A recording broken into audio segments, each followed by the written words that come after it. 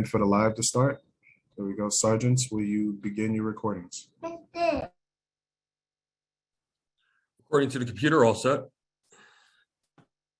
Recording to the cloud is up. Sergeant Lugo, you may begin the opening. Good morning, everyone. Welcome to today's remote New York City Council fiscal 2023 preliminary budget hearing of the Committee on Finance. At this time, would all panelists please turn on your videos? To minimize disruption, please place electronic devices to vibrate or silent. If you wish to submit testimony, you can send it to testimony@council.nyc.gov. Again, that's testimony@council.nyc.gov. Thank you for your cooperation. Chair Brannan, we are ready to begin. Thank you, Sergeant.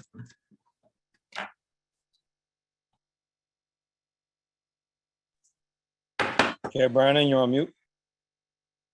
You hear me? Loud and clear. Okay. Good morning. Welcome to today's hearing of the Committee on Finance on the fiscal 2023 preliminary budget. I'm Councilman Justin Brannan, and I am privileged to chair the Council's Committee on Finance. We have a very full day today. We'll hear from the Office of Management and Budget, the Controller, the Independent Budget Office, the Department of Finance, the Department of Design and Construction, and then most importantly, we'll hear from the public. I first want to acknowledge all of my colleagues who have joined us. We're joined, of course, by Speaker Adams, as well as Council members Hanks, Ayala, Brooks Powers, Farias, Hudson, Kagan, Lewis, Moya, Osei, Richardson, Sanchez, and Juan, and Council member Mealy.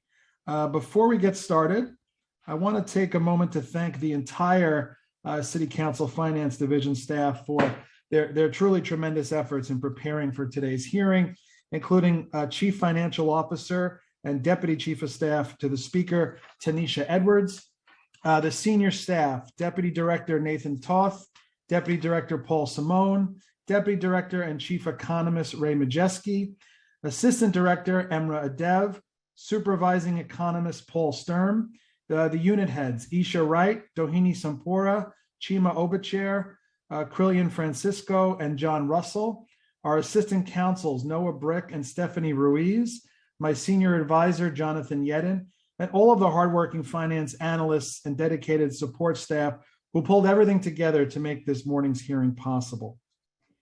We're here today to examine the mayor's $98.5 billion fiscal 23 preliminary budget, which would be $3.3 billion less than our budget this year. But before I go any further, I want to invite our leader, Speaker Adams, to give her remarks. Thank you very much, Chair Brannan, and good morning, all. Thank you, Chair Brannan, for holding the first budget hearing of the fiscal 2023 budget cycle. We welcome Director Jacques Gia to today's budget hearing. As my first budget hearing presiding as Speaker of the Council, I look forward to working with you, your team, and the rest of the administration in the coming weeks to adopt a fair and equitable budget. We are here today to examine the mayor's $98.5 billion fiscal 2023 preliminary budget. As Chair Brannan explained, the preliminary budget reduces this year's budget by $3.3 billion, largely by implementing a program to eliminate the gap, or PEG program, and budgeted city headcount reductions. While the council recognizes the importance of protecting taxpayer dollars and making strategic investments, we also acknowledge the need to find a balance between budget cuts and critical city services. The administration's rigorous citywide savings program, which includes the PEG program, introduces a mix of efficiency savings, cost and revenue estimates, vacancy reductions, and debt service prepayments that amount to $5.3 billion, representing a 3% target in savings across fiscal 22, fiscal 23, and the out years. PEGs have historically been a routine part of the budget process and have been used as a tool for managing expenses and operations at all agencies. However, as we've seen in the past, the city has generally taken a conservative approach to PEGs, by instituting them 1 year at a time rather than baselining them through the length of the plan. Before a PEG program can be baselined in the budget, we must understand the full impact it will have on the city's ability to hire moving forward and the impact it will have on an agency's ability to deliver key services. The preliminary budget is balanced and closes the previously projected $2.9 billion budget gap for fiscal 2023 by using approximately $2.7 billion in newly identified resources from fiscal 2022, coupled with the citywide savings program. Reserves are currently at $8.7 billion, up from $5.4 billion at this point last year. This includes $1 billion in the newly established rainy day fund. Additionally, tax revenues have been revised upwards, with OMB now projecting $1.6 billion more in fiscal year 2022 and $735 million more in fiscal year 2023. While these projections have produced a promising plan, the next set of challenges we must be prepared to address are the impending budgetary shortfalls the city will inevitably face after federal COVID funding runs out. In fiscal year 2022, the city received approximately $7.3 billion in relief through two separate stimulus packages, the Coronavirus Response and Relief Supplemental Appropriation Act and American Rescue Plan Act, which must be spent by the end of fiscal year 2025. These funds were in addition to $721 million received through the Coronavirus Aid, Relief and Economic Security CARES Act, the CARES Act in 2020. Recognizing that this federal funding has an expiration date, the city needs to plan on how to continue budgeted programs after the funding runs out, particularly in the area of education. The COVID-19 pandemic brought inequity and social injustice to the forefront and highlighted the need to develop policies and programs aimed to protect our most vulnerable populations.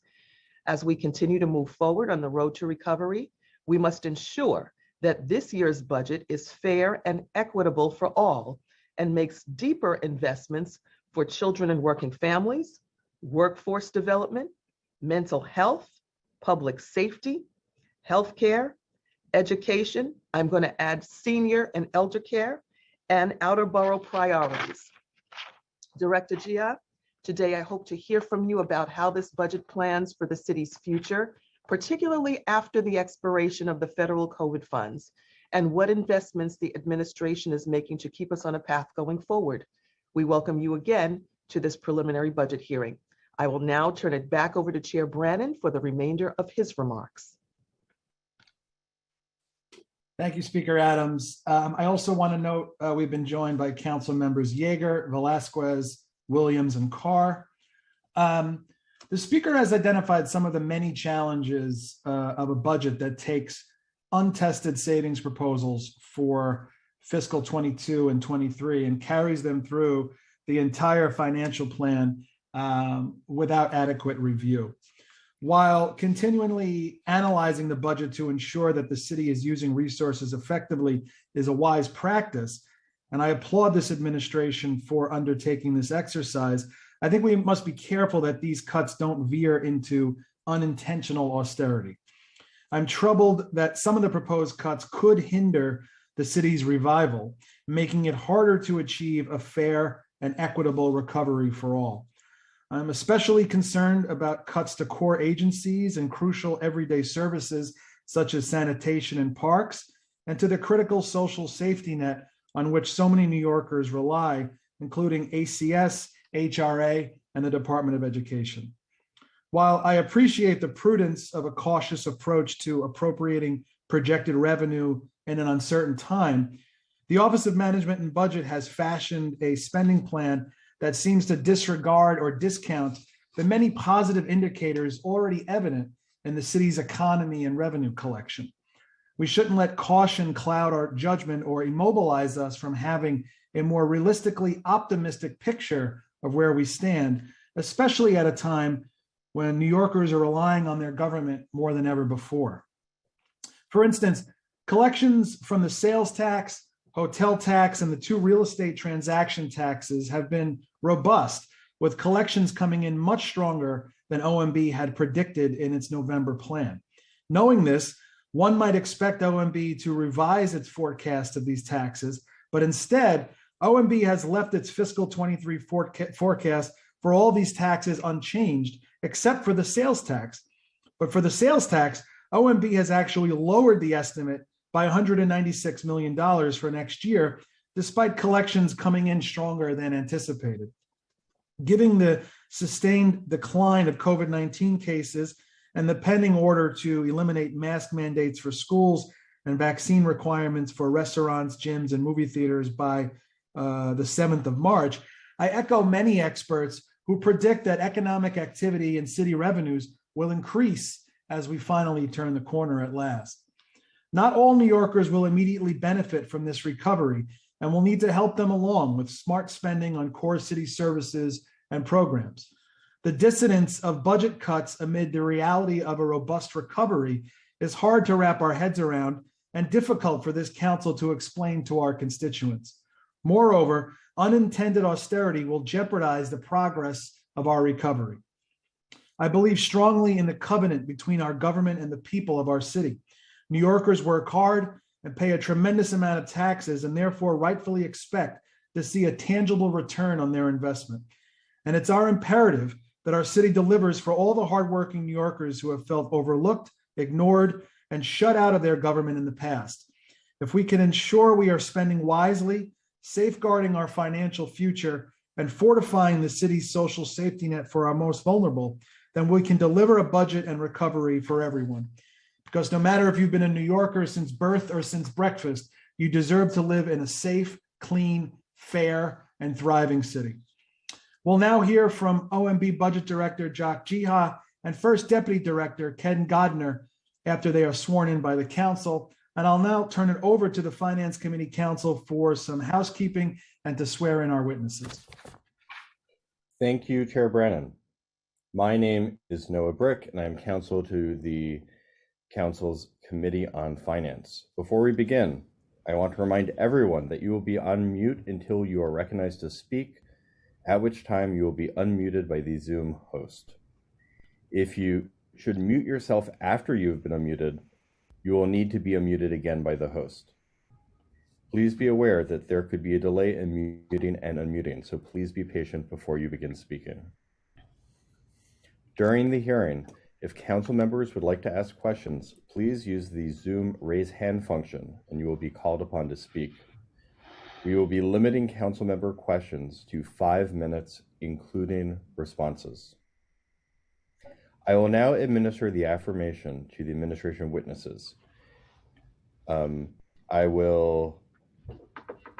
me start with Director Jiha and First Deputy Director Godner. Do you affirm that your testimony will be truthful to the best of your knowledge, information, and belief? Yes. Thank you.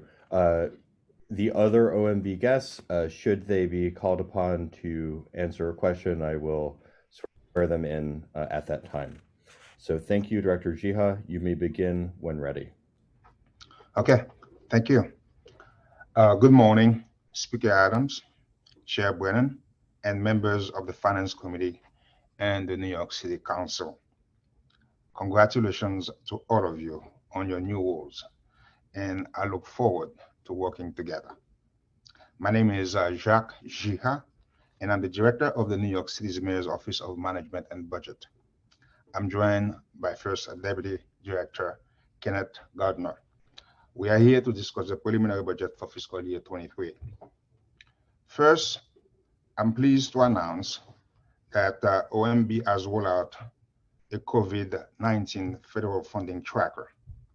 We'll continue to add information and functionality to the site over the coming months to enhance transparency and help New Yorkers track the allocation and spending of these resources. Now, on to the budget. The fiscal year 23 preliminary budget is $98.5 billion, a reduction of more than $2 billion since the November modification. It is balanced and the ROT gaps of the financial plan are manageable at $2.7 billion in fiscal year 24, 2.2 in fiscal year 25, and $3 billion in fiscal year 26. Our mission in this budget was to close the fiscal year 23 gap of $2.9 billion, to fund critical priorities, and to begin to address the mayor's goal of making city's government more customer-centric and efficient. Today, as we review the preliminary budget, the national economy and local economy are rising from the damage caused by the pandemic. However, while the national economic expansion has been robust, the city's recovery has been mixed. On the national front, the economy grew by 5.7% in 2021. This is the fastest full-year growth in nearly 4 decades. The country has also recovered 85% of jobs lost during the pandemic. But supply chain disruptions, coupled with pent-up demand for goods, have led to high inflation, with the consumer price index rising 7.5% in January. The Federal Reserve is now expected to raise interest rates more aggressively to cool off the economy and slow demand. Looking forward, the geopolitical upheaval caused by the Russian invasion of Ukraine poses a risk to the nation's economy and the city's vital financial industry. At the local level, signals are mixed. Wall Street had a banner year with record levels of bonuses, which are estimated to reach more than $42 billion in 2021, up from $37 billion in 2020. Profits are also at unprecedented levels, estimated at $55 billion in 2021, up from $51 billion in 2020.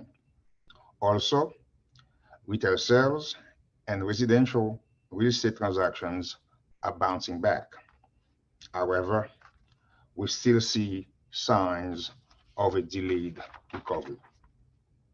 New York City lags both the US and the state in post-pandemic job gains.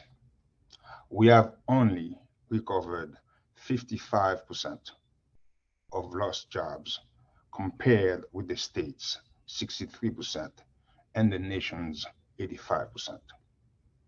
Our unemployment rate is nearly 9% compared to 4% nationally. The delay in our recovery is largely the result of the slow pace of employees returning to their workplaces and the impact of COVID variants on the local economy, in particular, the tourism industry. Before Omicron, return to office had been slow but gradual, reaching a high of 37% at the beginning of December 2021.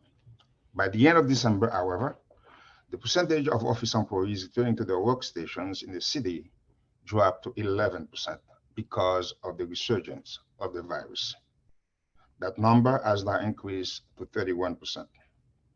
Though we are gaining ground, this rebound still lags other major cities by about 6 percentage points. When employees don't return to work, they don't eat lunch at a nearby restaurant, shop at a close-by store, or take their clothes to the dry cleaner. Our business districts in Manhattan suffer without foot traffic, and it slows the recovery. The commercial real estate market in particular suffers. Office vacancy rates in Manhattan, for instance, are nearly 20%, a record level. This is equivalent to every single office building in downtown Manhattan sitting empty. It is hard to imagine our core business district without employees and businesses, but it accurately portrays the challenge we are currently facing. Omicron also slowed recovery in the city tourism sector. Hotel occupancy dropped to 40% in January. There are signs of optimism lately as hotel occupancy bounced back to about 55% in recent weeks, but tourism is still a drag on the economy. The question now is, what conclusions do we draw from these indicators, and how do they impact the budget and our planning? Let's look at the positives first. A healthy national economy, strong corporate profits, and overall jobs recovery benefited the city's tax revenue base. We are encouraged that retail sales and residential real estate transactions are rebounding, as that adds to our bottom line. Overall, better than expected increases in personal income and business profits, coupled with a rebound in retail sales and residential real estate sales, have fueled a $2.3 billion increase in fiscal year 22 and fiscal year 23 tax revenue projections over November. These revenues help close the budget gap. They also fund critical ongoing needs related to youth employment, healthcare, and help strengthen the social safety net that many New Yorkers rely on to meet their basic daily needs. I will now turn to the negatives. The Omicron surge slowed our recovery dramatically. The drop in tourism, slow return to work, and high office vacancies hamper growth of the hotel taxes and the property tax base, which is our single largest and most stable revenue source. Job recovery is lagging. The unemployment rate remains high, despite dropping by half since the peak of the pandemic. This highlights that many New Yorkers did not prosper during the pandemic and are struggling to find work, leaving them in danger of falling farther behind and increasing the need for more social services. Given these uncertainties, the administration took a cautious and pragmatic approach to the preliminary budget. On the 11th day of his administration, Mayor Adams notified all city agencies that he would implement a program to eliminate the gap, a PEG. With some exceptions, agencies had to cut their city-funded budgets by 3% in fiscal year 22 and 23 and the out years of the financial plan. They were encouraged to take down vacant positions, but could not cut services or lay off employees. The PEG was a success and achieved nearly $2 billion in savings across fiscal year 22 and 23. Further, agencies generated a total of over $3 billion in savings in the out years of the financial plan. Cautious fiscal management includes planning for the future. In this budget, the administration has increased reserves to a record $6.1 billion, which will help the city weather future storms and make long-term economic recovery more sustainable. Fiscal year 22 reserves are now more than $1 billion greater than fiscal year 22, with $1 billion in the general reserve, $1 billion in the rainy day fund, $3.8 billion in the retiree health benefits trust, and $250 million in the capital stabilization fund. We appreciate the council's historic role in increasing our reserves and look forward to discussions about adding more as the budget process moves forward. On top of savings and increased budget reserves, this budget promotes fiscal responsibility by focusing on government efficiency.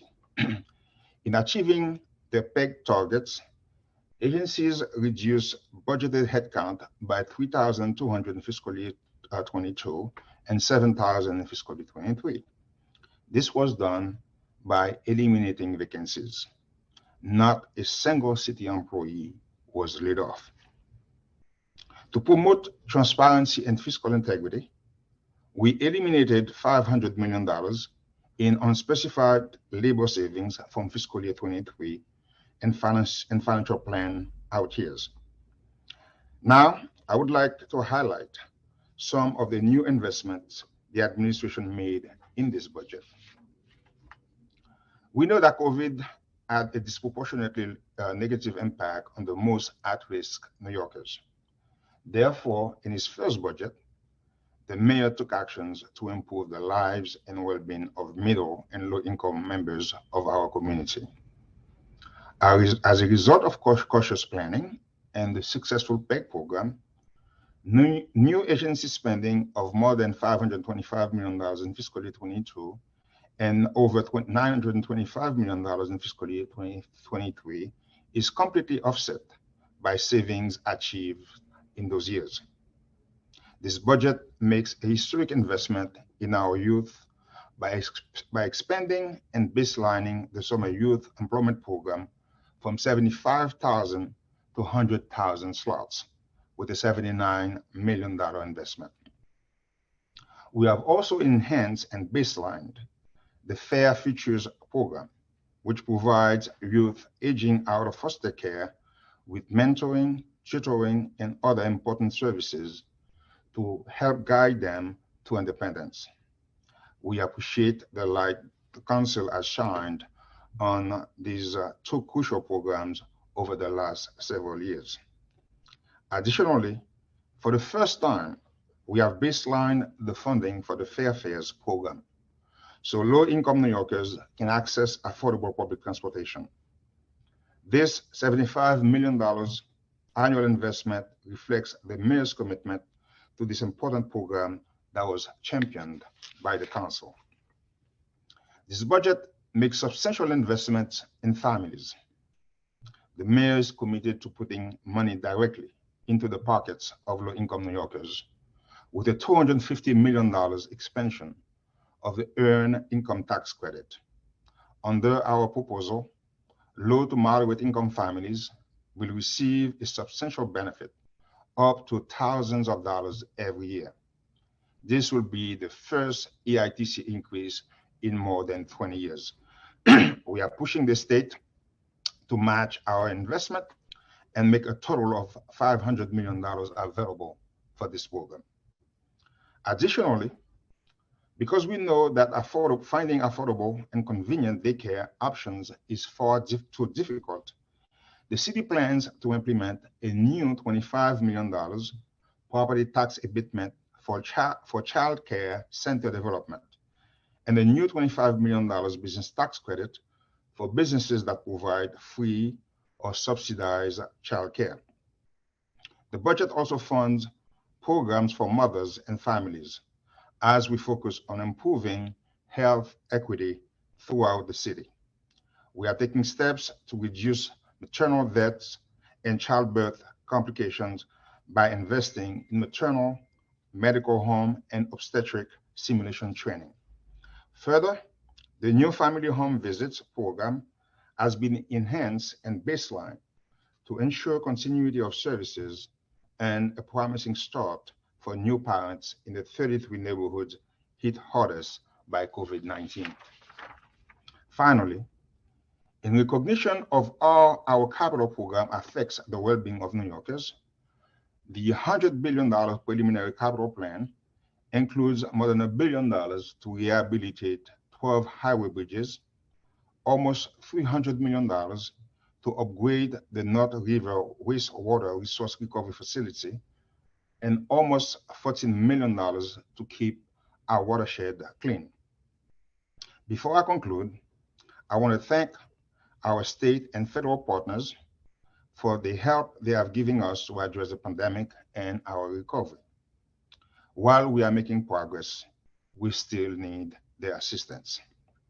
At the state level, we have asked Albany to restore the city's borrowing power to pre-pandemic levels by extending the Transitional Finance Authority debt limit by $19 billion at no cost to the state.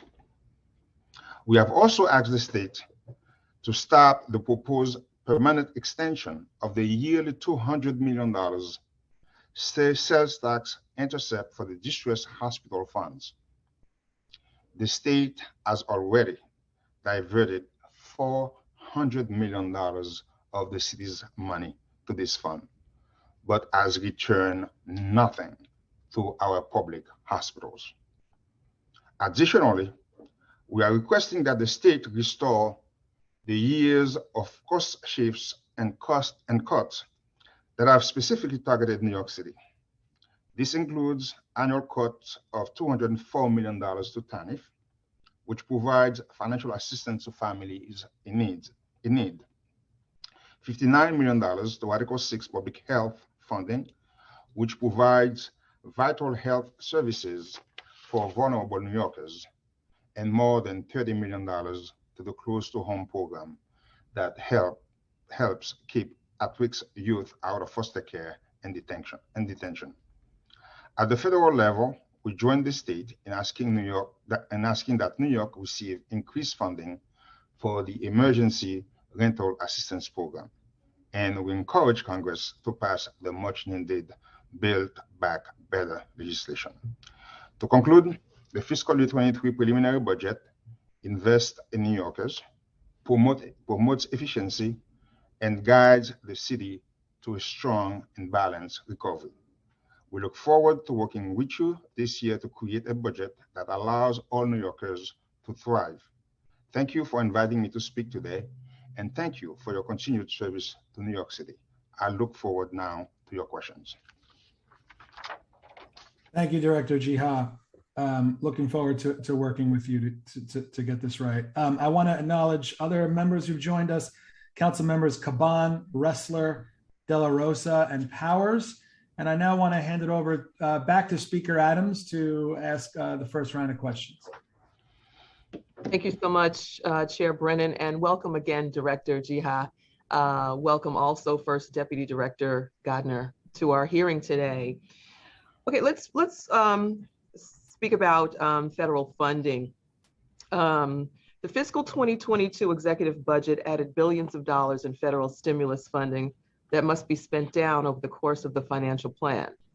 Of the total federal stimulus funding from fiscal 2022 to fiscal 2025, approximately $6.8 billion supports new programs, while $762 million supports PEG restorations across many city agencies. The question remains, though, what happens to these programs once federal stimulus funding runs out and/or expires? As of the financial plan, COVID funding spans across all agencies, with over 50% of funding in 3 agencies, DOHMH, H&H, and DOE. So how are OMB and city agencies assessing what programs currently funded with federal stimulus funds need baseline support once federal funding expires, and when can we expect to see these programs funded in the financial plan? Well, as you know, Speaker, we are currently looking closely at every single one of the programs that was created as part of the recovery, and we are assessing their future. If we deem it appropriate to continue the program after federal funding elapses, we will make the appropriate adjustment in the budget. I'm not too concerned about the ROT gap, as you know, because from my perspective, the ROT gap, they are manageable. Our goal is to continue to work with the council to identify and find savings as we work with city agencies. And we will continue to make contributions to our reserves to deal with any unexpected, unforeseen events going forward. But more importantly, we believe the city's recovery will continue. And as the recovery continues, that will help us to generate the necessary revenues that would use to basically swap federal funding with city tax-funded resources. So Director Jiha, so what you're saying is that you're not anticipating right now any issues with the current agencies that are receiving but will no longer receive federal funding. Are there any of the agencies that I mentioned that draw a flag in particular, be it DOE or be it DOHMH or H&H, or you're saying that you're just going to wait and see, or are any of those agencies raising a red flag right now? No, as I said, we are closely monitoring our budget, and we are assessing all the new programs that are created to see if they are, if we think they should continue going forward. That's one of the first decisions that we have to make. And if we believe that they should continue, at the time we make this necessary adjustment of the budget to reflect our commitment to these agencies. Okay. Now, given the quick onset of the pandemic, the previous administration initially included funding in agencies with existing contracts to facilitate quick disbursements of services. Is there any plan to shift funding in the future to better align agency spending with agency operations? Yes, we are, as I said, we are always assessing the optimal way to structure programs. We are reviewing them. If a determination is made in the future to shift funds from one agency into another agency to better align it with our objective, we will adjust the budget at the time. Okay, thank you. Let's talk a little bit about PEGS, or the program to eliminate the gap. In the preliminary budget, the program to eliminate the gap proposes budget savings of nearly $2 billion over fiscal 2022 and 2023. And the mayor has indicated that he intends to include a PEG program for financial plans moving forward. What will the savings target be for the executive budget? And will any agencies be exempt from the program? We have not made any final decisions regarding any PEG going forward. As you know, PEG savings are a very important way of enhancing budget responsibility and to generate the resources that we need so we could boost our reserves and fund priorities. But at this point in time, the exact parameters of any future PEG have not yet been determined. Okay, so as you know, I'm sure you know that moving forward, as new budget savings are identified, the council hopes to be an active partner with you to determine how the savings are going to be reallocated. And Sure. Of course, I look forward to more conversations about that with you. Okay, yes. With vacancy reductions and the vacancy reduction plan, this plan proposes to permanently eliminate over 7,000 budgeted positions across over 40 agencies. Keeping in mind that all city agencies will play a vital role in the city's recovery from the pandemic, how much of an impact will the vacancy reduction plan have on city agencies' ability to quickly hire staff to respond to the challenges we're certain to face as we recover from the pandemic? Yeah, as you know, as part of the PEG targets, agencies were asked to right-size their headcount and to reduce vacancies. And they have done that, as I said in my testimony, without laying off any single employee. So we did reduce vacancy without laying off employees. As you know, even though we reduce vacancies, all the agencies continue to have vacancies. Okay, so our goal is to work with them to make sure that they could backfill those positions. And if they manage to backfill those positions, and if they need additional resources at that time, we will have a discussion with them, okay, to see if they need new resources to meet their mission. So we're not expecting any service reductions, okay, from this, because as I said, the agencies continue to have vacancies. We'll work with them, and if to make sure that if they need to backfill those positions, they backfill those positions. And if they manage successfully to backfill all the positions and they still have needs, we will review their needs at that time and to make an assessment to see whether or not they need more resources. Thank you. Okay, so let's move on and talk about something that I know is important to my colleagues, and you probably get a few questions on this today. And that, of course, Director, has to do with transparency in the budget.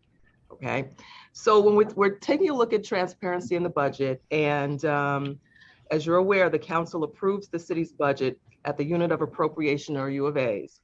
Unfortunately, not every city agency's budget is made up of enough U of A's to allow for any meaningful transparency. This is an issue for us. For example, many city agencies have the entirety of their budgets under only one or two U of A's with very little descriptions such as PS or OTPS costs. While this provides flexibility in spending, it really isn't transparent for us. So will you commit to working with the council during this budget cycle to strategically add units of appropriation to the city's budget that will strike a better balance between flexibility in spending and overall transparency in this budget? Madam Speaker, we are fully committed to enhance transparency. As you know, we discussed it on many occasions, and we'll work with you and the council, okay, as we have in the past, to add unit of appropriations wherever it's needed. Okay, Director, we're going to be working really closely. I'm sure I won't be the last one to ask you about that question of transparency today. So just wanted to lay that foundation. It's coming. Yes. Okay. Yes. All right.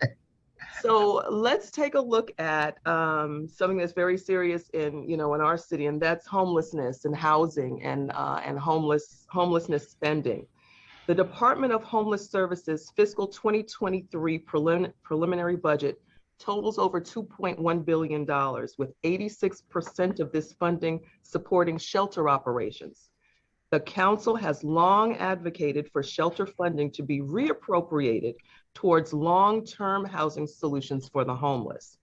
As part of the PEG problem for Department of Homeless Services, hotel spending for homeless families with children decreases by $231 million across the financial plan by eliminating the use of hotels to house families.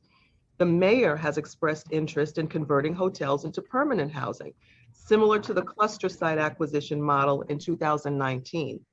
Can the funding from the reduction in hotel spending for families with children be reappropriated towards hotel acquisitions and conversion?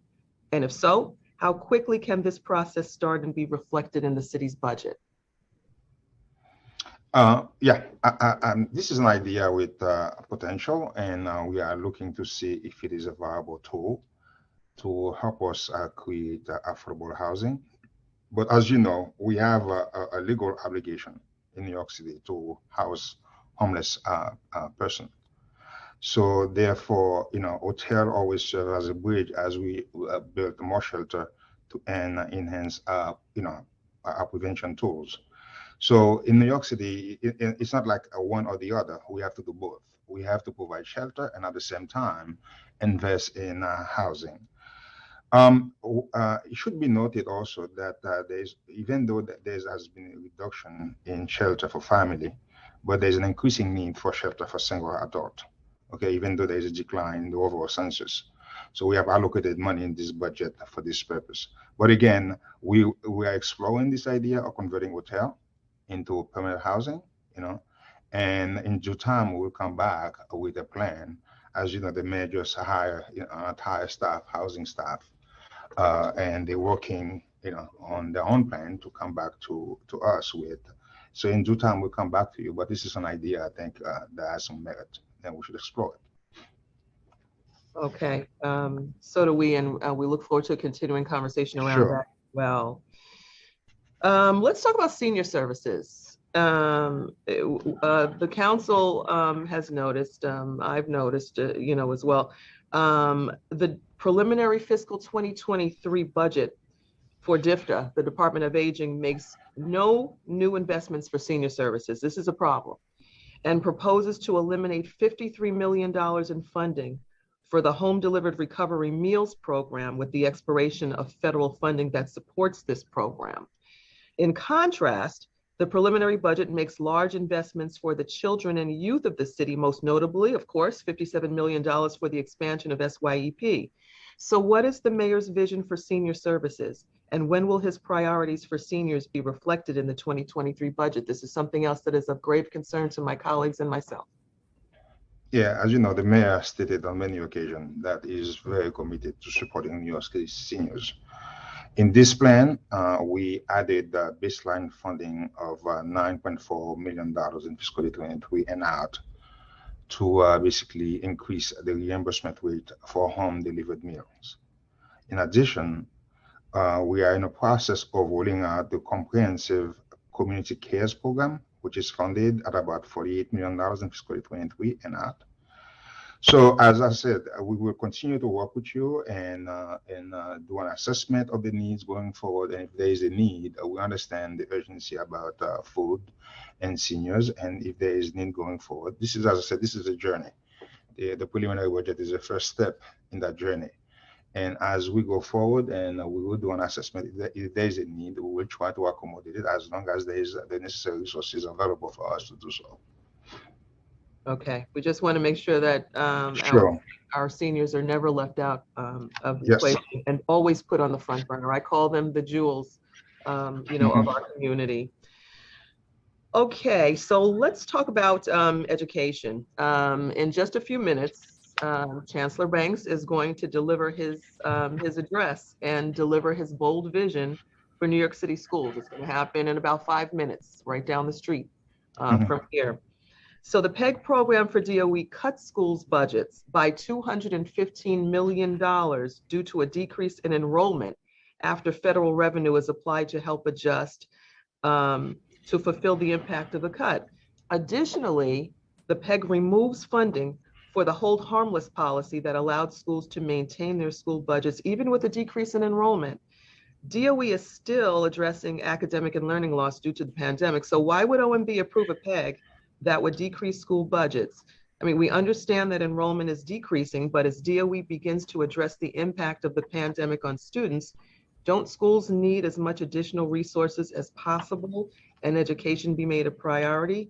Where will there be boundaries, or will there be boundaries put around what schools can cut? For example, preserve mandated services like gym and art classes, or keep all social workers that this council worked so hard to get and put in place. Keep all social workers that have been hired over the last few fiscal years? As the mayor stated on many occasions, ensuring that our children receive a quality and holistic education is an essential priority of his administration. This administration is looking forward to investment that would be aligned with the mayor's and the chancellor's education priorities, such as a summer school, after-school program, and expanded tutoring program. These are some of the things that to look out for in our upcoming budget. Regarding the PEGs, we were able to find central administrative savings also. But like you said, we have a drop in enrollment, a significant drop in enrollment. But what we've been doing is providing the stimulus money to the schools so that they could adjust to the new funding level in the meantime. So we're not just cutting, we swapping, okay, we're reducing city-funded tax dollars, but we're also providing them stimulus dollars, okay, during the transition, okay, so until they could adjust to the new level. But it's a new reality. Enrollment is dropping, has dropped significantly, and our budget has to reflect that. Okay, thank you, Director. I just wanted to make sure But that again, we'll continue to work with DOE. We'll work with you in terms of to make sure that there is no impact on the education of our children in New York City. Yeah, and again, more priorities for all of us, especially, hearing the way that you just stated, the swapping out, the PEG programs versus summer school and after school, which I'm sure my colleagues will get into a little bit more later on in the discussion as well. Let's take a look at a little bit of capital planning, and then I'm almost done, I promise. DEP, Capital Commitment Plan Reduction, flooding in Southeast Queens. This is an issue that's near and dear to my heart, being a daughter of Southeast Queens. The Department of Environmental Protection's fiscal 2022-26 preliminary capital commitment plan has been reduced by $558.8 million over 5 years of the plan. Flooding in Southeast Queens has been a major issue for many years and continues to be that, even though we have had some infrastructure improvements. But will this reduction in DEP's preliminary capital commitment plan negatively impact or delay DEP's progress on flooding mitigation projects like the projects in Southeast Queens? Let's clarify something. There has not been any reduction in DP's budget. It's just that we distributed some of the money to make sure they match the timeline of the project. Regarding Southeast Queens, as you know, we have a long and big investment commitment in Southeast Queens, about $2.1 billion in the next 10 years. So there has not been any reduction whatsoever, okay, in this budget. But more importantly, so that you put it in context, the cities also has about $8.7 billion, okay, for DEP to deal with flooding and to increase resiliency citywide. So again, as I said, this is something that is very important to us. We have not touched it, okay? And so anything that you see in DEP is just simply redistribution, moving money from 1 year to another year because the projects were not ready, okay, to start. Okay. So, Thanks but for that. regarding Southeast Queens, there's no reduction in the capital plan. That's good to know. Thank you for the clarity. And finally, in looking at local events of late, dealing with Ukraine and local impacts, Russia's invasion of Ukraine could have economic repercussions globally and in the United States. This attack could push oil and food prices globally at a time of already high inflation. In the US, it will drive up uncertainty and could impact financial markets. IHS Markit estimated real GDP growth be reduced by 0.4% in 2022 because of this.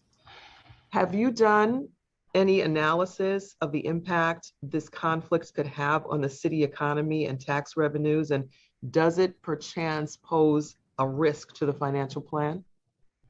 You know, we have not done any serious analysis at this point in time, okay? But as you see, as you said, this is the reason why we are so cautious to begin with, okay, in crafting the preliminary budget.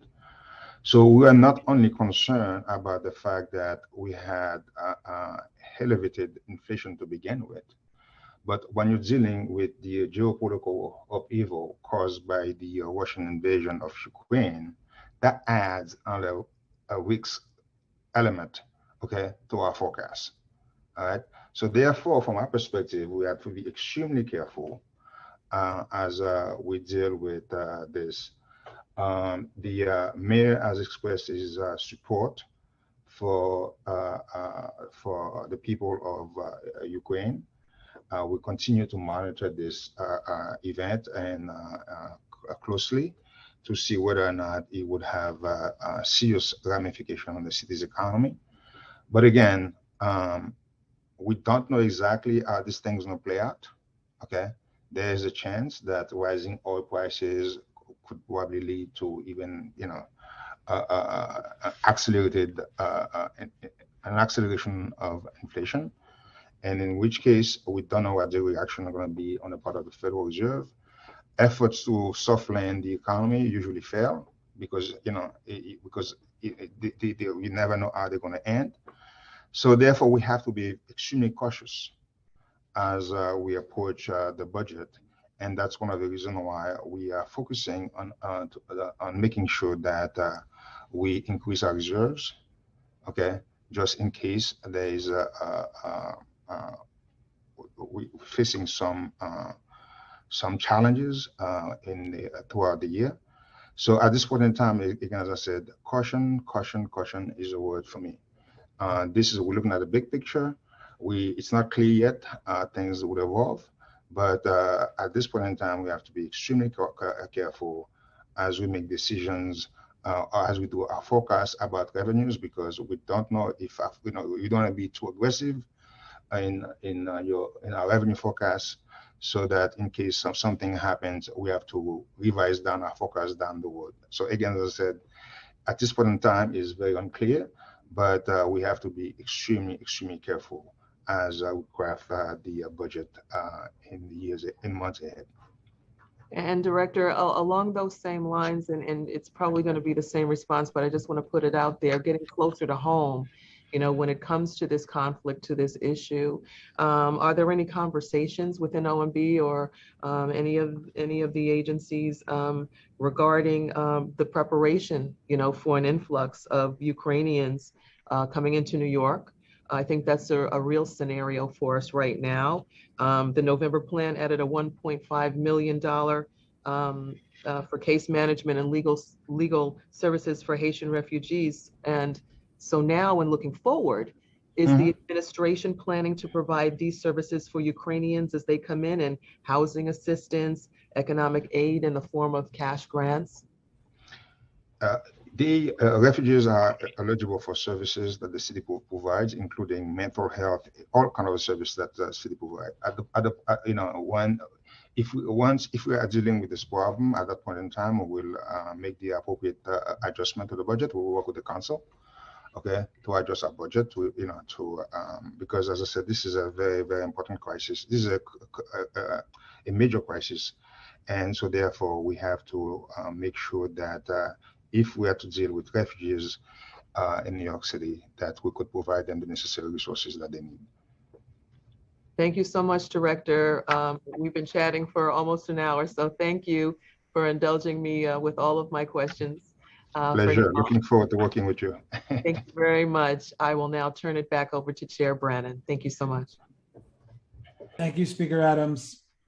Thank you, Director. I like you saying that this is a journey. I often say it's a marathon and not a sprint, but a journey it is indeed. And we look forward to working with you. And, the council is a partner in this process. So, yes. Okay, let's dig into, on page 1 of OMB's financial plan details. One of the highlights of the financial plan, and I'll read it, it says, the 2023 budget is balanced using $2.4 billion of prior year resources, including $6.1 billion in resources from 2021 already in the June plan, and $3.7 billion in projected resources from fiscal year 22. So it's not the easiest sentence for us to understand. Clearly, fiscal 22 and 23 revenues will fall short of spending, and we must use prior year revenues to balance the budget. This is also true for fiscal 24 to 26, where there are budget gaps uncovered by prior year revenues between 2.3 billion and 3 billion. So does the city have a structural budget gap of between $2 and $3 billion? This is using prepayments, using surplus in one fiscal year and to prepay expenses in the following fiscal year. It's a practice that is commonly used at OMB in the city for forever. Okay, this is nothing new. Historically, you use surpluses in 1 year to prepay expenses in the next year. This was done in fiscal year 21 to prepay fiscal year 22. And we have done this in the past. This is nothing to do with the structural deficit. It's just a question of, before we had the rainy day fund, okay, we had no place to park those resources.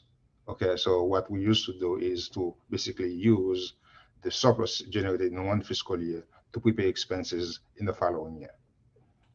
Okay. Okay, so we shouldn't be concerned. I mean, these are they're modest numbers, and each year from fiscal 23 on has at least 1.2 billion in the expense budget that has no purpose and there's no plan to spend it. This is the general reserve and the capital stabilization fund. Okay. These are funds that are used throughout the fiscal year because, as I said, because before we didn't have the rainy day fund. Okay. So we're using alternative mechanism to basically park money in areas that, in case there is a problem, we could always tap into those resources throughout the year. Okay. I mean, is the plan to eventually just put all this money into the rainy day fund and not have it parked elsewhere? Well, it's just a question of flexibility also. Okay. As you make allocations, because, if you flood the rainy day fund, with the resources, every time we're going to need it, we're going to have to go to the city council. to seek permission to move to reallocate the funding. Whereas if you have it in the general reserve, you could you have the flexibility to reallocate it throughout the year. But eventually, the goal is to continue to add money to the rainy day fund, and this is something that we intend to do at the end of every fiscal year. Okay, sorry. I guess if we created this before we had the rainy day fund, do we still need it now that we have the rainy day fund? Well, you still need it. Again, as I said, it's a question of flexibility that you have within the fiscal year to move to reallocate resources. And at the end of the day, if at the end of the fiscal year, if you still end up with a huge, with the reserve not being unused, you could appropriate it in the rainy day fund. Okay. I want to move on to the education enrollment PEG. As part of the PEG program, as Speaker mentioned, the DOE's preliminary budget reflects a $375 million baseline reduction with an associated teacher headcount of 3,227 positions beginning in fiscal 23 due to a decrease in enrollment. So while the reduction in teaching positions are vacancies and align actual headcount with budgeted headcount, I guess the question is, why not take this opportunity with enrollment changes to decrease class size by hiring more teachers? Yeah. Again, I'm going to try to clarify again. Even after this reduction, there are vacant lines that remain and could be filled. The issue of class size goes beyond the just an expense item. It has to do with also capacity and physical space concerns. So you have to increase your footprint. And this is part of something that is very much important to us. And it's something that is primarily capital budget issue. And we are working with DOE to address this issue going forward. So as I said, this is not something that is just only it's not an expense per se item. It's it's a lot of it has to do with expanding our footprint. Look at the need on the capital side to see if you need more space. And DOE working with SCA is looking at the needs around the city to see how best to make sure that class size is reduced.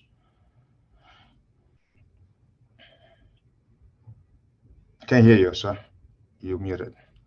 Sorry, Director. So following on that, calculating the school seat need, the process of how the previous administration calculated school seat need was opaque at best. There's very, very little transparency. So starting with OMB, could we get a commitment from the new administration to provide more clarity to the council as to how seat need is calculated in the SCA's capital amendments going forward? Well, I would we'll work with you as best as we can to provide you all the information that we need. But as you can imagine, this is something that is primarily based on the current and projected seat needs, of the school system in general. So I guess we're trying to better understand what that formula is. And it's just been very opaque, and this is past administrations. It's been very unclear as to how the seat need is. We will work with you. We will work with you if you have specific questions and address them.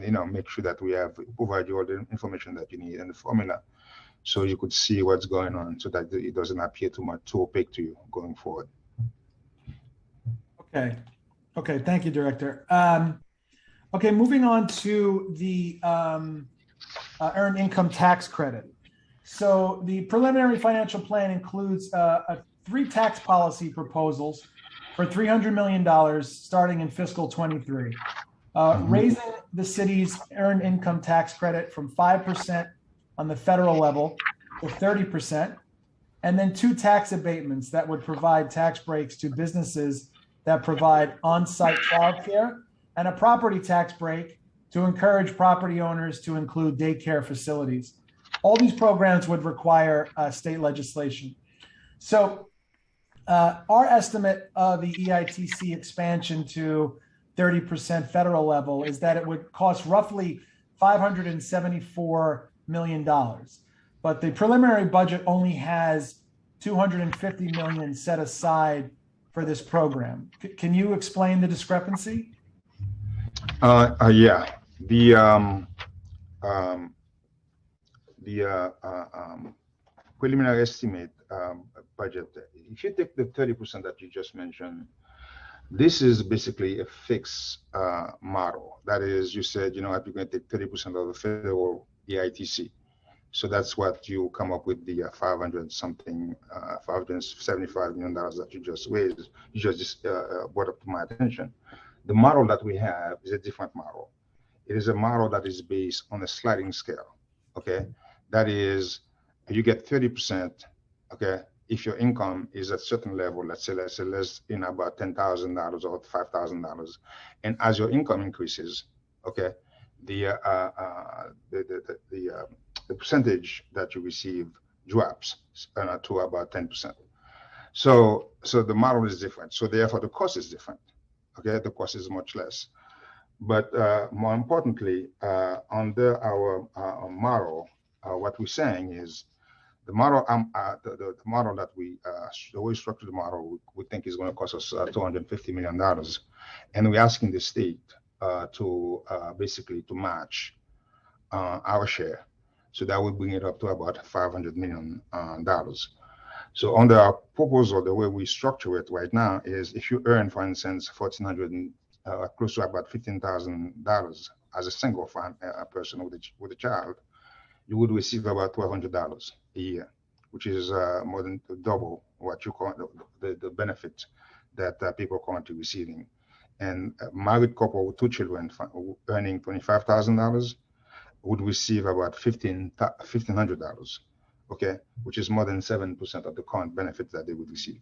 So again, the structure of our proposal is different from the fixed 30%. That's one of the reasons we have a different cost than what you indicated to me. Okay, I think the council wants to be supportive of these programs. I think Sure. we still don't have many details on them, so we look Oh, forward. I'll provide them. I'll provide them to you. More than happy to provide them to you, because the more support we get to push these legislations in Albany, the better off we are. We'll provide you all the detail. Yeah. Okay, want to talk about monitors. Over the last several years, the city of New York has appointed several monitors to oversee a variety of the city's functions. It includes a monitor to oversee NYCHA, recruitment at the fire department, reform at the NYPD, conditions at Rikers, and conditions at homeless shelters. There was an article recently that cited the city spending $111 million on these monitors, while the agencies have yet to address the issues that led them to have these monitors in the first place. So does this administration believe that it's responsible governance for the city to have so many of its functions overseen by monitors? And what's our plan to take back control of our government and address these issues that have led to the need for the monitors in the first place? As you know, these monitors were not created at the behest of the city, but they were rather often imposed on agencies because of legal settlements or mandates. So we are working closely with the agencies and monitors to institute reforms where needed to make sure we comply with all the legal requirements. Okay, but is there a plan to try to work towards, not needing those monitors? Yeah, I mean, we have to make sure that the agencies comply, so that's what we're working with the agencies. Again, as I said, this is not something that, trust me, we're not looking forward to spend that kind of money on monitors. Yeah. We have to make sure that we comply with the law, okay, with the requirements. And so that's the reason why we're working with the agencies. We're pushing the agencies real hard to make sure that these things are implemented so that we could move away from these monitors. It's a concern. The concern is real and it's serious, and we're taking that into we're taking a serious look at it at this. Yeah, it's however we can be helpful there. It's something we'd like to partner on. We're working we're working with the agencies to make sure that they comply. Okay. Let's talk about tax revenue forecast for property taxes FY23. OMB's property tax revenue forecast for fiscal 23 was updated to reflect an increase in assessments on DOF's tentative assessment roll. Typically, there's about a 1% decline in assessments by the time the final assessments are published in late May. These declines reflect tax commission actions as well as adjustments by Department of Finance. However, this year, OMB appears to be expecting assessments to decline by almost 3% between the tentative and final rolls. And if this were true, it would represent by far the highest decline in 2 decades. So what leads OMB to believe the assessments are going to decline this much? 2 things from our perspective. We expect to have increased property tax challenges. That's one. But more importantly, many exemptions on large Class 2 and Class 4 properties were not fully reflected in the tentative roll. So we expect them to be on the final roll. So again, I defer to the Department of Finance. They'll provide you more information on this.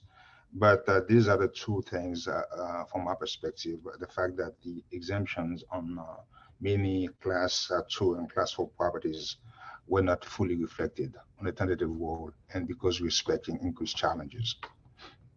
So is that, I mean, are you being cautious or are you confident in that forecast? We're confident that the exemption, for instance, the exemptions, they're not reflected on Class 2 and Class 4 properties. So many of the Class 2 and Class 4 properties.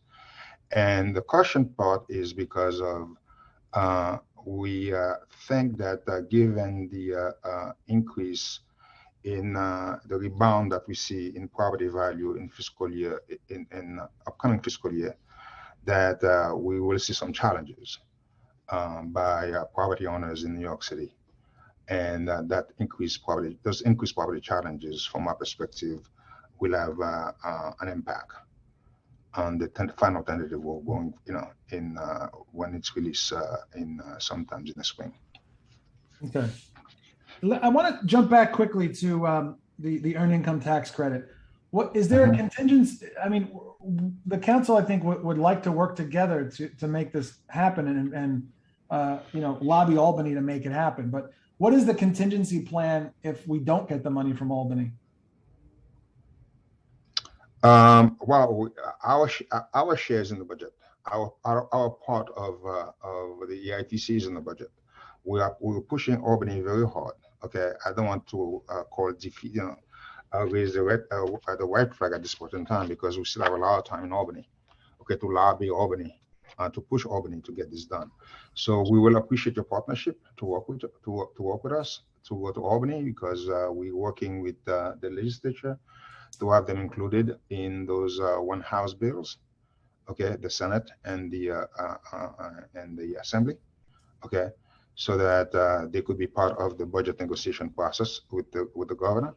So we welcome the partnership. We are looking forward to working with you to making sure that this is a very, very, very important piece of legislation that would put money directly in the pockets of poor working New Yorkers. So to the extent that we could to help them in this environment, it would be very, very, very, very good. So we welcome your partnership and looking forward to working with you to make a big push, okay, before the state budget is adopted. Right. Oh yeah, pick me up. We'll drive up there together. Will do. All right, I want to move on to pensions and the alternative assets in the city's pension fund. So a few weeks ago, the controller testified before the joint state legislative fiscal committees, advocating for state law to increase the cap for allowable or alternative assets in pension funds from 25 to 35%. So this would allow the portfolio to expand the amount it invests in hedge funds and private equity, private real estate investments, among other types of alternative assets. Does the administration have an opinion on expanding this particular asset type in the city's pension funds, or more generally on portfolio allocation for the funds? As a former chief investment officer for the New York State Pension Fund, I understand the challenges the controller is dealing with here, because you feel like you're managing a portfolio with your hands are tied behind your back. So we are open to looking at ways to make sure that the controller has the tools necessary to diversify the pension fund. As fiduciaries, however, we have to be careful and deliberate in our approach. As I said, we like to have a diversified portfolio, but there's also increased risks associated with this kind of assets. So therefore, we would love to see the plan to mitigate some of those risks. And also, I also encourage the controller to make sure to monitor the management fees, because these assets also come with very high management fees. So again, we are open to it. Okay, we would, open to support the controller in this endeavor, but would love to see a plan to mitigate risk, the increased risk associated with it, and also like to see a plan to monitor the management fees. Yeah, Director, I'm with you there. I know many assets in this category have high management fees, low liquidity, low transparency. So I'll ask the controller about that later on. Okay, labor savings. The preliminary plan proposes a baseline restoration of $500 million, which would effectively reverse a labor savings target set by the previous administration. So is this administration actively negotiating with the unions to find budget savings? If so, has there been progress from these negotiations? We are always, working to look for savings throughout the budget, and we are sitting and talking with our labor partners to see where we're going to be heading when it comes to negotiations, particularly as labor contract expire. Let me ask Ken to give you an update in terms of where we are as in terms of our discussion with our labor partners. Ken?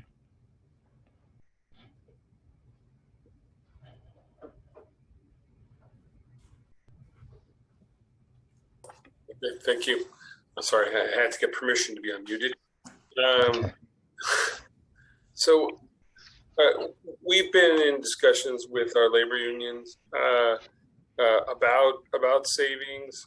We have, right now our principal discussions are around health and healthcare related savings.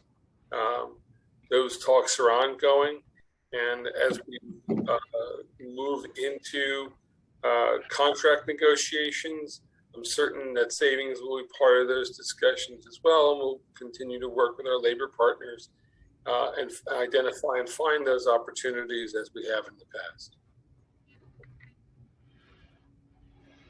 Okay. And has the new administration determined a labor savings target moving forward? Ken? We have not yet set a target. We had we addressed the $500 million residual labor savings that was unidentified, that was put in during the height of the pandemic. We have not identified a set labor savings target, but that will be a product of our negotiations between ourselves and our union partners. Okay. All right. I want to try to finish up so I can let my colleagues ask some questions. So on NYPD civilianization, in recent weeks, Mayor Adams has made a number of statements regarding his desire to civilianize positions in the police department and get uniformed personnel back out on the streets. The preliminary 23 financial plan includes a reduction of 210 civilian positions in the NYPD. So how are these two goals not in conflict with each other?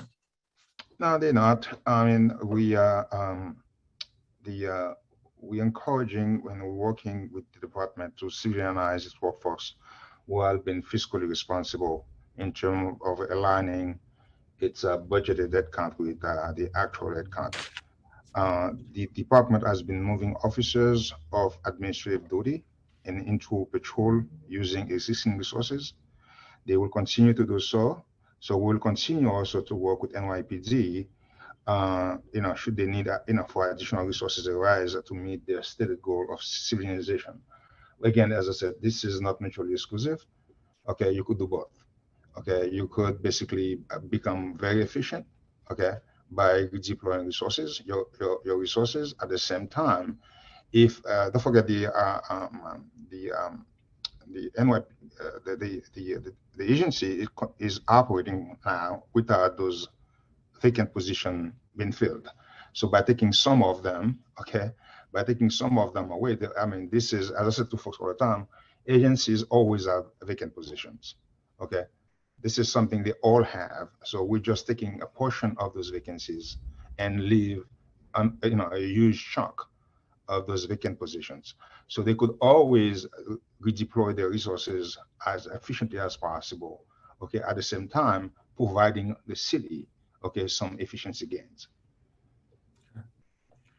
Okay, last question for me is about subway safety. The mayor and Governor Hochul rolled out a plan. Since the beginning of the year, there have been a number of incidents of violence on the subway. What is the estimate cost of the mayor's plan to combat crime and address homelessness on the subway system? And will the funding be allocated in the exec budget, or are we assuming that the state will kick in some funds there as well? Is there a price tag? Currently, what we're doing is basically we're deploying our resources. Okay, we have a number of programs in place right now. What the mayor is doing is asking the agencies basically to use the existing resources to redeploy them, whether it's PD, whether it's human resources that we have from HRA, from all the other agencies, mental health. So these are existing resources that we are reallocating, to this program. And going forward, if there is a need for additional resources, we would make that decision at that point in time. But at this moment, we are basically redeploying existing resources that we have toward that program. Got it. Okay, Director, I appreciate it. I look forward to continuing this journey with you. I want to also acknowledge Council members Barron and Rivera have joined us. And I'm going to send it back now to Committee Counsel Noah Brick to get the next questions on. Thank you. Thank you, Director. Thank you. Thank you, Chair Brannan. If any council members have questions for the administration, please use the Zoom raise hand function and you will be added to the queue. Council members, please keep your questions to 5 minutes, including answers. Please wait for the sergeant. It tells you when your time begins. The sergeant will let you know when your time is up. I see many hands, so we are going to be strict with time. We will now hear from Council Member Barron, followed by Council Member Kagan.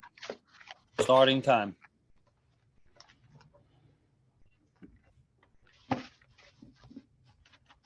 Council Member Barron, are you ready?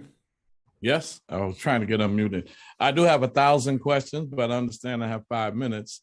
Let me just say the 98+ billion. And then did you say the deficit was what, 2 point some odd billion? Yes, in the out years. Yes. Right. So if the deficit is 2 point some odd billion, and then you already said in the preliminary piece that you balance it with 2.4 billion was from the prepaid strategy, correct? Yes. So that should basically cover the deficit, correct? No, even with the prepayment, we had a deficit. I know, but you Okay, just said it was what? What's the deficit you said? 2 point what? we had a $2.9 billion in fiscal year 23 that we had to close. Right, right. Okay, And 2.4 billion of that came from prepayments. from from the prior fiscal year, yes. Yeah, prepayments, because that's how Yes. they do it, because you have Yep. to spend all the Mhm. money by June 30th, correct? Yep. Right. So my concern is, and then the debt service is like what, 6.8, 6.5 billion, the debt service? It's about, I would give you the exact number, but it's about, I think About it's about that. 6.8, 6.6, right? Yeah, it's about that, yes. Right. I'll give you the So you exact could number. still, we could still remain in good standing bonding wise, even reducing the debt service payment, correct? The debt service, we could only reduce it by refinancing the debt that we, Right. the debt program, yes. But what I'm trying to get at is that I think the agency pegs across the board, and I think it was a minor peg for the police department. Police department didn't get much of a peg. Is that correct? They had to pay, yes, they had to pay. Not much. It was very minor. I think they did that. It for was like benefits. every agency had like, every I know, agency but had. my personal belief is that was a minor peg, and they Oh, did it, okay. so we can't say we're not cutting the police Okay. too. Now, isn't it true that the police budget, you have it listed as 5.6 billion?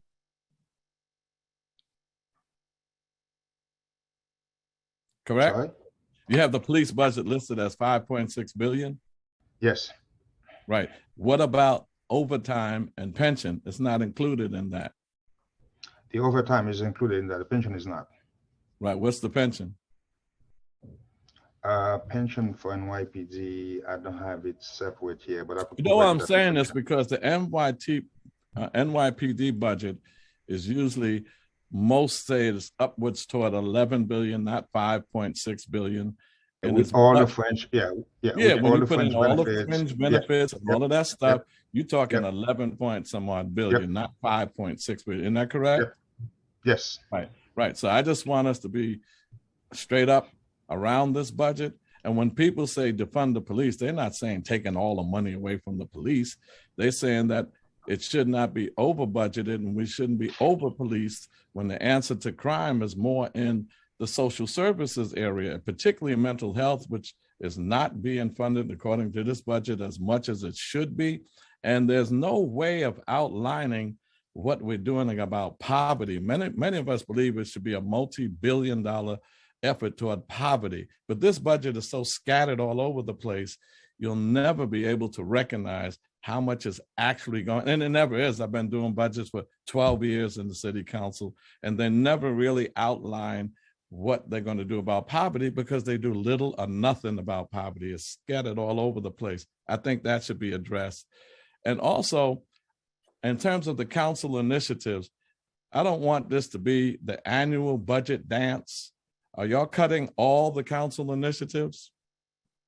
no, Most of the council initiatives? no, we're not, we look forward, it is. No rhetoric, because I don't have time. Are the council initiatives being cut? And not that I'm aware of. No, come on, you gotta be aware of it. You're the budget director. Let we me tell cut- y'all we what cut- happens, since we he's cut- not gonna go say it. I don't have Yes, time, go I've got 28 seconds. My colleagues, don't let them turn this budget debate into council initiatives being cut. Well, how much is the council initiatives? Totally. The council initiatives are funded 1 year at a time, okay? I know that. How So when much? Okay. This year. I don't have the total. You see what I'm saying, y'all? You hear the fumbling I on don't have that the total budget in front of it, director? but they funded 1 year at a time. I know that. I'm not asking you Okay, that. so I'm it's asking not you like how expired. much. I'm asking you how much. But see, don't let them turn this into a budget dance just about our initiatives. It's more than $600 $300 million. Right, $300 million is petty. $300 million is petty. If you get that back, you did not have a successful budget negotiation. This is a $98 billion budget. Let's stay focused on poverty. Thank you. I have 1,000 more questions, but I'll catch you down the line. Thank you, Councilmember Barron. Next, we will have questions from Councilmember Kagan, followed by Councilmember Brooks Powers. Starting time. Good morning. Do you hear me well? Good morning. How are you? Good morning. First of all, thank you, Director, for recently meeting with me and my staff and listening to my concerns, and thank you for your presentation today. I also would like to praise the city administration for being very prudent, because we don't know what's coming, like war in Ukraine. We're still not out of a pandemic completely, and we have to be very prudent. I totally disagree with previous speaker regarding NYPD. I strongly believe that given the huge rise in crime in New York City in the last 2 years, we need not just to keep the current budget of NYPD, but even to increase it. On top of this, I strongly believe in terms of pensions for police officers who risk their lives, and as we know very well, sometimes losing their lives. It's so important that we keep our pension obligations to NYPD and police officers. But I have a specific question regarding cuts to Department of Education. I know that administration is trying to cut, to have some budget cuts, budget savings in every agency, including DOE.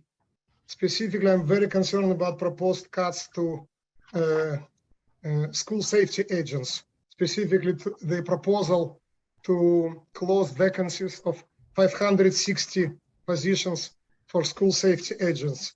I recently had virtual meeting with majority of my principals in my district in Southern Brooklyn. Each one of them raised hand when I was asked them about school safety agents, whether they need them, do they need more of school safety agents.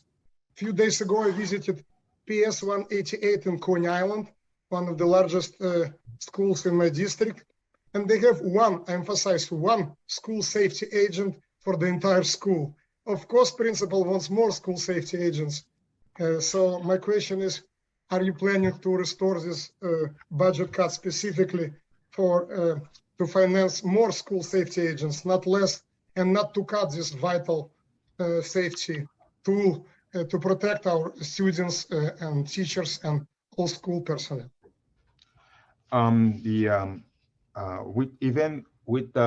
Let's go back to the vacant position. As I said, we took some vacant position from that budget, but they are left with over 500. Okay, which is more than they need, because more than they need if they want to backfill those positions. Because currently what they have is they have classes of about like 250, okay, officers, and they usually have like 2 classes a year. So even assuming they have 2 classes a year and they managed to find 250, because last time, the last class that they had challenges, okay, to get to 200, okay? They couldn't even get to 200 in the last class that they have. So from my perspective, they have more than enough, okay, to cover the entire fiscal year. Okay, so if, for instance, they manage to backfill all of these positions, okay, and come back to us with needs for more school agents, we will do an assessment at a time and review it, okay, and see if it needs to be funded. At that time, we'll make that decisions. But as far as we are concerned, okay, they had so many vacant positions, okay. By taking some of it, okay, we still left them with enough, more than enough, okay, to hire for the entire year.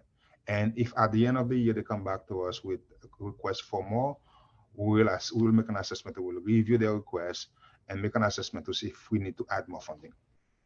Thank you for your answer. So you're basically saying it's up to DOE to speed up the hiring and training and sending school safety guards to schools, because again, every single principal in my district told me that they need more school safety agents, every single one of them. Yes, and they had a hard time, okay, to fill out the last class that they had. So it's not just them; it's also people applying for this position. As you know, this is a very tight labor market, and a lot of people are, a lot of people do not don't take some of the jobs. so therefore it's not just DOE.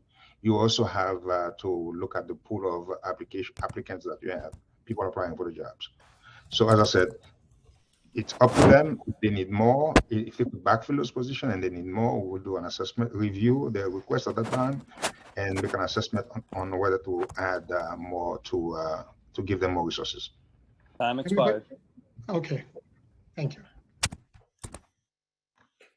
Thank you, Councilmember. We will now have questions from Councilmember Brooks Powers, followed by Councilmember Farias. Thank you. Starting time. Thank you so much, and thank you, Director, for your presentation this morning. I have a couple of questions. I don't know if you prefer me to ask all the questions and you answer, or if you want me to go individually, just in the interest of time. It's up to you. Okay, so I will just give you all of them and ask that you do the best to answer them. So first, I know you mentioned in terms of the mayor's subway safety plan in terms of reallocation of resources right now, but I unfortunately didn't hear a hard number of what it would cost. So just asking it in a different way, recognizing that the mayor needs to prioritize funding for safety mechanisms and scaffolded mental health resources in the budget. How does OMB plan to address these needs in the budget? So I know you said that when the time comes, but we haven't heard a dollar amount there.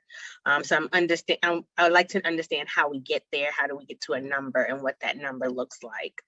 Next, this year's preliminary budget adds over $32 billion to last year's adopted budget. How much of that funding is federal funding that we will not see in outgoing years? The PEG program forecasts significant budget cuts for DOT's budget in the outgoing years of fiscal 24 and beyond. How will this impact ongoing projects and projects currently in the design phase? And then following the conclusion of ARPA funds, how will DOT and other transportation agencies help close the funding gap in the out years? And lastly, as you know, the speaker and I have advocated for an equitable transit system for all, and providing critical fare reductions for New Yorkers is extremely important. Though I am pleased that the mayor has increased fares to $75 million, baselining this program, it's far lower than the speaker's suggested amount to baseline the funding at $106 million. How will this current allocation close the gap, though it's far below the amount needed to shore up resources for New York's neediest families? Let me start. You ask a lot of questions here, but let me start with the last one first. We believe the $75 million is appropriate in light of ridership currently, the current ridership level that we have. The program, we have not ever spent more than $49 million a year. Okay, so that's from our experience, knowing, but again, from our perspective, if ridership were to increase and there is a need for additional resources, we'll work with the council at the time to add resources to adjust the budget to reflect the increased ridership and the increased needs for this, because as I said, this is something that is also very important to the mayor as well. So we would make the appropriate adjustment if there is an increased need for this. Regarding federal funding, as I said earlier, we are currently reviewing every single one of the programs that was created as part of the recovery, and we are assessing the future to see if we're going to continue to fund them. Okay, and we'll continue, more importantly, to seek federal funding as aggressively as we can, because we don't believe that federal funding should stop right now, because New York City is still in a recovery phase. So to the extent that we could get you and the New York delegation to push really hard for New York City to continue to receive federal assistance. We will appreciate your effort, but as I said, we'll review every single one of the programs that were funded by federal stimulus to see in due time whether or not we're going to continue those programs. Regarding the mental health issue that you raised, the Sobri plan launched by the mayor that you raised initially, as I said earlier,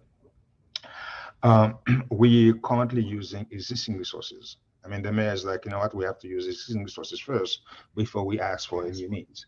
So if we have programs, we have resources currently available, basically whether it's PD, NYPD, whether it's social services. So we're looking at all the existing programs that we have and then in redeploying them to that particular program. And as I said, if in the future there is a need for more resources, we will make the appropriate adjustment to the budget. Time expired. Thank you.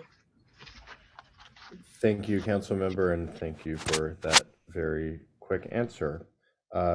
Next, we'll hear from Councilmember Farias, followed by Councilmember Carr. Starting time.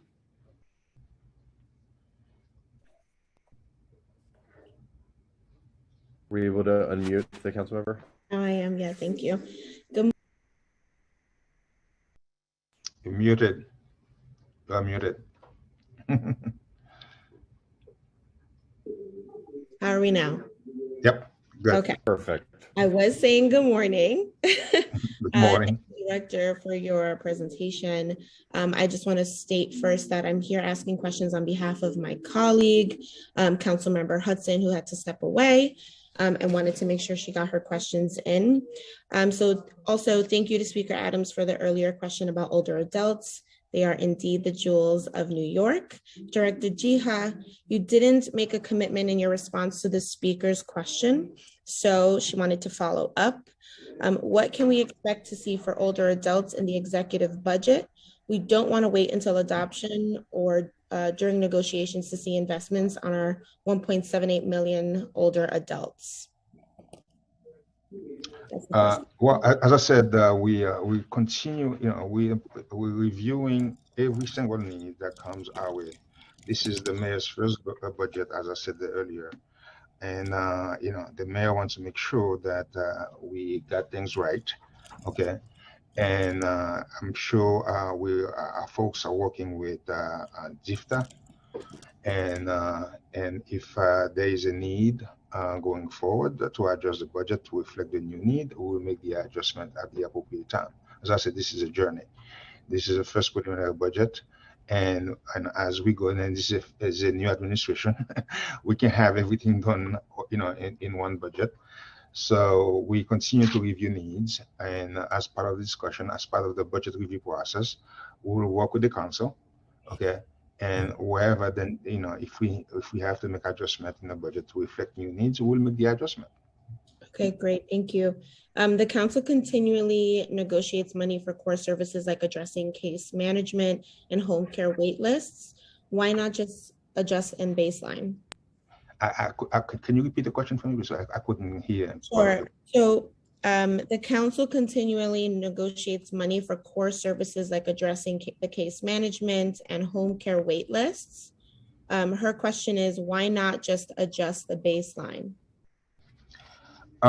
Again, as I said, baselining is something that we do, and if it's a city council project, we usually fund them 1 year at a time. Okay, based on the council allocations, and the council make the decision to fund this program 1 year at a time. And but again, as I said, we will continue to review these things, these needs, and as part of the discussion with the council, we will make the appropriate decision in due time. Okay, I have two more, but I'm going to try to get through them. So regarding DFTA and the geriatric mental health expansion, I won't read the full, well, I'm going to try. DFTA's geriatric mental health expansion was initiated in the November plan. The expansion's objective was to increase mental health services at senior centers and for DFTA clients. A similar effort has been occurring within HRA, where they expanded mental health services in domestic violence shelters. Both programs were baselined beginning in the current fiscal year. In the preliminary financial plan, both programs have been re-estimated to cost much less in the current year, suggesting a delay in the rollout of the programs. Funding for FY23 in all out years remain unchanged or has increased. What is the cause of the delays in the expansion of these programs? And are the delays related to capacity issues? I would defer to DFTA to provide you an explanation for the delay. But on our hand, we have kept resources the same budgeted amount so that the program could expand in fiscal year 23 to 33 more centers. So if there is a delay, I would defer to DFTA because I'm not aware of it. Okay, but we have funding in the budget for it. Okay, great. I'm sure Councilmember Hudson will be following up. Her last question is not related to our older adults, but lastly, schools are cut, SSAs are back in the NYPD, and the corrections budget is up. What are the administration's priorities in this budget, as it seems like the mayor is focusing on locking folks up rather than setting them up for success? This is the administration first budget, and mayor's priority, and mayor's made it clear to everyone, is safety, public safety, justice, equity, streamlining government, and making sure that we recover from COVID. Okay, making sure that our children receive the best education possible. Okay, to make sure that every single dollar that is spent in the school system goes toward improving outcome for New York City children. So as I said, this is our first budget. This is our first budget, and as we move forward, the mayor's priority will continue to reflect in upcoming financial plans. Thank you for your responses, Director. Thank you, Councilmember. We will next hear from Councilmember Carr, followed by Councilmember Juan. Starting time. Good morning. Thank you. Thank you, Chair Brannon, Speaker Adams. Director, it's good to see you. My first question is about early retirement incentives. Last year, the state legislature and the governor offered the city an opt-in for ERI for its employees, and the previous administration failed to take it up. Given that there's this focus on the elimination of vacant positions and finding further labor savings through negotiating with our union partners, I wonder if the administration's considering asking for a reoffer of an ERI opt-in so they can offer that to city workers. It obviously means more spending up front, but given the uncertain fiscal outlook for the out years, it may be something that's really necessary for the city's fiscal future. I think you're muted, Director.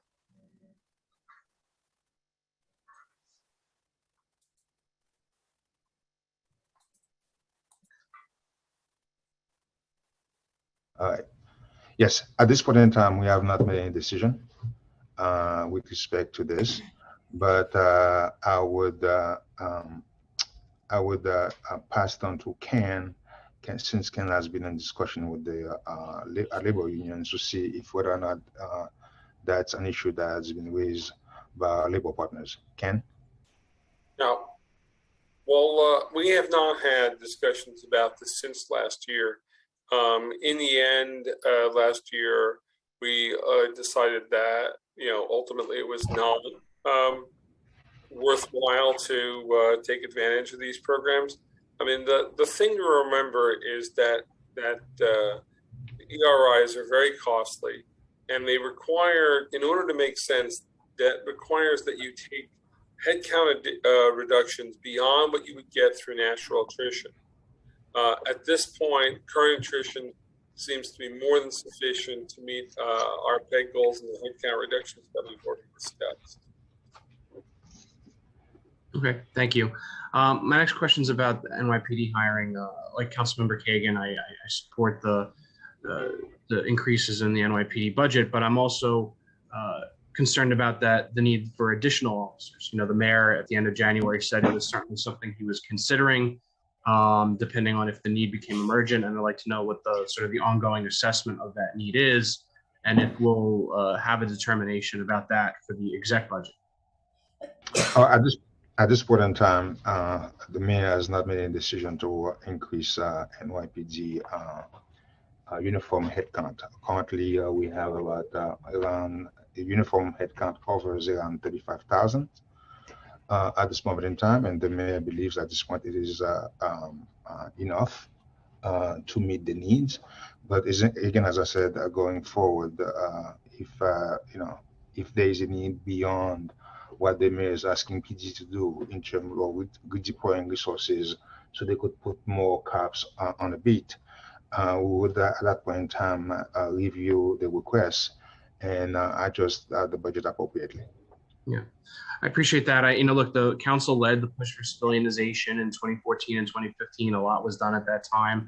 I'm not sure how much more you can get out of that particular attempt in order to make better use of the existing officer count. So I hope we continue conversations about this moving forward. In terms of, again, what Councilmember Kagan was discussing, school safety, I hear the same thing from my principals. There's a desperate need for them. And I think part of the problem is that is actually with turnover, right? Is that, yes, you have vacant positions, but you lose school safety agents. Some of it's to other careers in the civil service, or they go to NYPD, and that's great. But I think it's also because their pay is not competitive, right? You said that it's a competitive labor market, and when that happens, it's hard to fill school safety positions. And so given that's the case, I wonder if there's discussion about better compensating school safety agents, because if we don't, we're always going to have a dearth of staffing in our schools, particularly our high schools, no matter how many vacant positions we kind of quote unquote keep on the books. Yeah, again, as I said, these are things that we will discuss, but at this point in time, we have more than enough vacant positions, and if there is a need, as I said, because the last class they tried to hire 250, bring a class of 250, they couldn't. They tried to hire, they tried to fill vacant positions, but they're not going to. I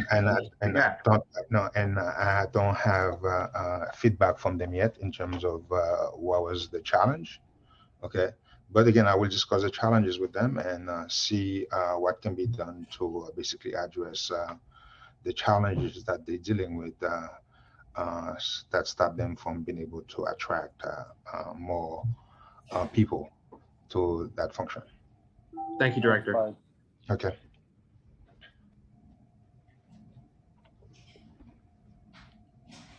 Thank you. Next, we have Councilmember Juan, followed by Councilmember Sanchez. Starting time. Thank you. Good to see you again, Director Jiha. So as the chair of contracts, last month we just had our hearing on Passport, the city's procurement portal, which now includes OMB as of the last release of the fourth release. And we know that 2 million transactions have gone through Passport, and transparency across the procurement and payment process is crucial for nonprofits, MWBEs, and all our city vendors and all of our constituents who receive these services. I am very interested in the OMB data for transparency's sake, and I'll be following up with a lot of questions that we have because of time's sake in terms of process. But right now I want to focus us on the time frame at OMB. So my first question is, how long does it take for OMB to review city contracts? And I would like that to be broken down by how long it takes for OMB to review the contract itself, the amendment to contracts, extension to contracts, and change order to contracts. Can I provide you, a written answer to this? Because each one of these is separate. So I don't think I don't have the answer for each one of them to tell you how much time it takes. It depends on the contract, the nature of the contract, how complicated the contract is. But to provide you, as I said to you earlier, that we try to be as transparent as possible, to work closely with you. And so it would be more productive for us if we could give you a written answer to your questions, because it varies depending on the contract, the nature of the contracts, as you can imagine, and how complicated the contract is. Okay, so then I'll be following up because Yeah. I'm hearing is that depending on the city agency or vendor or the complication of the contract itself, the process will be Yeah. either faster or slower, because we're trying to understand how long it takes to review and approve these city contracts. Is there at least in speaking in generality, as a director, what is the OMB's goal for a time frame to review procurements? Is it 30 days? Is it 60 days? Is it 90 days? Is there some sort of benchmark that you all try to meet? We don't have a benchmark. That again, that is part of the process. You know, to me, this is and that's the reason why I supported. We all supported the task force that was created by the controller and the mayor, basically to review. The tax force dealt basically with the not-for-profit, but there's a need for overall review of the entire process, because the process is broken, to be quite honest with you. And we should basically spend some time to review that process, because it puts a lot of burden on a lot of small businesses. A lot of small businesses do not want to do business with New York City because it takes a long time to register a contract, and if they work at risks with us, it takes them even longer time to get paid. So you can imagine the challenges that these businesses are dealing with, and particularly not for profit.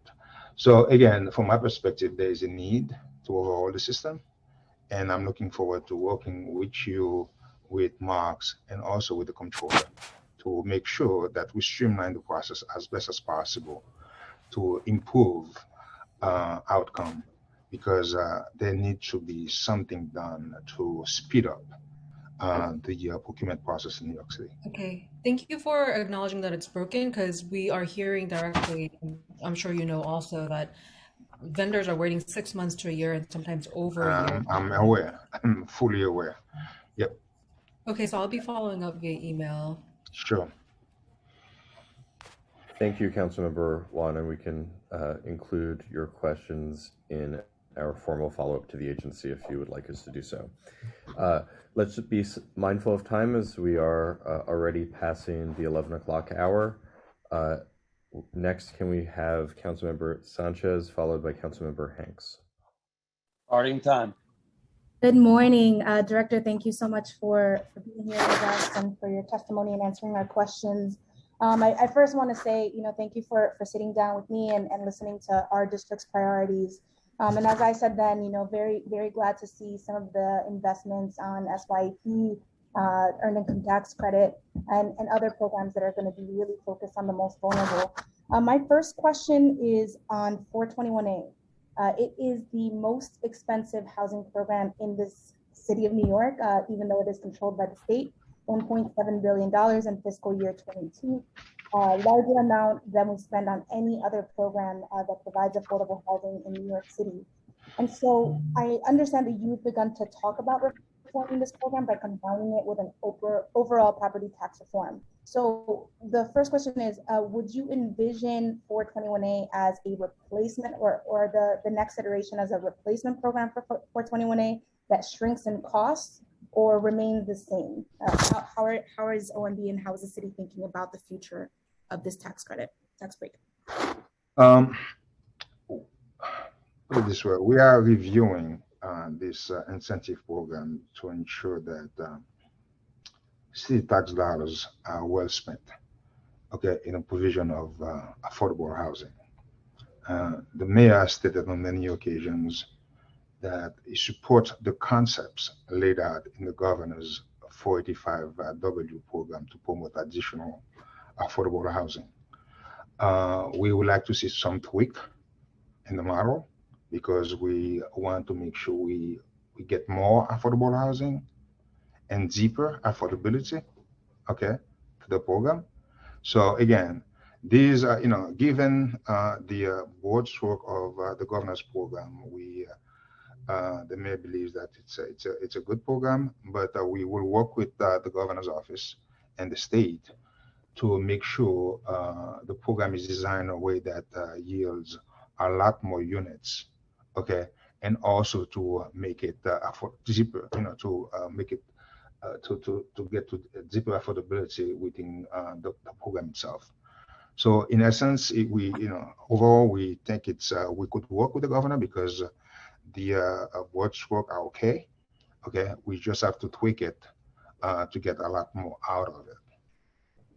Thank you, Director. And that's going to be really important. I mean, the context of New York City has dramatically changed since 1971. And so this program, as is, in my opinion, is entirely broken, and we need to have a very strong voice in the reform and the next program.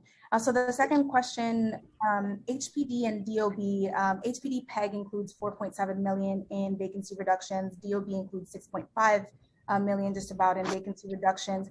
But I understand from some analyses that we have done internally that actually it's taking longer for cases to close, for violations to be corrected by DOB and by HPD. So can you share a bit, if you can, about these vacancy reductions and how they fit in, and how HPD and DOB will continue their ability to do their work and keep our housing stock safe?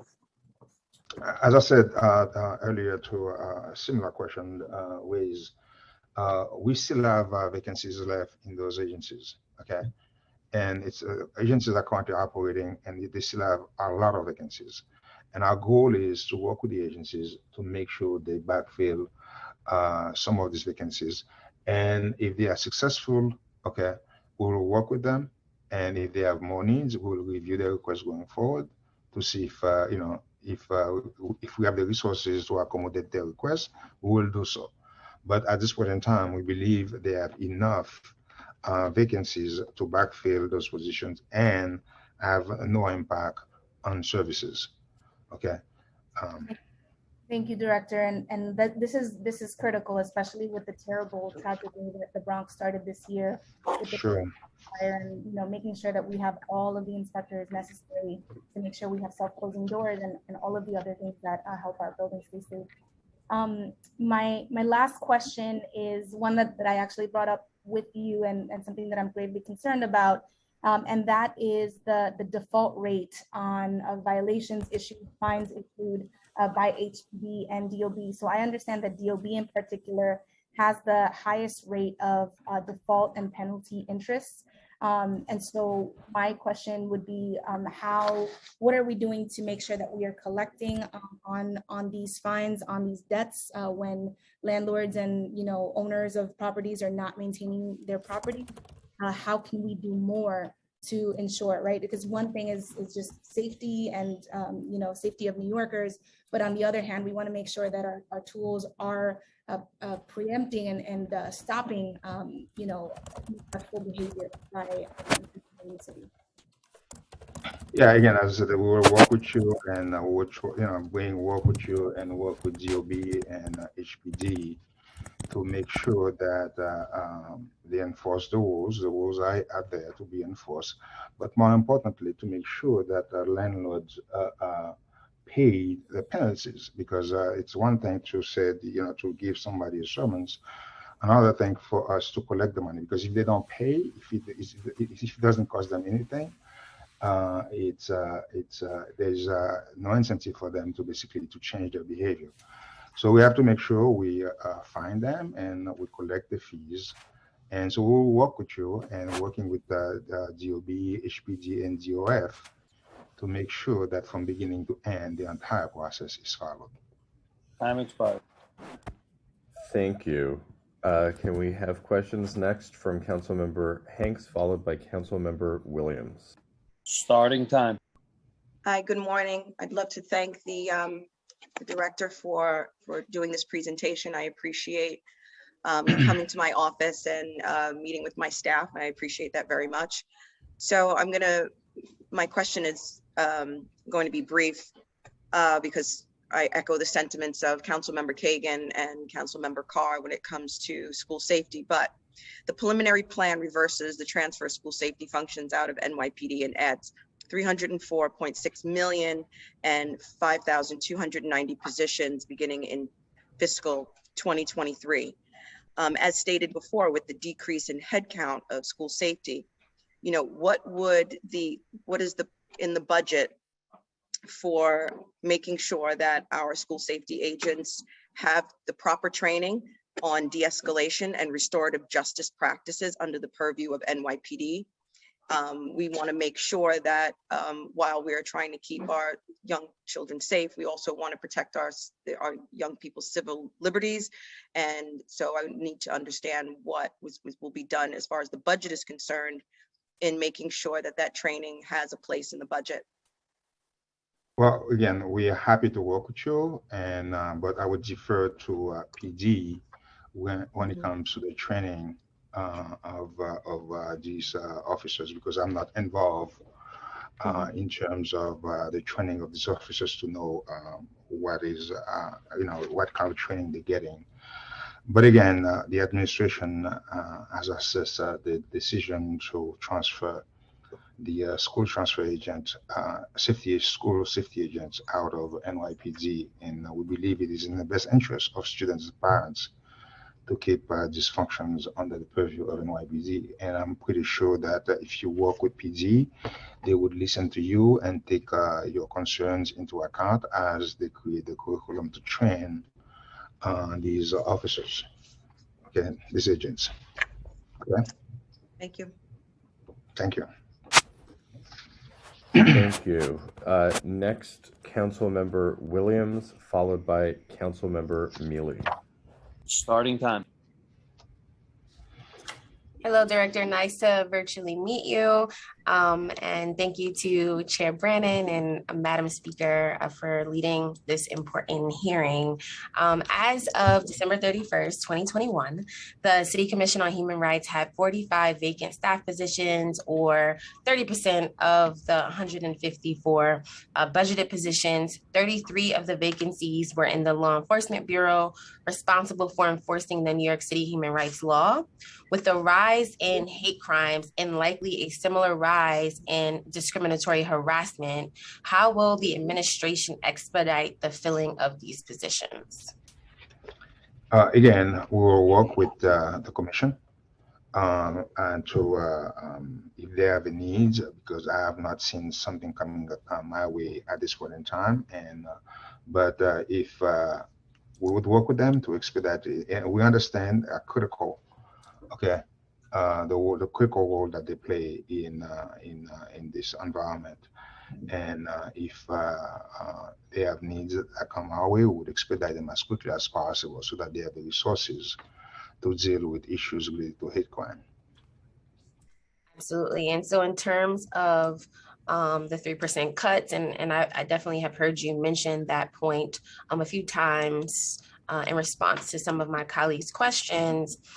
Is it fair to say if the Commission on Human Rights comes to the administration saying that 3% savings would be detrimental to their operations, are you committing to ensuring that they have the resources to offer this important protections for certain people in our city? Of course, we are very reasonable here, and we will work with the commission, and we listen to everyone, let them make their case. And if they have a solid case, given the resources that they have at their disposal, and if they have redeployed and use the resources as efficiently as possible, and there is a need for more resources, given the challenges that we're dealing with in the city, we will address it appropriately. Thank you so much, Director. I look forward to working with you in the administration. And I will yield and return back my 2 minutes and 35 seconds. Sure. Appreciate your efficiency, Councilmember. Councilmember Mealy, followed by Councilmember Ressler. Starting time. Good morning, everyone. I want to thank Brandon and the speaker for this meeting. And good morning, Director. I have two questions. The food access, with the mayor's recent recent announcement about fresh food to Human Resources Administration. A priority to the council we have championed that long over. With this expense of the food, fresh food, will the budget increase? You only get, right now it's only 20 million. I was wondering, with more people being laid off, more people have resigned, or more people have been fired, we will have a class of people staying at home. And do you think this 20 million would be enough to sustain this city with this population is being at home and seniors? As I said And earlier, can we expect additional resources in the executive budget? And if not, how does the budget address high food insecurity rates across the city with our seniors and others? yeah, you know, as you pretty much know, and you are fully aware of it, we this budget committed about 25 million. I can't hear you. Yeah, as I said, we will review the needs as we approach the executive budget, and we will work with the council to address food insecurity. We have committed about $20 million in fiscal year 23, like you said, to this program. And we are also expanding SNAP outreach to help connect more New Yorkers to available food security benefits. Additionally, we have in the budget a home delivery meals program for about $51 million. And again, as I said, Yes. this is an issue it's a critical issue. Like you said, food prices have gone up, and a lot of people are under stress because of the increase in food prices. And this is something that we will review, and we will work with the council as part of the executive budget and the adopted budget to adjust the needs if there is a need to adjust it appropriately in the budget. I beg to differ. Okay. You saying if we need to adjust it? Yes. You can't hear me? Yes, I'm hearing you now. We need to address it. We have fresh food every price of living has went up. And these are our seniors and people that will be homebound. And if we do not adjust these prices or this budget, it will be a lot of homeless people again, and food insecurity will be at its highest. So I'm thinking, since all of us will be seniors one day, why can't we just baseline these funding? You're going to be a senior, I'm going to be a senior, and we have to keep coming back to this city asking for more money. Oh, we laughing. We all going to be seniors. Yes. We the home delivery meals program basically is already baseline in the budget. But as I said, we are open to work with you as part of the exec and adopted budget to review the needs, okay, and make the appropriate adjustment to the budget. I mean, this is part of, as I said, this is a beginning of a conversation, and as we move forward, we would basically assess all the needs throughout New York City to see where we need to adjust the budget, and wherever, if the resources are available, we'll make sure that we address some of these issues. I know I don't have that much change. But do you think this fiscal 23 and the budget has not changed from 20 million?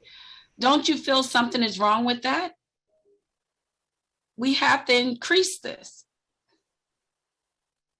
I hear you. As I said, It's still the same. We will work with you. As I said, we will work with you.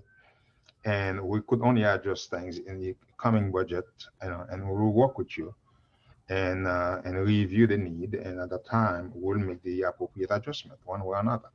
Okay? Thank you, Council Member. Next, we will hear from Council Member Ressler, followed by Council Member Osei. Time starts now. Thank you so much. First and foremost, congrats to my dear friend and my fellow Brooklynite, Justin Brannan, on chairing his first Finance Committee hearing. We are very, very lucky to have you at the helm of this most important committee in the council. And congrats to my good friend Jacques Jiha on his reappointment as OMB director. It's great to be with you. Look forward to continuing to work closely together. I have the utmost respect for the team at OMB, you and Ken, David, Tara. I mean, there's so many terrific people, and I Thank you. Feel lucky to have the opportunity to continue to work together. Thank you for joining us today. My primary concern is about how we maintain services for New Yorkers in need in the middle of a pandemic with these PEGs. PEGs that were implemented across agencies that offer the most vital services to New Yorkers. We're experiencing major cuts at the DOE. We're experiencing major cuts at DHS, 131 fewer positions taken away, major cuts at HPD. And when I look at the mayor's platform and his commitments around, for example, supportive housing, where I believe he committed to speeding up our goal of 15,000 supportive housing units in 15 years by 5 years, which would require a massive infusion of resources and a critical commitment from our agencies. At the same time, your all's preliminary budget is cutting those services and cutting that funding. And so, Director Jiha, could you help me reconcile how are we achieving the mayor's necessary, urgent, and ambitious goals on supportive housing? Because, as you know, we've seen the single adult homeless population grow by 1,000 people a year for the last decade. How are we achieving those goals with the cuts that are being imposed at DSS and HPD?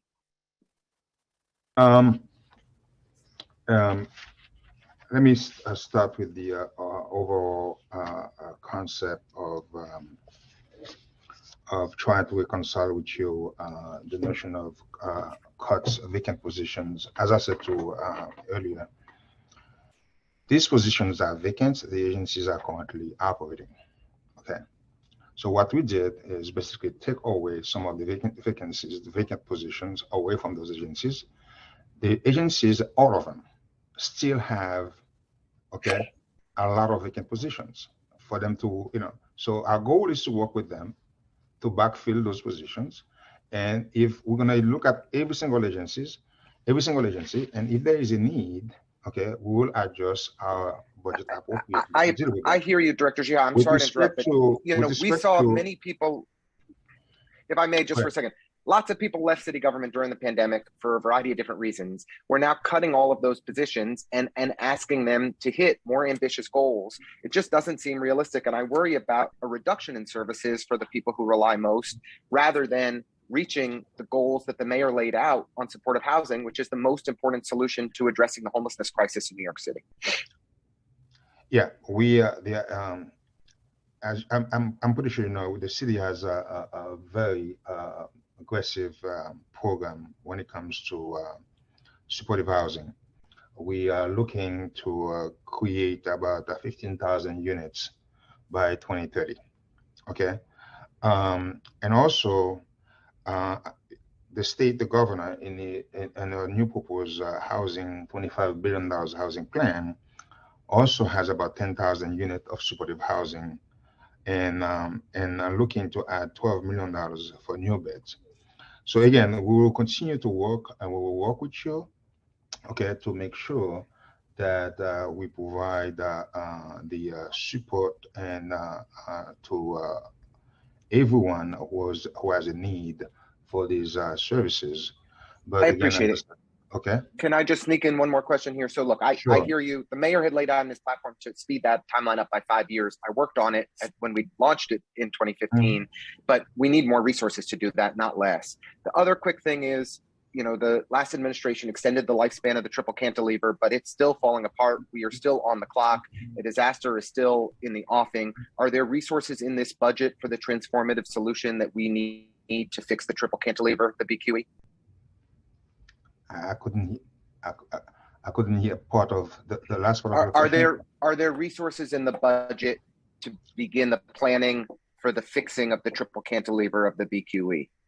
Yeah, we not in this. We have in the capital plan. There are resources in the budget to deal with the BQE. Yes, not new resources, but there are resources in the plan right now to deal with that particular aspect of the BQE. Yes.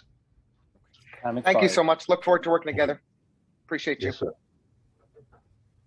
Thank you, Councilmember Ase, and then we'll go back to Councilmember Farias for her own questions. Starting Thank you. time. Thank you so much, and thank you, Chair Brennan, for having us all here today.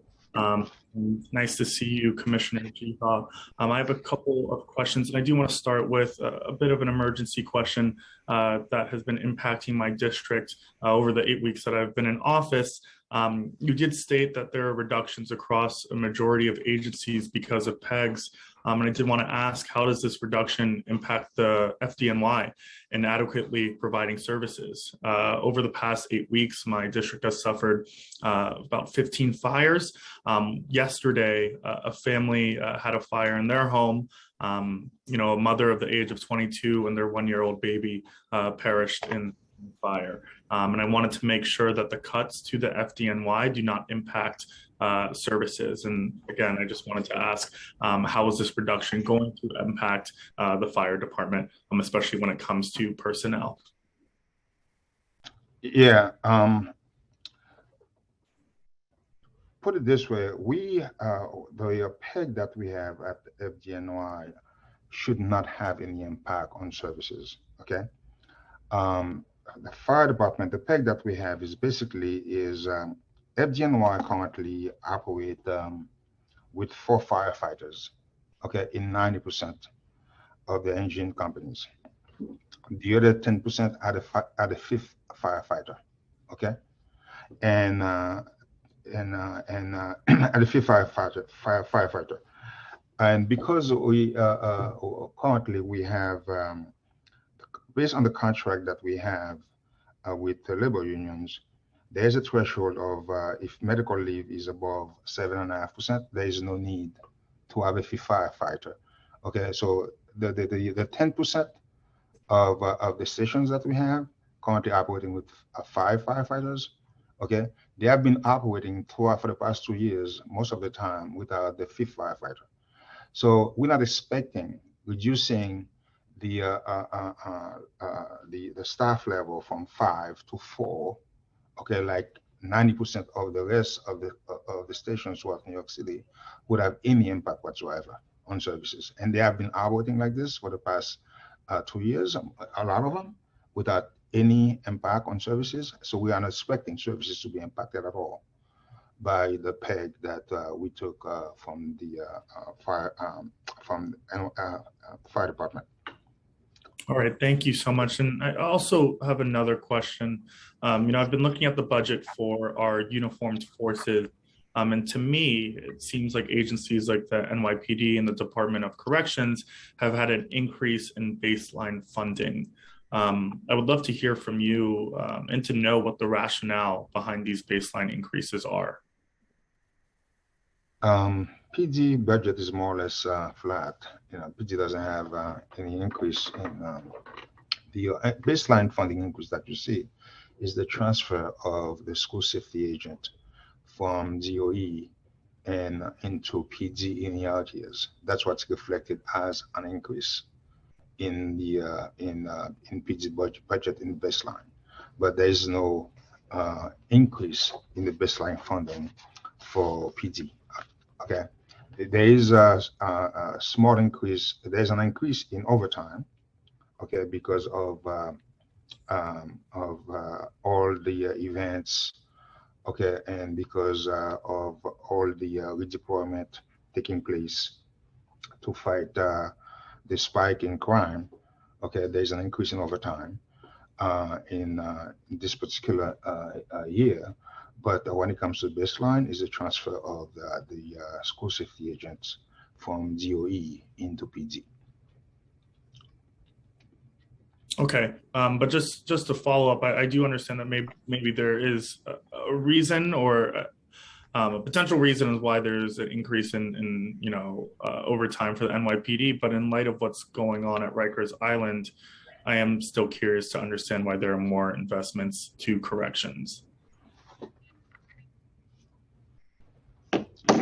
Yes, we allocated increased resources in the budget for corrections in the preliminary budget to deal with issues related to shortage. Okay.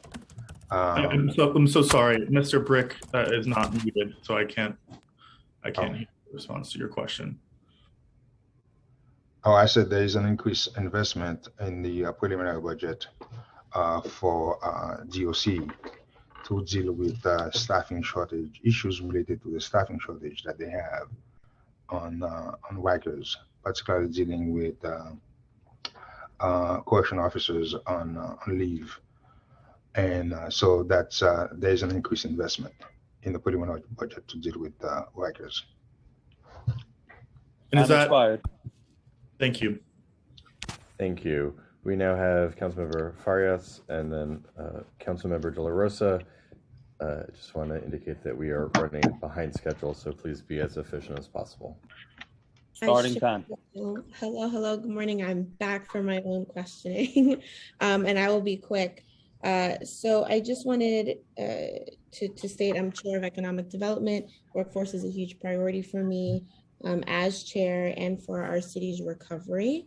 I see allocations for summer jobs and summer youth employment. We all know the investments made there by our mayor and our labor costs, but I want to know if there's been any deepening in investments around workforce development and job training in the budget.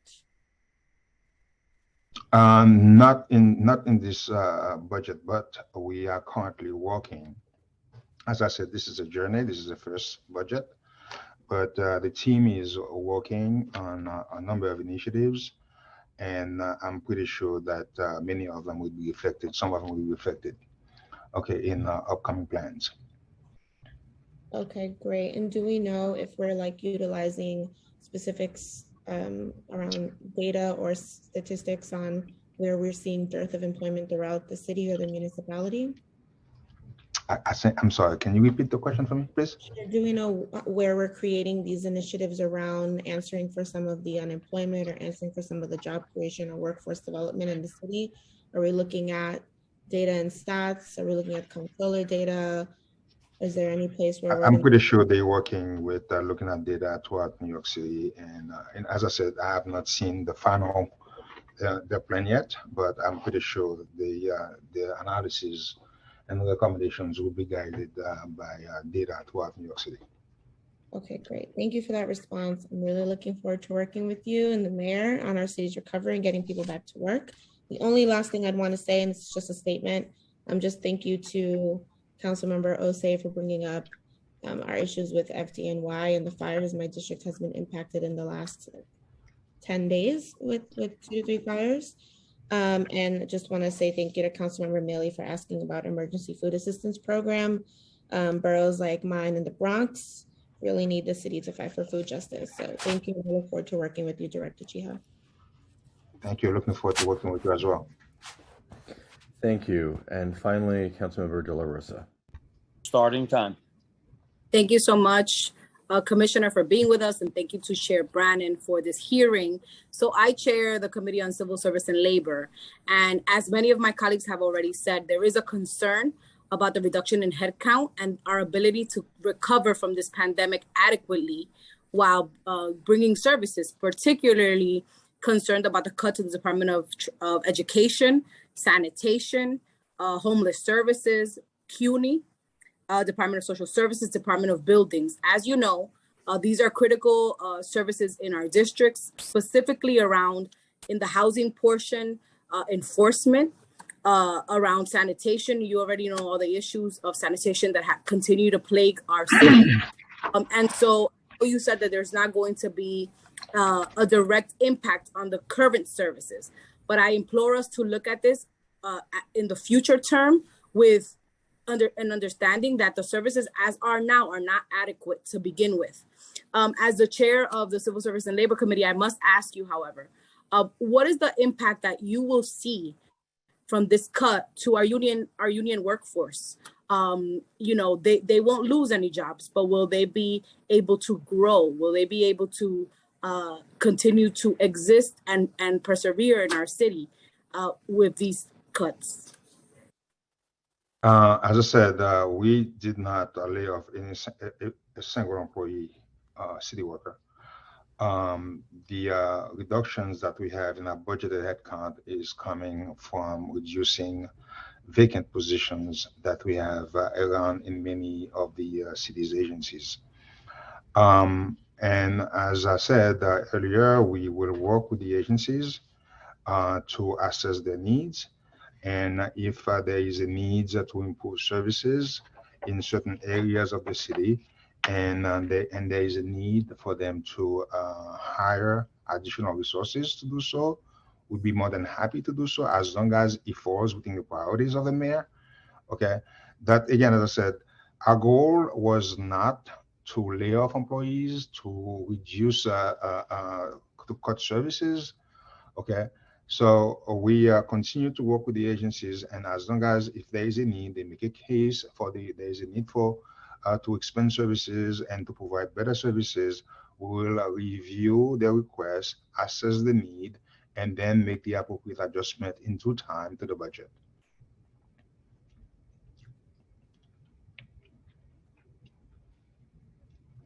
Okay, thank you. I see that Councilmember Ayala has raised her hand. Councilmember, please begin. Yeah, thank you. I'll be very brief. I just wanted to, obviously, piggyback off of many things that have been said this morning regarding the PEGs, the social service agencies, and I wonder, were the agencies engaged in the decision to focus the PEGs on vacancies? And, first I'll ask that. Yes, we work with the agencies to come up, because the agencies basically offered what the recommendations, and we review the recommendations with the agencies, and if we think they are appropriate, they would not have any impact on service deliveries in New York City, we accept them. And if we feel like they would impact services, we reject those. But mainly, those are recommendations coming from the different agencies in New York City. Yeah, I mean, I'm concerned because, Councilmember Russler hit the nail on the head. I mean, social service providers are like one of the most underpaid groups of working New Yorkers, and we cannot and should not expect them to do more with less. And with less, I mean, I understand and I appreciate the sentiment behind not laying off individuals, but I think that there were reasons why those vacancies were there to begin with, and so to assume that that the agencies would are operating at scale, I don't think is a true assessment of what's necessarily happening. And that concerns me, because oftentimes the people that are doing the work are the ones that are the least engaged in these conversations. And so I look forward to continued conversation about this, because I am seriously concerned with these cuts as well, and hopefully we can come to a resolution. Thank you. Looking forward to working with you as well. Chair Brannan. Thank you. Thank you, Director, for staying late. Before I let you go, I want to just share with you our list of the promised follow-up to the questions asked today by my colleagues. Sure. Number one, we have information on converting hotels to housing and the reduction of hotel spending for doing so, and what the plan is once that's decided. We have a more rigorous re-estimate of our expected debt service expenses. Question on how is the administration planning on closing the gap for DOT capital? Question about how long does it take OMB to review city contracts, including amendment and extension to contracts. Question about the formula for DOE's seat need cost. More information on what is needed from the state for the council to assist on the earned income tax credit ask, as the amount in the budget is only 250 million. And then finally, how will OMB work with the council to ensure that the DOB and HPD pay fees and penalties for violations? And equally, how will OMB work with the council to ensure that DOB and HPD collect fees and penalties for violations? I obviously can send this to your folks, but just wanted to be sure that we can let you go. Sure. And follow up on this stuff. I really appreciate your time today, Director, and we all, on behalf of the speaker and all my colleagues on the Finance Committee and those who joined us today, look forward to working with you. And today's really the first step in this process. So we look forward to future hearings and negotiations. Thank you, Chair. I mean, I'm also looking forward to working with you. And as I indicated to you, we are here to support you and the entire City Council to make sure that you are successful, because if you are successful, the cities will also be successful. That's Looking right. forward to working with you. Right Thank on. you. Right on, Director. Thank you so much. All right, pleasure. Okay, so that will conclude the first portion of today's hearing. Again, I thank the Director and his colleagues for being here today. Next, we'll hear from the New York City Controller, Brad Lander. I'm going to ask my colleagues joining us for the next portion of the hearing to remain on this Zoom with your microphone muted until we are ready to begin. Would you like to take a brief recess, Chair? Yeah, that'd be great, Noah. Okay, we will commence at 11:50. Thank you. Perfect. Thank you.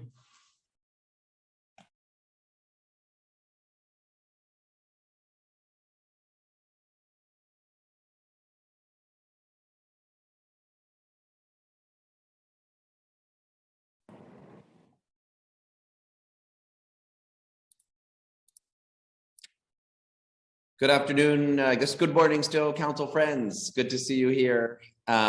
Sergeant, should we just test that the screen share is working? Use this couple minutes to do that. That's an excellent idea. Have we made the comptroller a co-host yet? And actually, it's Francesco who's going to share the slides. Okay. Francesco has co-host ability, so he should be able to share. Beautiful. It's not surprising you guys are one step ahead. Look at that. All right. Awesome. Fantastic. Okay. I'm going to ask you to please stop sharing your screen now that we've established it works. And after the chair's opening remarks, we can let you give your oral testimony and have the PowerPoint advancing in the background. Wonderful. Thank you so much, Noah.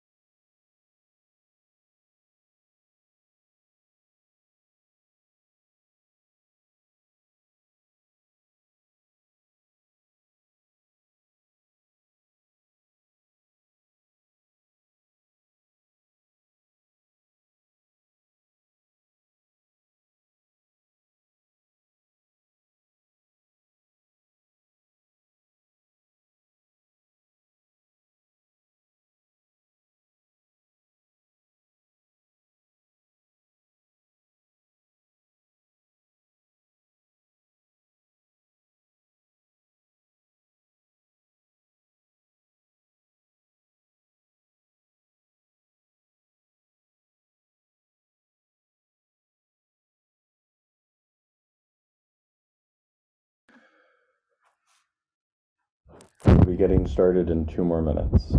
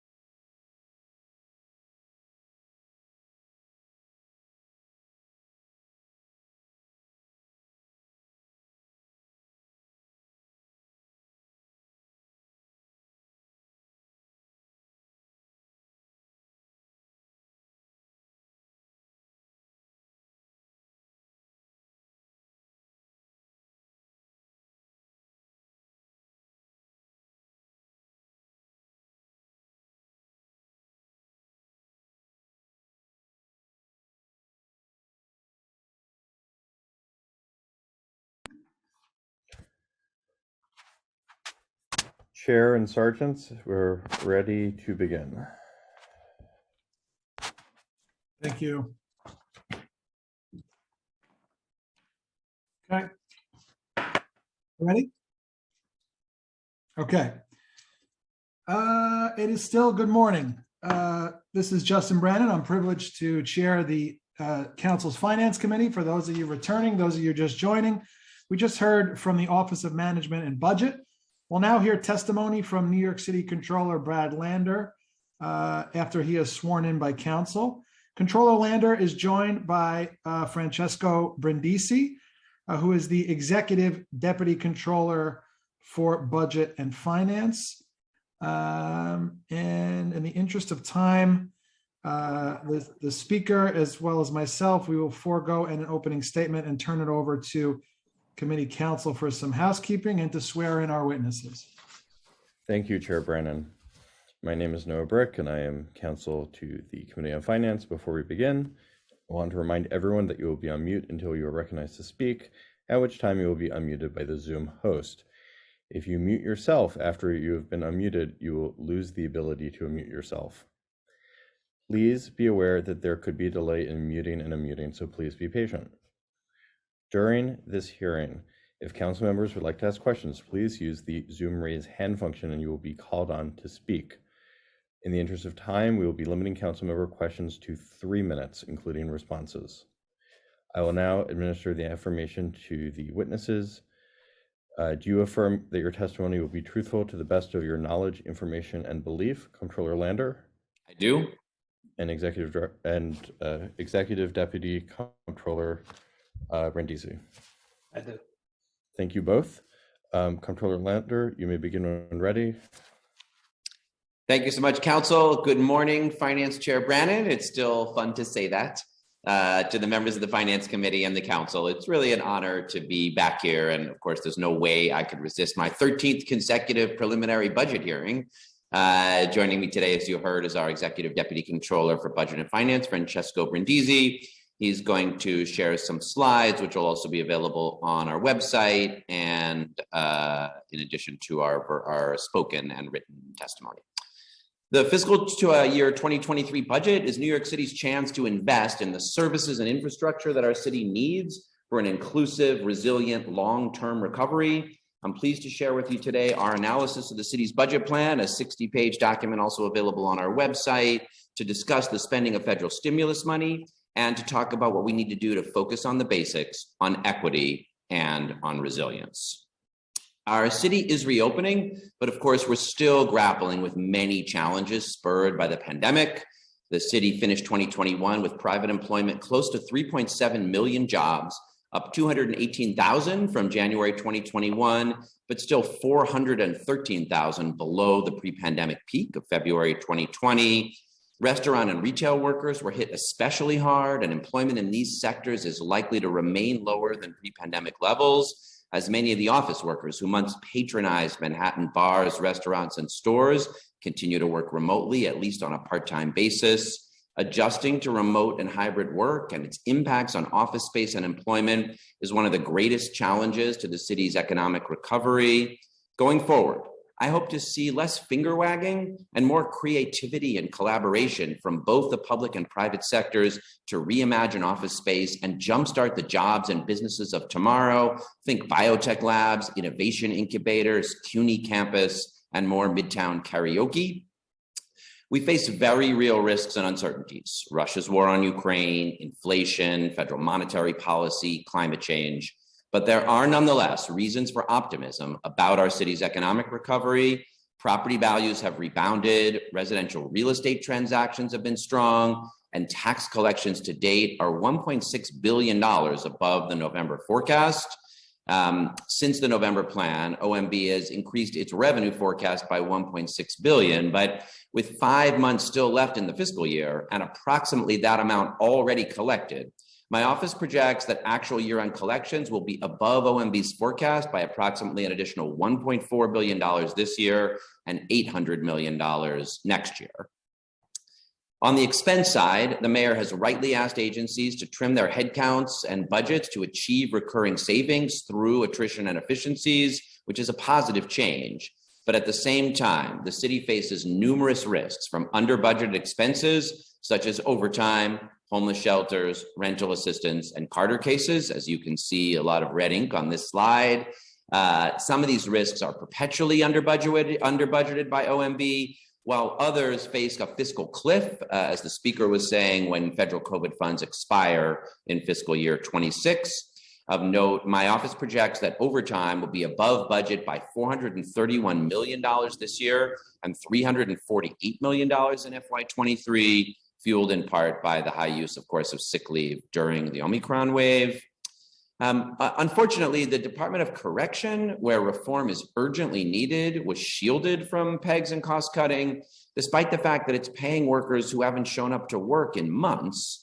DOC spends more than $500,000 per year to detain a single individual, yet 2021 was the deadliest year in city jails in recent memory. Just last week, we lost another person there. It is urgent that DOC and all actors in the criminal legal system actively work toward both a rationalized workforce now and a lower jail population to make the closure of Rikers Island a reality by 2027.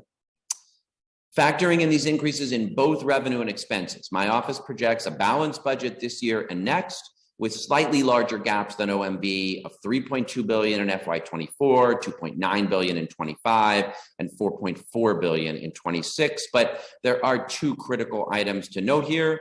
First, while OMB has prudently addressed one labor-related risk, another looms large. The illusory $500 million annually in labor savings is thankfully gone, but new labor contracts are not yet factored in. By 2023, all of the city's labor agreements will expire, but there's no funding in the budget for wage increases for the first 2 years of each contract period. Each 1% increases in wages for city employees, including pensions, will cost approximately $450 million in the first full year and compound over time. Obviously, that will impact the city's bottom line. Second, the current plan does not include a credible effort to build up the long-term reserves that the city needs, with only a scant $55 million addition in FY23 and nothing in the remaining years of the plan. We are well below the budget cushion that we need to weather the next fiscal downturn, and this budget includes no plan to get there. It remains urgent to codify regular deposits into the rainy day fund year over year. My office will offer guidance for how to do so in the near future, and we look forward to working with the chair of the committee and the council to make that a reality by the time of adoption. One critical lens on this year's budget is the use of federal COVID aid to ensure that we're wisely using this one-time opportunity to help students, small businesses, and neighborhoods recover. Yesterday, my office unveiled a new dashboard to track the billions New York City is receiving in federal stimulus funding through FY26. And I'm pleased OMB has done so as well. You can't have enough accountability when you're receiving billions of dollars that you only get to spend once. The tracker enables the public to view and download planned and actual spending by agency, unit of appropriation, budget code, and object code. Unfortunately, it's easier to track the spending than it is to track what we're getting for it, because so far we have no reporting on outcomes to measure how these funds are advancing our goals for recovery. I've asked and continue to urge the administration to produce timely interim data on outcomes from academic recovery to housing assistance so we can know what's working and what's not working and make better decisions on how to spend the remainder of this essential one-time resource. As we start to do that, as we look to the future of the city, we need to ensure that we're getting the basics right. Across the 5 boroughs, New Yorkers in every community have told me they're deeply distressed by how dirty their neighborhoods and streets are. And this is an equity issue as well. Black and Latino New Yorkers are twice as likely as white ones to prioritize trash, sanitation, and rat abatement as a priority for city action, not to mention more likely to live near waste transfer stations that affect air quality and health. So the previous administration was smart to allocate $230 million in those stimulus funds for cleaning up neighborhoods. But shouldn't that work have been integrated into our longer-term sanitation priorities like street-level containerization and expanding, not cutting, organic waste collection? We need to make sure all neighborhoods in our city are receiving timely and effective sanitation services that dramatically improve both cleanliness and quality of life. I know that's what Sanitation Chair Nurse is focused on. And a similar focus on the basics is critical in so many other areas as well. I hope the council will be a strong voice for scaling up investments in evidence-based public safety interventions like violence interrupter programs, supportive housing, effective mental health outreach, and community-based responses to hate violence. As we boost funding for these initiatives, we must also appropriately fund the city's reporting and monitoring capacity. So again, we can make sure we're getting the most for every taxpayer dollar. Now, for the long term, as the speaker emphasized, we need to make sure that the dollars we spend take aim at addressing the pre-existing inequalities that the pandemic exacerbated. So I was pleased to see some needed investments in Mayor Adams' first budget proposal, especially in areas the council has long championed, including baseline funding for 100,000 summer youth jobs, baseline fair fares, and increasing funding for Fair Futures. But of course, there is a very long way to go. Given the housing affordability and supply crisis currently facing our city, I was disappointed not to see a more serious commitment to increasing funding for affordable or supportive housing in this budget. I urge the council to push for the $4 billion in capital funding that the broad United for Housing Coalition has identified as what's needed to save NYCHA, preserve our existing affordable housing stock, and invest in new, affordable, and supportive housing, including the next generation of Mitchell-Lama cooperatives, so we can enable low-income and working-class Black and Latino and Asian New Yorkers to become homeowners in this city through affordable cooperative homeownership. Spending our affordable housing subsidies wisely also means pushing the state legislature to end the tax giveaway known as 421A, which Councilmember Sanchez asked about. It's a state policy, but that's $1.7 billion a year in New York City property taxes. And the small tweaks proposed by the governor just won't fix it. The majority of the so-called affordable units are set at 130% of AMI, which is not affordable to fully 75% of New York City households. And that's not proposed to change. In those neighborhoods, it's just a gentrification subsidy. And the cost per unit of the few genuinely affordable units produced is $1.5 million in net present value. So instead, we should let 421A end and take the opportunity it opens to reform our deeply inequitable and confusing property tax system. My neighbors and I in Park Slope are undertaxed relative to homeowners in the Speaker's District in Southeast Queens, in Finance Chair Brandon's district in Southern Brooklyn, in Chair Sanchez's district in the Bronx. There's simply no way to justify it. And our property tax system also discourages rental housing development, a large part of why developers argue 421A is needed in the first place. So I hope you will join me in calling on the state legislature and the governor to allow 421A to expire in June. And then let's set a deadline at the end of this calendar year to adopt comprehensive property tax reform with parity among homeowners across neighborhoods and also between rentals and condos for future development. Finally, having seen what it looks like when we fail to prepare for a crisis, We must invest now in our city's preparedness for the future risks we faced. I mentioned earlier the need to boost our rainy day fund, and we do, but of course, being prepared for a rainy day in New York City of 2022 means that we must focus on climate resilience. Simply put, 6 months after Hurricane Ida, 10 years nearly after Hurricane Sandy, we've done far too little to get our streets, sewers, and vulnerable communities ready for the storms to come. The federal infrastructure bill presents a once-in-a-generation opportunity to invest in our infrastructure. We need a laser focus on resilience that creatively integrates federal and local dollars, ensures that projects create local jobs, and enhances both safety and sustainability. In addition, the City Council passed Local Law 97 in 2019, the most aggressive law in the country, requiring owners to retrofit larger buildings for energy efficiency. Yet this budget fails to sufficiently fund the staff needed to implement and enforce it. I also hope you'll consider investing in the Public Solar NYC entity that we've proposed to dramatically scale up public solar on our rooftops. Would love to talk to you more about how we make that happen.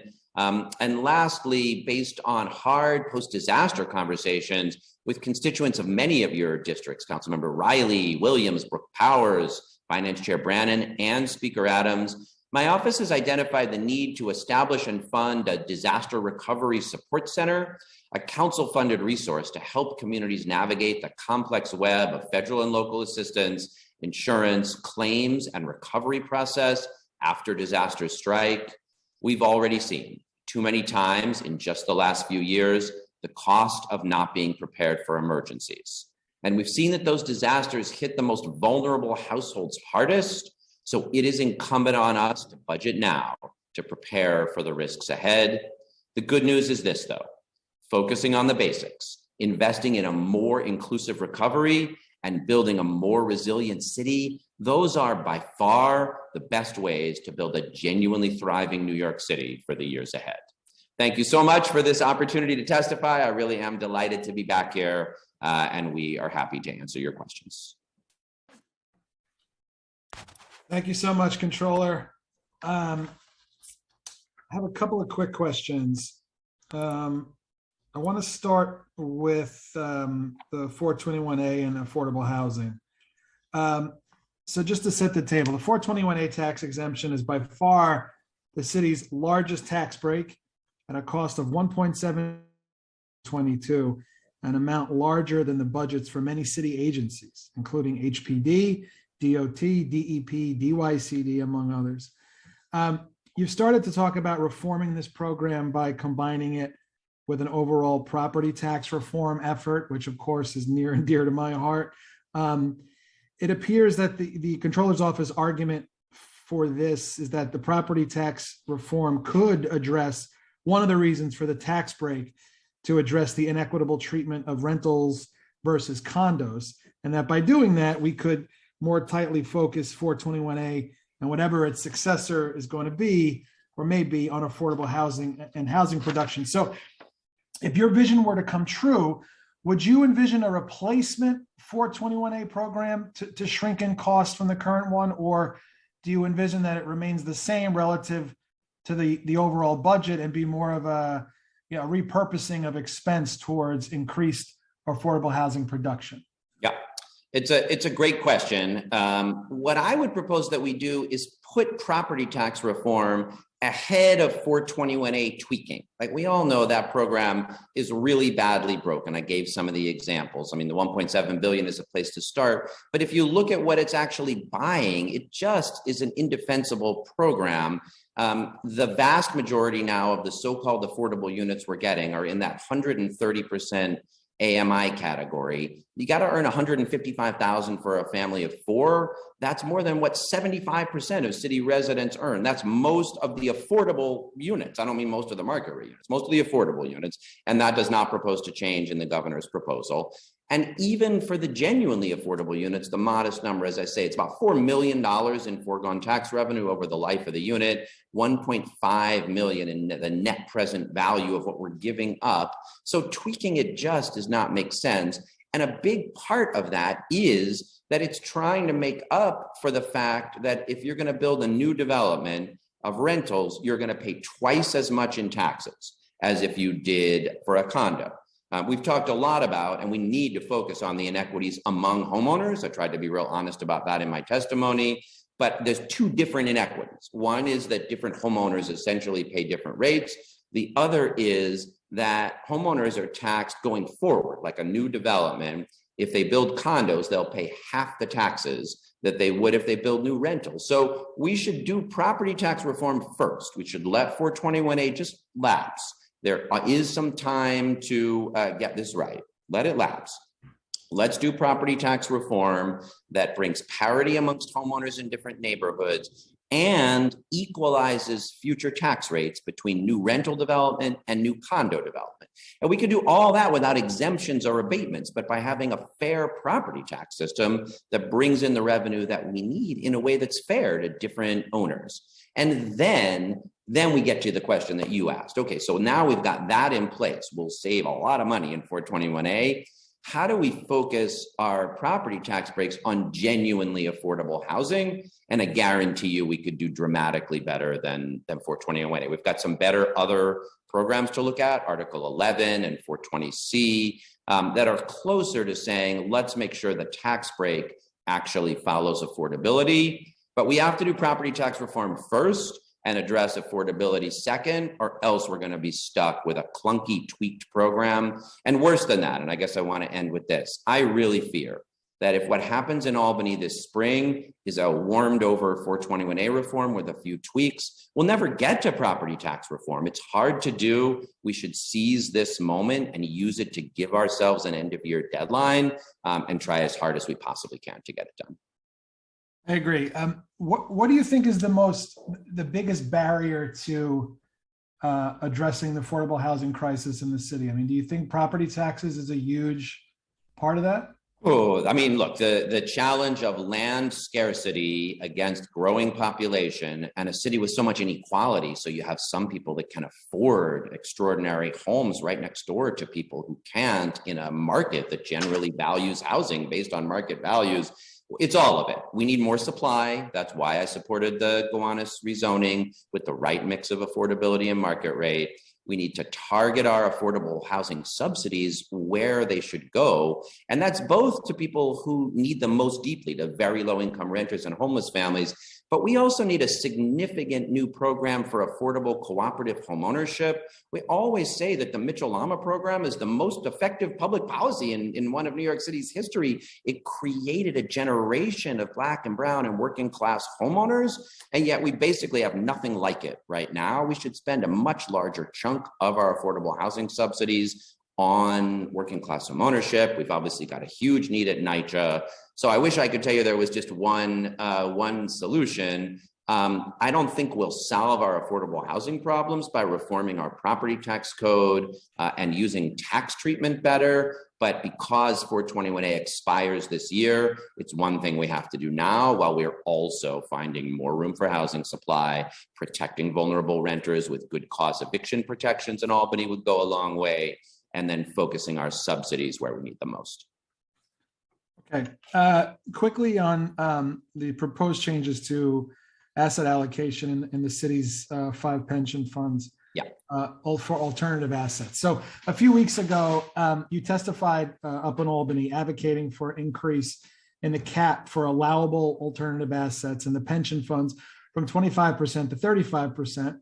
This would allow the portfolio to expand the amount it invests in hedge funds, private equity, and private real estate investments, among other types of alternative assets. So what interests your office in this class of alternative assets, and what reactions have you received so far from the 5 pension boards?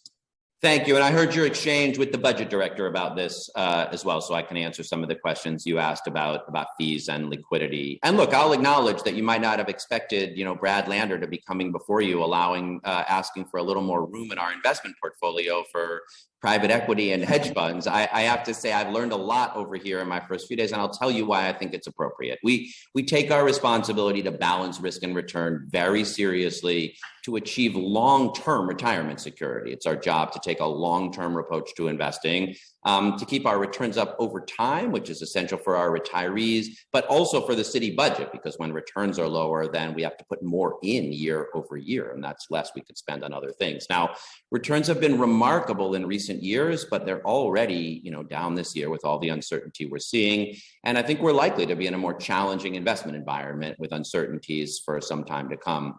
The section we're looking to change, Section 177 of the New York State Retirement and Social Security Law, which is called the Basket Clause. It was established back in 1960 in a very different investing environment, and it constrains pension fund portfolios in New York State. We have to use, by law, 75% of our assets in public equities and fixed incomes, and we're restricted to no more than 25% in a broad variety of alternative asset classes: infrastructure, real estate, private equity, hedge funds, and alternative credit. And it's even more restrictive than that, because that 25% not only includes those categories, but also global equities above 10%, even though those are traded on public markets. And in recent decades, all our peers, US public pension funds, universities and private endowments, they almost all invest more than 25% of their assets in what would count against our basket clause. Yale's portfolio, they're like the most famous. They call the institutional investing the Yale model. They're at 60% in private market assets. Now, we are not looking for that. We're looking for some modest growth from 25 to 35%, or just raise that cap on global equities from 10 to 30. And I got to tell you, it really is consistent with a prudent level of risk. I'll say, our private equity portfolio has outperformed public equities by 300 to 400 basis points over the last decade. And one thing I really misunderstood was how the fees are charged, because, and this is something I've spoken about in the past, but we actually don't pay fee. The majority of the fees we pay are for performance, and they only are paid when a manager exceeds the rate of return that's set, which is generally around 8%. There's this formula 2 and 20. They don't even get to any of the 20 until they've exceeded the hurdle rate, and even the 2 they pay back first. So we really are doing well there. We just want a little more room so that we can guarantee good broad returns. And then finally, we actually negotiate fees which are often quite lower given our size. In alternative credit, for example, it's not 2 and 20, it's a 0.75% management fee and 12% carry. So I'm glad to go into more detail with you, Chair, or with others. We are being prudent here. We'd be glad to talk about the best way to do it. We need a little more flexibility so we can guarantee good returns for the long term, which is necessary both to have the retirement security for retirees, but also so we don't have to increase what the city has to put in the expense budget each year. Okay, thank you, Controller. I'm going to hand it over to Noah for some other questions from my colleagues. Thank you, Chair. It really is great to see you in that seat. You too, sir. Thank you. We will now turn it to council member questions. As a reminder, we only are giving 3 minutes per question to keep us on schedule today. Noah. Yes. Chair. I think, sorry about that. I think Speaker Adams has some questions. Oh, I don't see her hand, but okay, let's go to the speaker, certainly. Sorry, I didn't do the hand raise. I did not obey those. I apologize. Madam Speaker, it's so good to see you. Great to see you, Mr. Controller. Great to see you.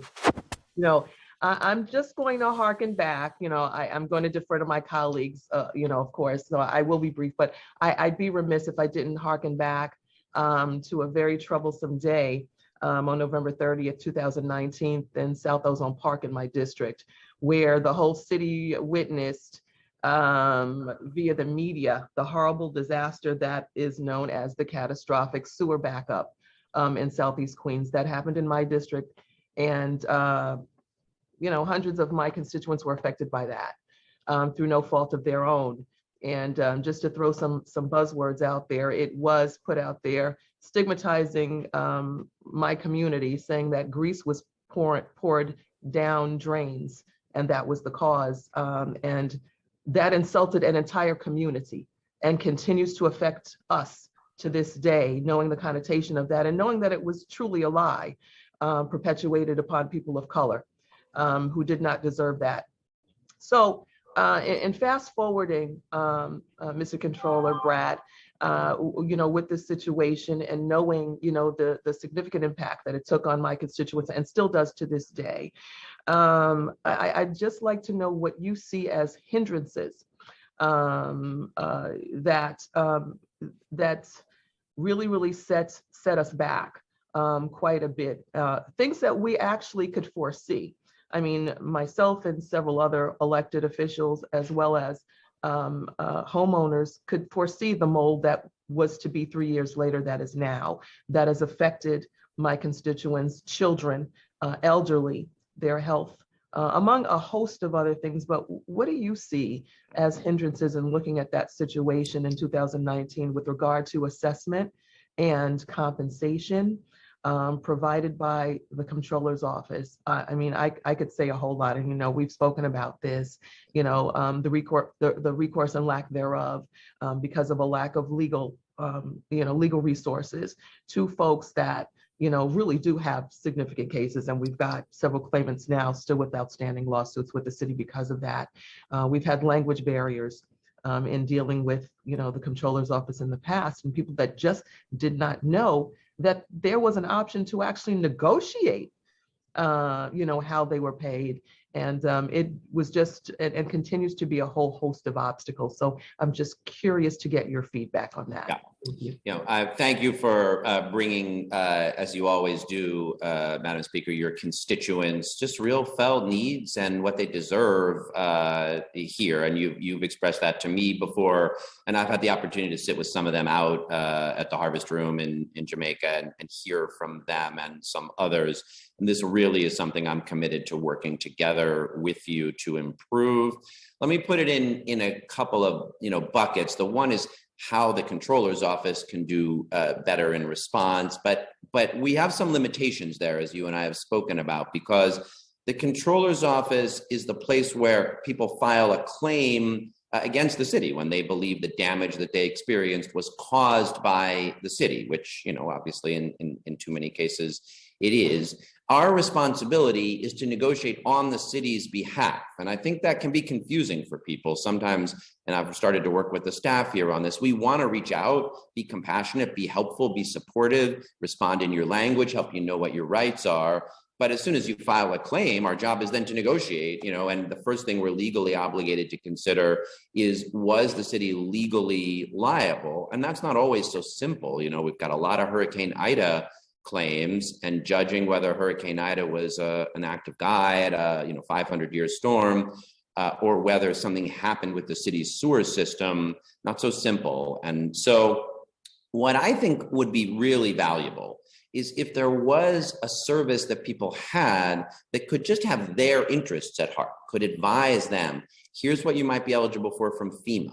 Let's talk about what you might be eligible for from insurance, and let me help you file a claim with the city. Think about whether the city's liable or whether it's a contractor. In my district, when I was in the council, there was something similar that was caused by a contractor who had been hired by the city. So there was also a question, are you going against the city? Are you going against the contractor and their insurance company? My office, unfortunately, is not legally allowed to help you evaluate those things. And there really right now is no place for people to get that support. So I'd love to talk to you about how we might change that. Maybe that's a city function somehow. Maybe it's a function that could be funded through resources or a contract with one of our great legal service providers. So that's one thing I love to work with you on. We're working in my office to expand our language capacity, to make sure we get back to people quickly. I was on the phone the other day with Councilmember Powers in the basement of, she was actually with a constituent who literally had a flood at the moment last week. So I think we can do more to be responsive, but if we set up something that was really like a disaster recovery support center, I really think it would make a difference. And then finally, I do just want to connect the dots between this and our infrastructure investments, because once you've had that flood, what you want is help. dealing with the claims, dealing with FEMA, dealing with mold. But we do have to connect the dots between that and actually fixing our infrastructure so more people's homes don't get damaged. I know there's a couple of $2 billion to be invested in Southeast Queens, but we're not yet anywhere near where we need to be in terms of real planning for infrastructure investing to confront the storms and disasters to come. And I also am committing my office to focus more of our time and attention on what resilience looks like and what it should mean for our capital budget's investment in infrastructure. I appreciate that very much, particularly continuing the conversation with you around, the vulnerabilities in Southeast Queens and the Rockaways in particular, and how we're going to continue, and other places, of course, in the outer boroughs, and how we're going to continue to be hit with these instances, with claims coming into your office, and what we can do to best mitigate everything all around for the people of the city. So thank you very much for your testimony. Let me suggest one other thing there that I'd love to work with you and City Hall on. The new federal infrastructure dollars that Senator Schumer did so much to bring us are an amazing opportunity, but we have to really be creative because the lion's share of that is for streets, for roads, for streets. And of course, what we need to fix this problem is on sewers. So I think we're going to need to blend the federal and the city capital to use federal dollars on road reconstruction and then blend it with city dollars on the sewer fixes that we need. And we don't yet have a good model or a real plan for doing that. But to me, it seems like we really do need to take this moment as we're gearing up for the federal infrastructure bill to get that right, like, and not just to be like, let's let it go to this project or that project, but how do we blend it wisely with our capital plan in the neighborhoods that are most vulnerable. There's new opportunities to have that create jobs for people in communities. So I think there's a real opportunity here and look forward to working with you and the council staff on it. Thank you very much. I look forward to an expansive conversation on all of this. Thank you so much, Mr. Comptroller. Thank you, Madam Speaker. Thank you, Speaker. All right, now we'll kick it back to you. Okay, thank you. Councilmember Barron, followed by Councilmember Wan. Starting time.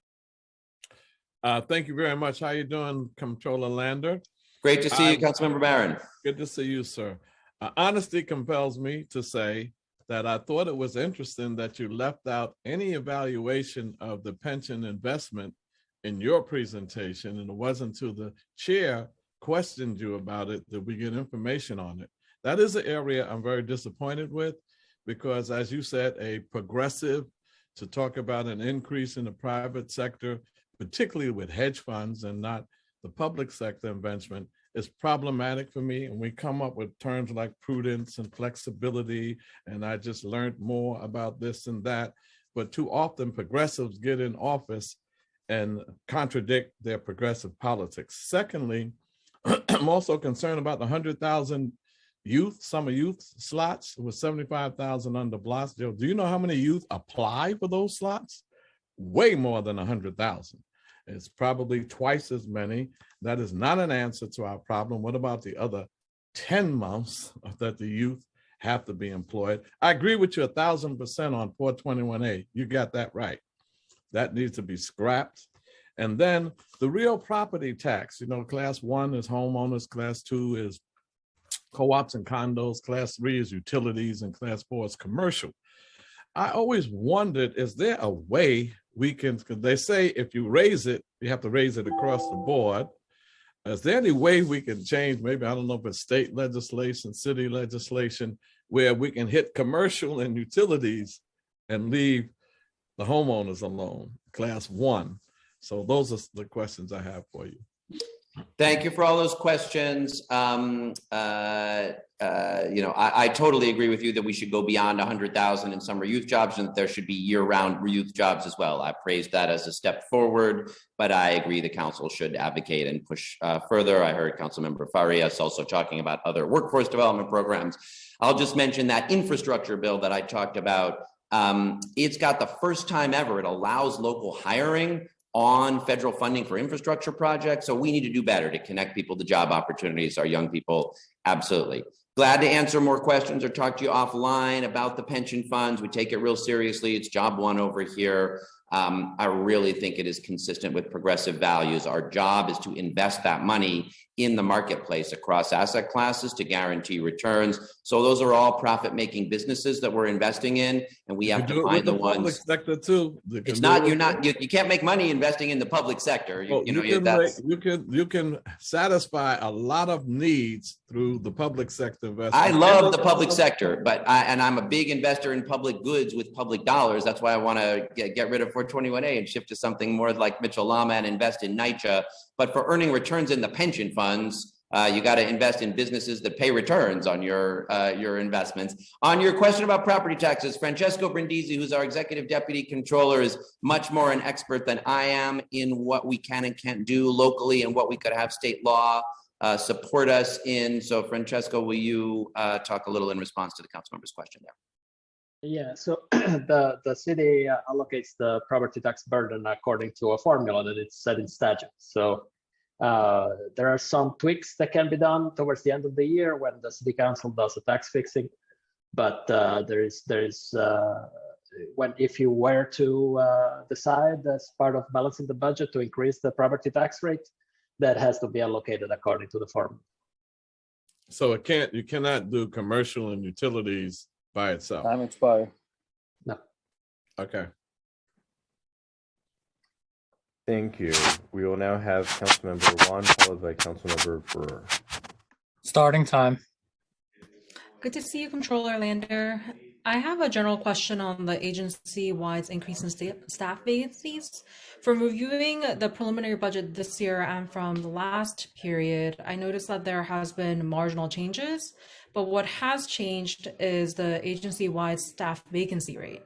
So since the adoption of the fiscal 2020 budget, I noticed that there are 58 new vacancies that have surfaced in your office, with more than half of them coming from 3 bureaus of asset management, law, and adjustment. Law and audit. So how do we there being so many new staff vacancies over a short period of time, and matter of, can you clarify if this is a matter of just staff turnover because of the transition in the administration, or is an actual reflection of a plan or a strategy to refocus your priorities as controller? And then another question that I have is, what are some changes overall in the structure of the agency's budget that you plan to implement in the coming year to appropriately align to the priorities as controller? Thank you for the question, Councilmember Juan. It's been good to already start working with you on procurement reform, and we really look forward to doing that. I think that's actually in response to your last question, as I'm thinking about what we can do better and differently in the controller's office. That's a good example. Traditionally what the controller's office does is register contracts, and we're going to keep doing that. But I want us to be at the forefront of working with you and Mox and the administration on procurement reform to get our nonprofits paid on time, our MWPEs, and speed up and improve our capital projects management. And that will take a few new positions to focus on those things that we haven't had before. And there'll be a few other areas like that. I really want us to focus on sustainability and resilience. In some ways, the controller's job is to take the long-term view. And that means a laser focus on resilience and sustainability. So we just hired a woman named Louise Young as our new chief climate officer, a position that did not exist in the controller's office before, to help us focus on infrastructure and resilience, on things like public solar NYC, on local law 97. So those are a couple of places. On the vacancies, I'll say, I think it's a mix of things. Obviously, over the last 2 years of the pandemic, plenty of people have retired or left their positions more than in previous years. Toward the end of the transition, I think there was a choice by the prior administration not to fill some positions and let us get in office before making some decisions. We are also voluntarily looking at doing a 3% PEG like the mayor has asked agencies. That doesn't apply to us, but it's good for us to do. So we are asking each bureau to look at where we can perhaps give up a few positions. So that's why headcount is down, and we're starting to pick it back up. You mentioned the Bureau of Asset Management. Certainly the additional challenge there is that we're competing with the private sector, where people are paid a lot more for investment jobs. And that is a consistent challenge. We do have a chief investment officer search underway. It's actually going to be launched publicly in the next few days. We've got a great interim CIO, but there's work we know we need to do there. There hasn't actually been a salary comparison benchmark study in about 5 years at this point. So Time glad to expired. come back to you and talk further about this in the future. Thank you. Thank you. We will now have Councilmember Brewer, followed by Councilmember Brooks Powers. Starting time. Thank you. I have a few questions. I know that every single time I sat at NYSERS for 8 years, we never could figure out how to do affordable housing, and California could. And I think it's because we have a different structure, but I just want to know if you could comment on that, because it is the number one question I get about NYSERS. Why can't you do affordable housing? And anyway, that's number one. The second issue is, I know that we're all trying to figure out about pilots. This may be more of an OMB question, but I was teaching this morning at Hunter, so I didn't get a chance. So there are lots of individuals asking, why can't NYU hospitals, et cetera, look like private? They're not. Pay pilots, and I just want to get your opinion on that. I also want to know, I love your new tracker. Is it consistent with what the state controller is doing? I haven't had a chance to compare, so that we can look at apples and apples and figure out where we're at with that. And then I know that you had questions earlier, I think OMB did, about workforce. We're working with my committee and economic development, but there are 21 agencies that look at workforce. Is that the kind of, can you audit that, or do you have to go, agency by agency? How would one go about that kind of an audit? And then just finally, when the chair, Justin Brannan, asked OMB about the rainy day fund, there was also, and I didn't follow this, so Chair Brannan, you could help me. There's also another place where money is kept, which that was news to me. So again, is that the kind of audit that would be appropriate? Because I couldn't understand why we have two places. I don't think you got a good answer to that. Those are just some of my questions.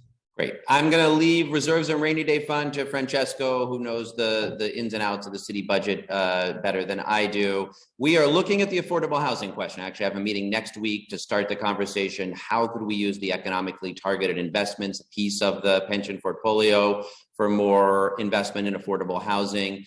I do think one key might be the recreation of something like a 21st century Mitchell Lama program. We don't have, most of what we have had pension fund investments in affordable housing is in mortgages, and we don't have a big affordable homeownership set of opportunities here to invest in. And most of the big developers, if they're building a rental building, they could get the loans they need from commercial banks, and they don't need the pension fund to assist. We provide subsidy through city capital dollars. So that's one place I want to look. Can we jumpstart a new multifamily affordable cooperative program? That will take some subsidy, but there will be room for invested dollars. And that's one place we will be looking. Would love to sit down with you. And we just hired our deputy controller for audits, Maura Hayes-Chaff. She started on Monday. So I think it'd be great to come talk with you and the staff of the Oversight and Investigations Committee and get a little sense of what you guys are looking at and what we could look at. We can do multi-agency audits, but we need to follow the GAGAS rules and have real clear standards we're auditing against. So let's sit down and talk about where we might be able to blend resources, not duplicate. And I'll turn it over to Francesco for the question about the reserves. Time expired. Oops. Well, very briefly, I mean, I can give you a separate briefing, but there are three main sources out of that's like 6.1 billion.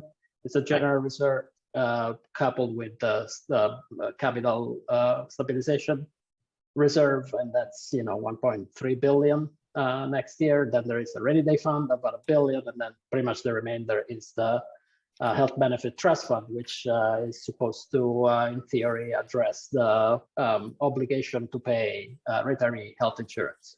Right. Okay, all right.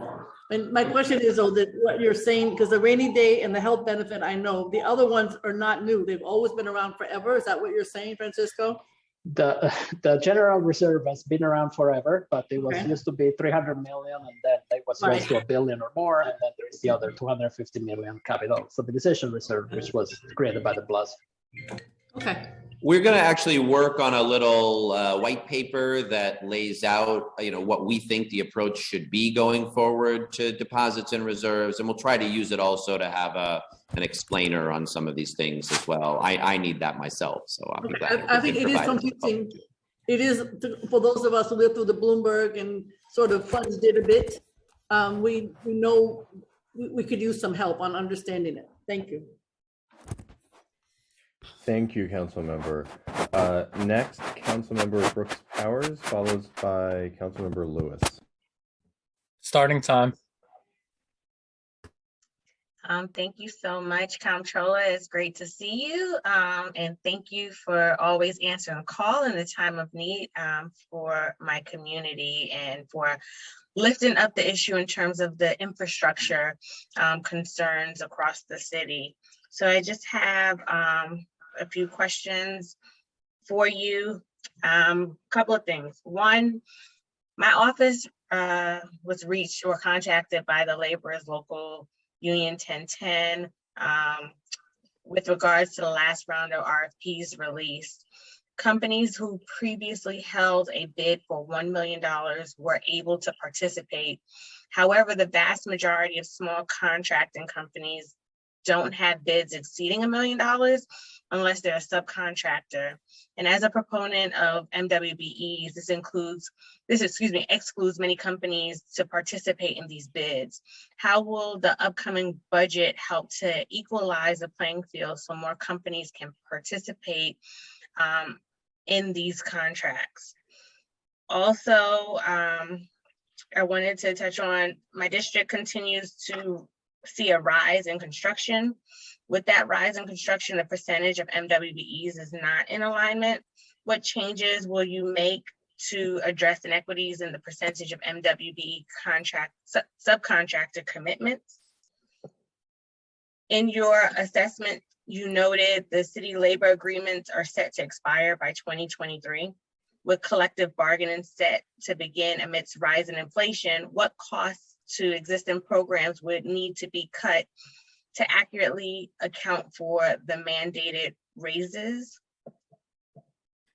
And as you mentioned in your assessment of the preliminary budget analysis, the mayor's budget projects an unexpected strength in the fiscal year 23 tentative assessment roll due to the very high reductions from tax appeals. As you know, my colleagues and I have asked for a property tax rebate for small homeowners dwellings in class 1 and class 2. How does your property tax reform assist the small homeowners most immediately who continually see increases in their property taxes since 2011? And I just would like to also thank you for creating a dashboard to look at the federal dollars coming down. And I'm especially interested in looking at how we can use that tool to ensure efficiency with the spend down of it. And so thank you. Thank you, Councilmember. And yeah, thank you for calling the other day where you were like literally in the home of a woman who was experiencing flooding. I know you've got the challenges of representing such a district with so many needs and across 2 boroughs, and my office is eager to do all we can to support. I'll take MWBEs and the labor question, and then I'll kick it over to Francesco on property taxes. We're actually looking at how we can sort of reboot our MWBE program over here. What this office has largely done before is some amount of outreach and support for businesses, but a lot of, calling out the shortcomings in the city's system. And there are many shortcomings. This office produced a report toward the end of the year that said MWBE participation last year was 3.8% of city contracting. And if you take out women-owned businesses, closer to 1%. So it's badly broken, but we need to have some different ways of working together to fix it. So I'd like to come back to you with this once I've had a little more time to sit down with SBS, to work with the folks in my office, to talk to you. We kind of got to get all on the same page, because I feel like the finger pointing about how it's broken is not actually increasing the amount of MWBE participation. Sometimes you got to call something out that no one knows. This everyone knows, but we're not getting fixed. So I'd like to work with you and the administration and have a different plan than just kind of pounding fist on the desk at why the numbers are so low. On labor savings, my point was and this is a challenge. They haven't been negotiated yet. They need to be negotiated at the bargaining table. Working New Yorkers who work for the city absolutely during a time of inflation are going to push to earn more money to pay their bills, as they well should. We can't factor that into the budget till we know what it is. but it is going to increase, just no doubt it's going to increase expenses as those contracts are negotiated. To your question, how to balance that, that's why we're, having the challenge, why we need to spend the federal resources wisely. It's why we need to be cautious. We want to expand great new programs, but if we expand those programs and, we don't have new revenues, then it's hard also to give fair labor increases. So glad to talk more about that. That is a big challenge of this budget cycle for sure. And Francesco, can you give a quick answer on small homeowners? Yes. So first, we should realize that class one taxation right now is progressive, meaning that the bigger homes and more valuable homes are taxed at the lower rate than smaller homes. The other thing is, as also in the Property Tax Reform Commission, there are programs to address the needs of lower income homeowners. There are circuit breakers, there are homestead exemptions that sort of lower the burden on smaller homeowners and then redistribute it towards more expensive properties. And we'd be glad to do outreach in communities. If folks are interested in doing either kind of local town halls or things that would dig in on the Property Tax Commission report and what a path might be to reform, we'd be glad to talk to you about it. No, thank you for that. And I agree, no finger pointing needed. Looking for a collaboration with the administration as well as your office. And thank you for your responses. Thank you. Next, we'll hear from Councilmember Lewis, followed by Councilmember Masse. Starting time. Thank you so much, Chair Brandon and Comptroller Lander for today's presentation. I have 3 quick questions. One was highlighted earlier. I'll still ask just so that we can have it on the record. I wanted to know, Comptroller Lander, what was your plan to include cost of living adjustments for the government contracted human service workers? We know a majority of them are immigrant and women. And since it wasn't included in the preliminary budget, given that this workforce hasn't had an increase in 3 years, I wanted to know what you were thinking about that. The second one was on MWBE, which Councilmember Brooks Powers mentioned earlier, but I wanted to know if your office has had a conversation with Mayor Adams' administration to increase or sustain the number of city contracts awarded to MWBEs. We know the previous administration had a goal of 30%, and I wanted to know if you were thinking about what the projections would look like for FY23. And my last question is on 3K. In regards to the Comptroller's office, we wanted to know if you were planning on expanding contract relationships in order to broaden the program. We know the previous administration worked on that, so I wanted to know if your office was thinking about that, especially in the upcoming budget. Thank you. I'll take them in reverse order. On 3K, I will say it's, as I asked some things about how things went in the prior term, that was one of the places where I think the Department of Education, Mayor's Office of Contract Services, and the Controller's Office were able to work pretty productively together across relationships that were not always productive in other places. So, and they did register a lot of new 3K contractors. So we would absolutely be glad. Actually, our new Deputy Controller for Contracting and Procurement was the Chief Procurement Officer at DOE. So I think we'd be glad to look at how to expand and get more 3K programs. I really think that is one of the remarkable successes of the prior administration, and we should work hard to produce on it. I'm sitting down with SBS, and I can't remember whether it's later today or tomorrow, but we're getting started in dialogue with them about how to hold all of us accountable. We do contracting in my office as well, in the Bureau of Asset Management for investment managers. We are better than the city average on MWBEs, but we're nowhere near where we should be. So this has got to be shared accountability, and I'm eager to do it with them and with the council. And you make a good point, and actually Francesco raised this to me the other day on COLA for the contracted social service work. I mentioned in my testimony that we need to pay attention to increases for our city's public sector workers during a time of rising inflation. But if we know it's right that those workers will need raises, then obviously we would know it's right that the even lower income human service workforce of our contracted nonprofit human service partners also need COLAs, which are not in the budget. And that again, is a budget challenge. You can't add to what they're getting paid without having it come from somewhere. Time But expired. it doesn't help to ignore the issue and not put anything in the budget, neither have COLAs in the contract nor an allowance in the budget. Because what will happen if we just do that is that workforce will continue to, fall behind as inflation erodes their wages. I look forward to working with you on that. Thank you for your responses. One small thing there is that I am supporting proposals at the state level to look at raising the minimum wage. Not that long ago, $15 an hour sounded like a lot, but it is, with inflation rising. So if the state raises the minimum wage, that would lift we would have to pay for it as a city for other workers we're paying for, but you wouldn't have to claw for a COLA in quite the same way at the local level if the state did a minimum wage increase. Thank you. Next, we will hear from Councilmember Osei, followed by Councilmember Velasquez. Starting time.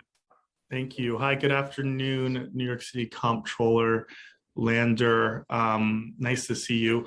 You did mention in your testimony that the Department of Corrections urgently needs reform, yet money is spent on sick leave for workers who do not want to show up to work.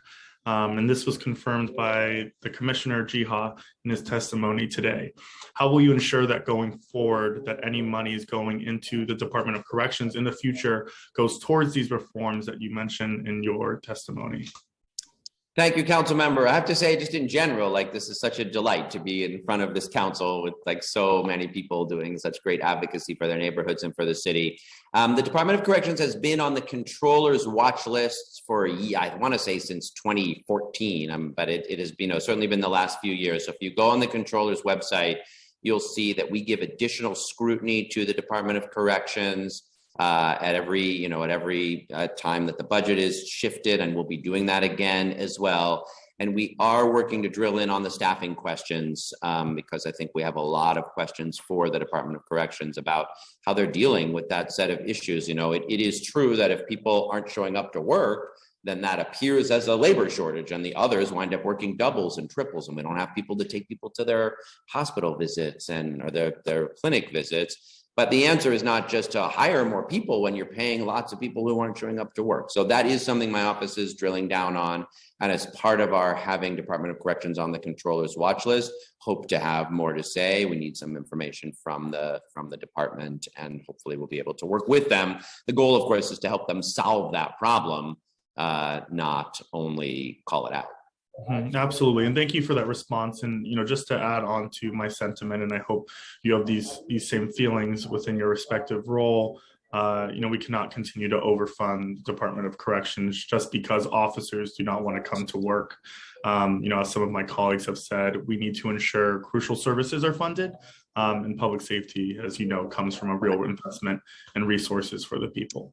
And if you look at those past watch list reports, you'll see, we are the only big city anywhere that has literally more corrections headcount than people being held awaiting trial. It's about 7,500 people in headcount and 5,500 people. We want to get that number down, but 5,500 people awaiting trial. So when we say it costs literally more than $550,000 to detain an individual a year, that's money we want to be spending in neighborhoods on the things that create good jobs and give people good education opportunities, and not on a bloated correctional system. So I entirely agree with you, and we'll absolutely keep up our focus there.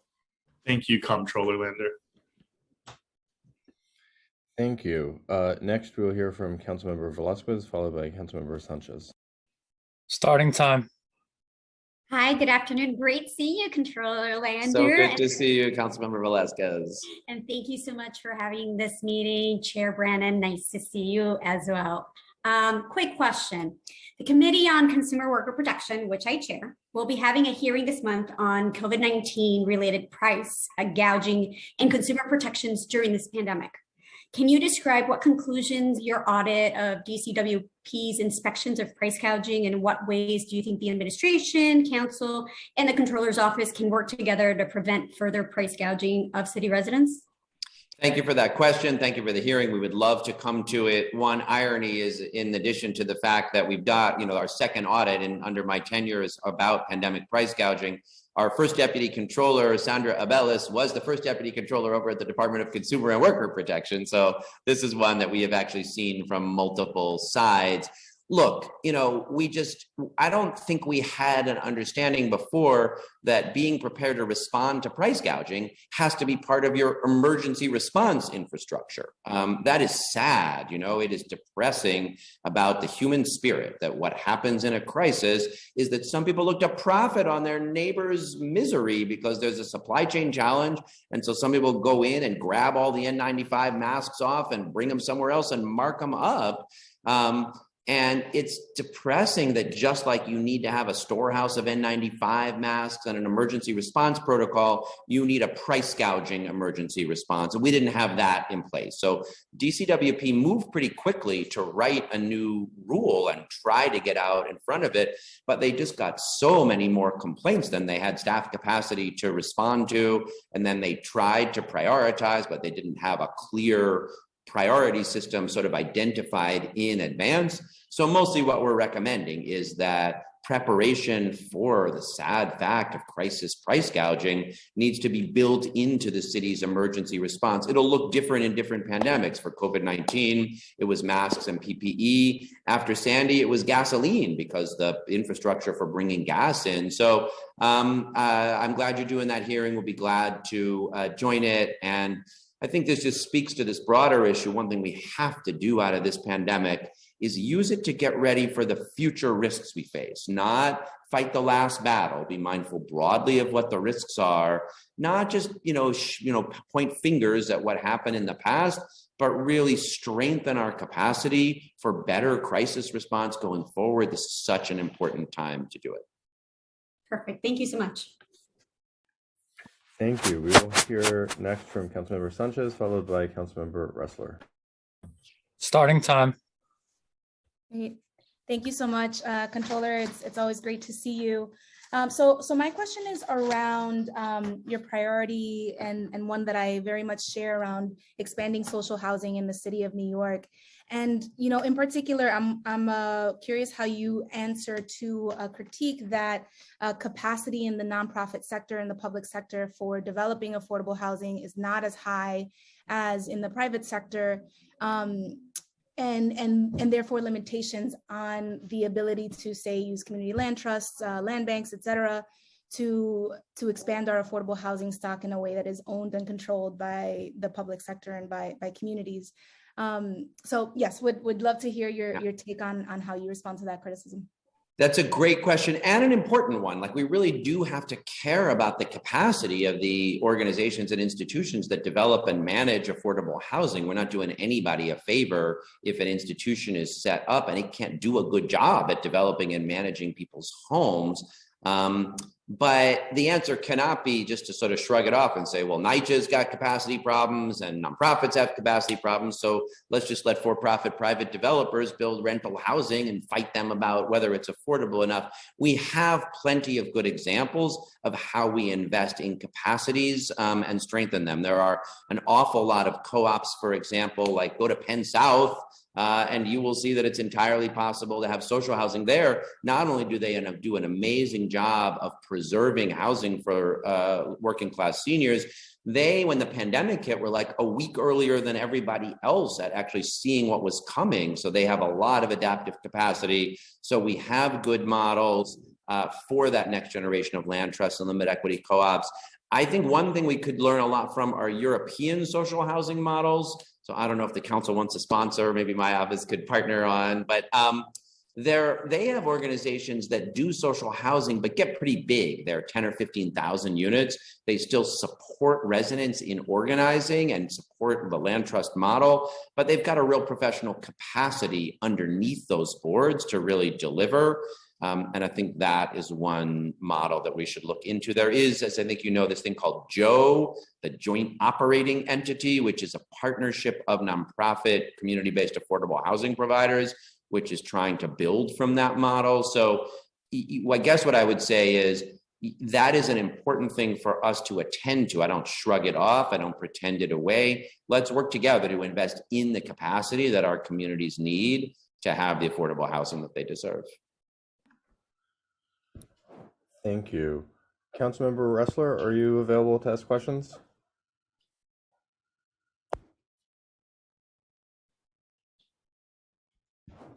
Can we unmute Councilmember Ressler? Or I guess it's a request to unmute.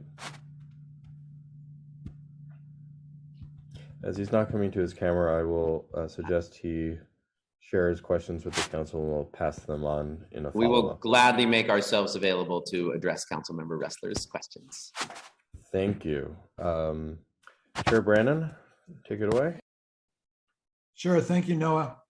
Mr. Controller, appreciate your time. Excited to see you in that chair and looking forward to working with you on getting this right. So really looking forward to it. Good luck with the many hours ahead you have. And I appreciate that what you said is like the most important part of it is really when the public gets to weigh in here. And I know you really mean that and it shows through. So thank you.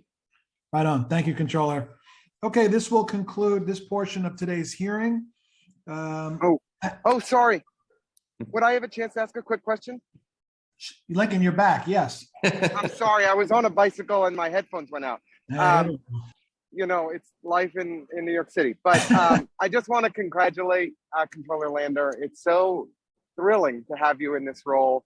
And I've loved your framing of the role as Chief Accountability Officer. And I think it's, exactly right. And just wanted to check in with you on Local Law 97, which I think is the most consequential piece of legislation the council has enacted in a long time.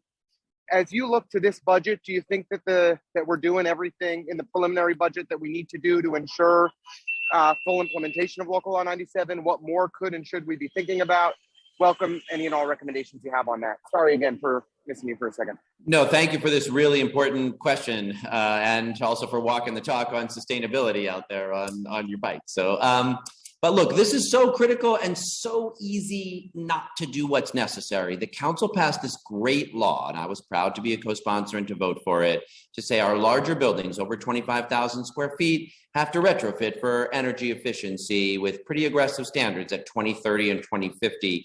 That law is the big key for New York meeting our targets for reducing our carbon footprint. Like it's the single biggest impact. It's the best law any city has passed, but it is not going to implement itself.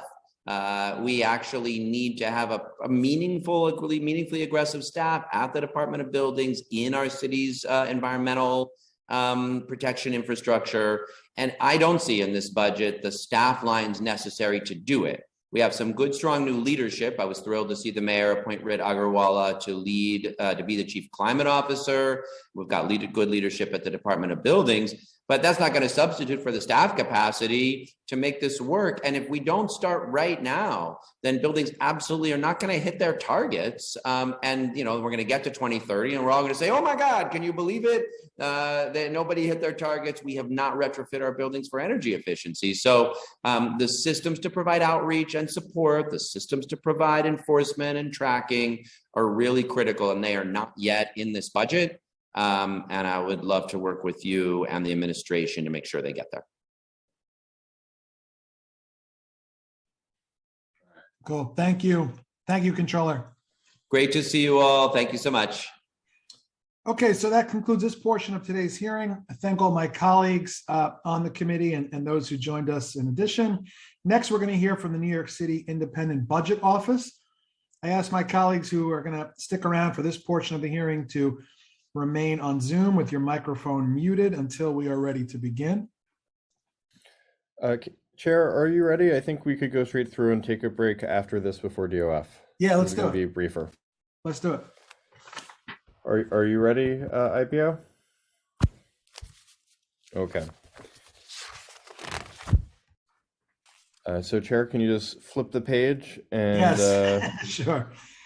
Good afternoon. My name is still Justin Brannan. I am still the chair of the Council Finance Committee.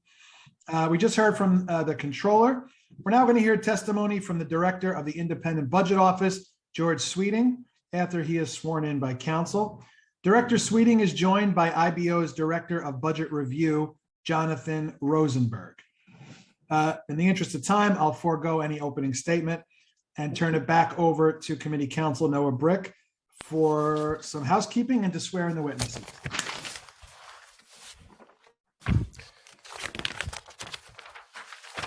Thank you.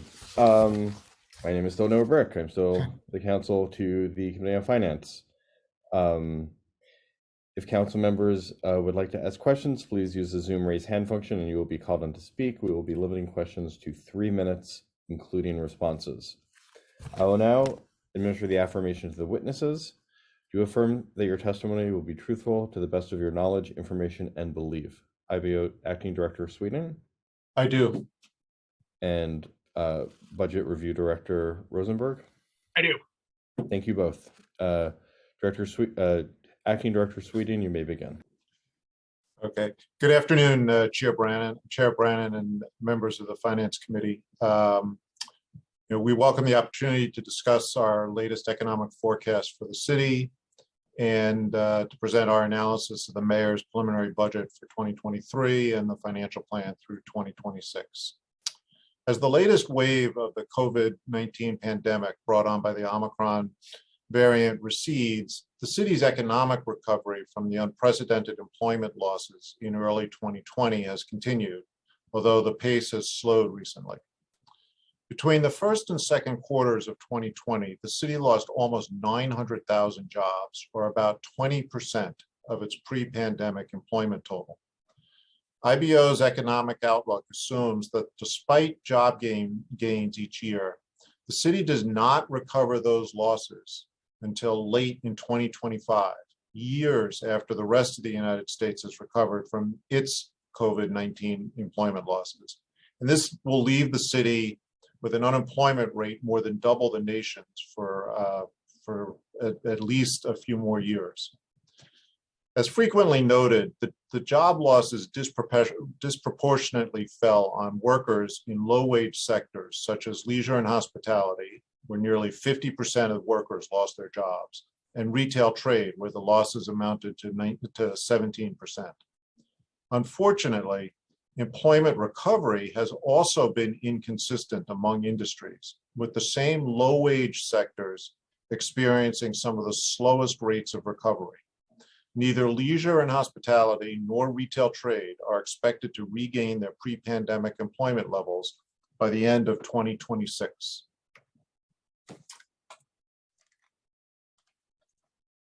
Other economic indicators, however, present a somewhat more upbeat view of the local economy. After falling slightly in 2020, aggregate wages in the city grew by an estimated 9.3% in 2021 and are expected to grow at an annual rate of about 6% in 2022 through 2026. Personal income also continued to grow, even in 2020, helped by the increase in transfer payments such as unemployment benefits, stimulus checks, and refundable tax credits. Although the transfer payments are forecast to return to more normal levels, personal income overall is forecast to grow by 3.1% in 2022, and then accelerate to an average of 5.1% annually in the remaining years of the forecast. Wall Street firms, helped in large part by the Federal Reserve's low interest rate policy in the aftermath of the recession, have enjoyed near record profits that also boosted city tax receipts. With the Fed moving to contain inflation by tightening monetary policy, IBO expects Wall Street profits to return to more typical levels. The city's real estate markets initially fell in 2020, but they also have bounced back strongly, with sales volume in 2021 increasing by 81% from the prior year. Residential sales have been particularly strong, setting an all-time record for aggregate sales volume in 2021. IBO expects a decline in real estate transactions in 2022 as the Federal Reserve's monetary policies are expected to result in higher mortgage rates. The economic recovery that got underway in mid-2020 helped boost tax revenues in fiscal year 2021. And although they are forecast to fall slightly in 2022, the current year, tax revenues still remain well above the forecasts that were made 2 years ago at the depth of the recession. Tax revenues are forecast to grow by 3.1% annually in 2023 through 2026. IBO's forecast for tax revenues in those years exceeds OMB's by from 1.7 billion to 2.5 billion.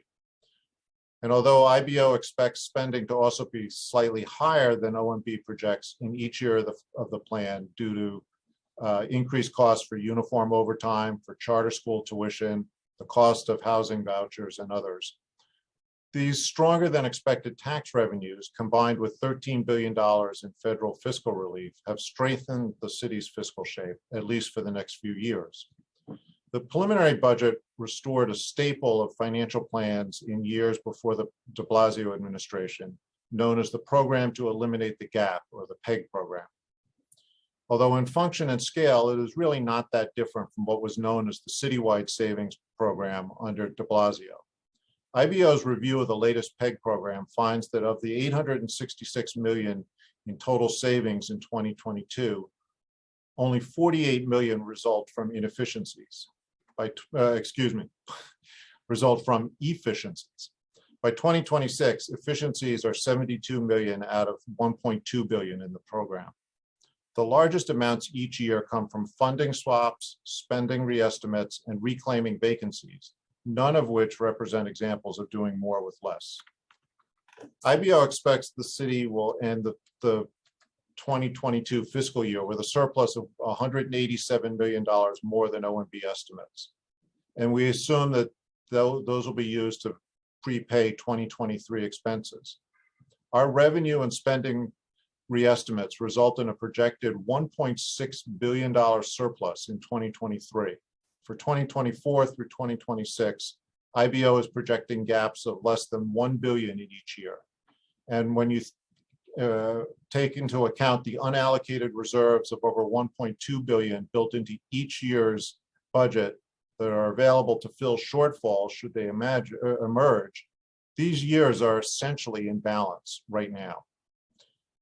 While looking brighter, the city's fiscal outlook faces both near-term and long-term risks. In the near term, the course of the pandemic remains uncertain. The emergence of the Delta and Omicron variants highlight the threat that future variants could emerge and undermine the public health progress that has been made so far. Another near-term risk is to the peace and security in Europe brought on by the Russian invasion of Ukraine. In addition to the loss of life and the threat of normalizing the use of violence to settle disputes in Europe, the assault has already sparked a jump in energy prices and disrupted supply chains, which could derail the global economic recovery from the COVID-19 recession. Closer to home, the city faces contract negotiations with its municipal labor force with insufficient funds socked away to pay for a settlement on terms similar to those in the expiring contracts. Longer-term risks for the city concern how people and businesses adopt to the post-pandemic world. Will international tourism and business travel return to the pre-pandemic levels, and if so, when? The city's hotels, restaurants, stores, and entertainment venues depend greatly on visitors to the city. And if their numbers are permanently lessened, those businesses and the people who work in them face a difficult future. The city's large businesses that rent space in the city's office buildings have become much more comfortable with remote work and meeting virtually rather than in person. As firms' long-term leases come due, at least some are likely to reduce the amount of space they lease. How many do so and how much space they actually shed will affect the value of office properties in the city, and in turn, the basis for the city's largest tax revenue source, the real property tax.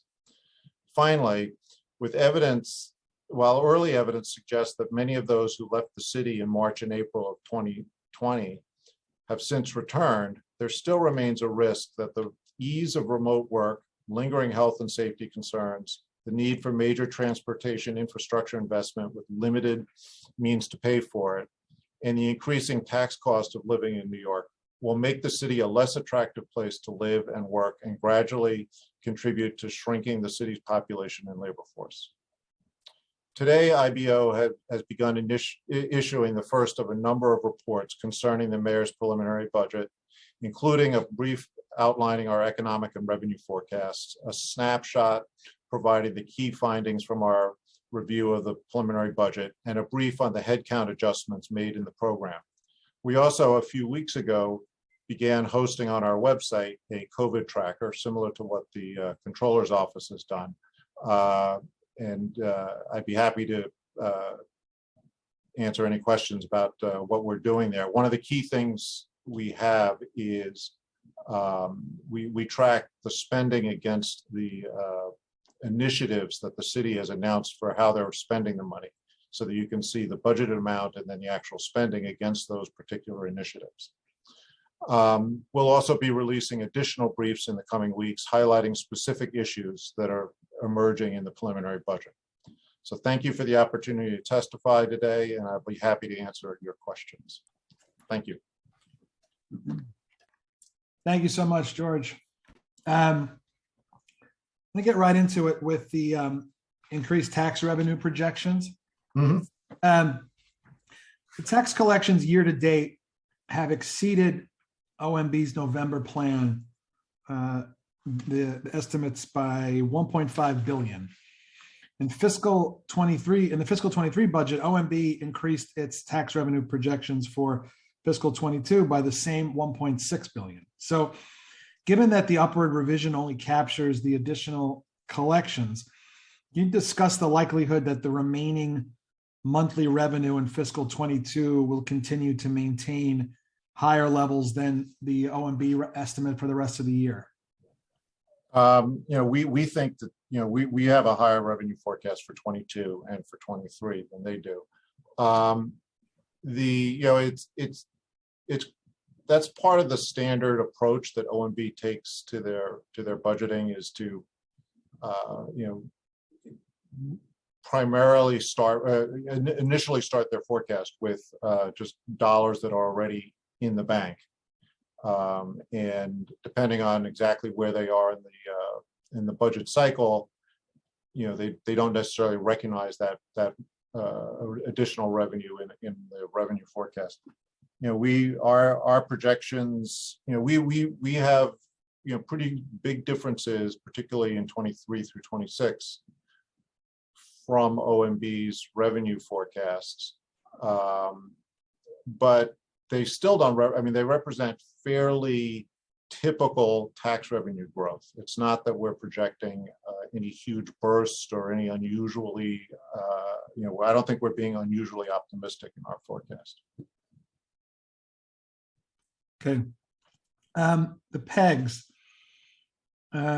we've all been discussing today. The prelim relies on a PEG program that will trim headcount by approximately 7,000 vacant positions to generate 1.8 billion in savings across fiscal 22 and 23. So what impact, if any, does IBO foresee in terms of delivery of services in the city or agency flexibility to address any emerging needs? Well, first of all, these are vacancies, so there were not people were not currently in those positions. So whatever the agency has been able to do,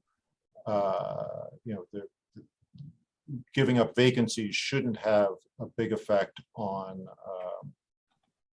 agency productivity.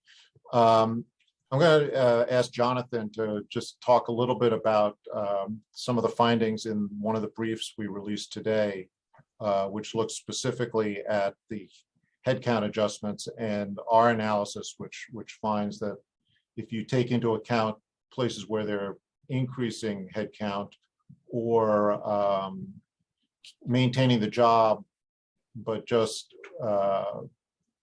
swapping city dollars with federal dollars to pay for it, and therefore reducing the city-funded headcount, but not necessarily the total headcount. Jonathan, do you want to say a little bit more about that? Yeah, sure. We just released actually today a report on the headcount changes in the PEG as well as the rest of the plan. Obviously, the PEG itself, as you stated, Chair Brannan, is about 7,000, a reduction of about 7,000. There are some funding swaps, as have been mentioned today, within the Department of Education, where they're using some federal dollars, as well as in some other agencies. So the actual, and some other restorations of previous cuts that were made in the prior administration, as well as some small new needs. So the numbers we're looking at are a little lower when you total those all out. Obviously, these numbers are across agencies, so certain agencies may be hit more, with higher numbers than others as a percentage. We haven't actually looked, to your question as to the actual, agency level ability to provide services. We haven't actually looked at an agency by agency analysis in this report, but we actually may do some further research on that and analysis.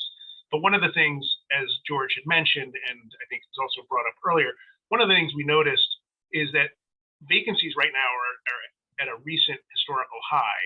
It's kind of it's dual rationale or reasoning for that. Is one is, we've seen over the last year and a half, 2 years, a good number of people leaving, city employ for one reason or another, and not hiring back during COVID as quickly as they had prior to COVID. So vacancy rates as a total city, we're about 8% right now, whereas prior to COVID, we were more at 2 to 3% annually.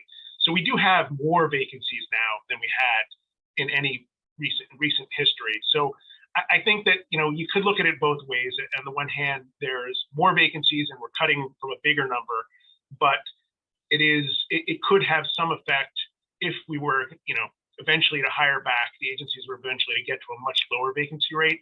We'd have to see what the natural kind of vacancy rate would be currently, and that's something we're analyzing.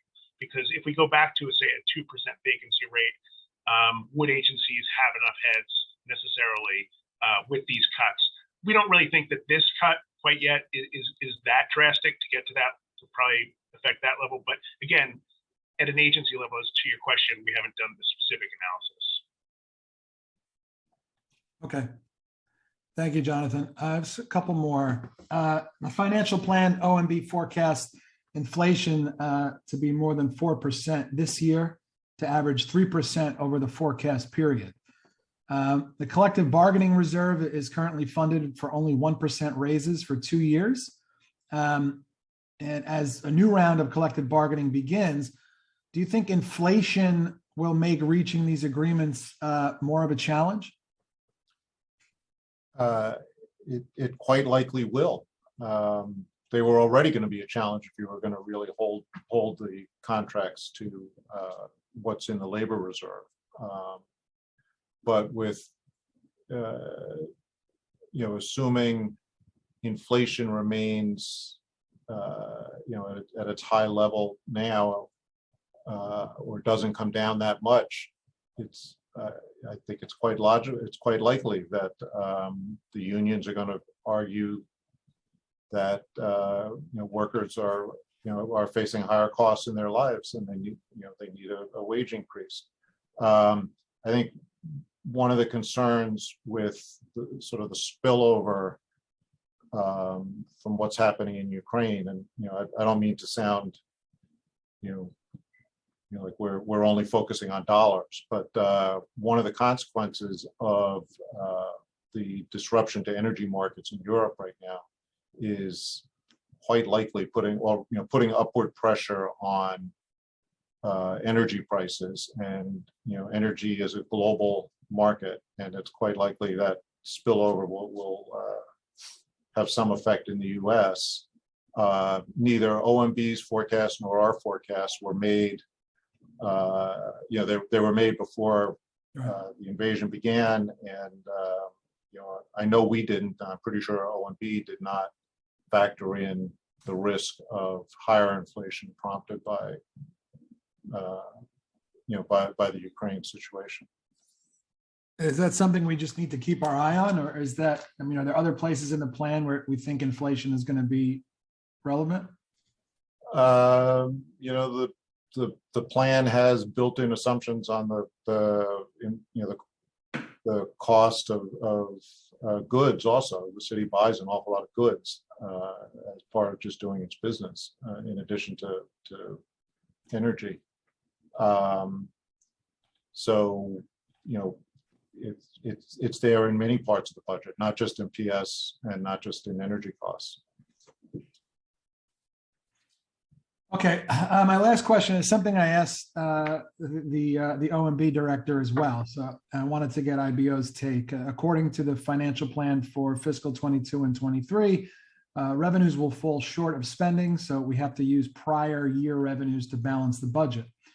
This is also true for fiscal 24 to 26, where there are budget gaps uncovered by prior year revenues between 2.3 and 3 billion.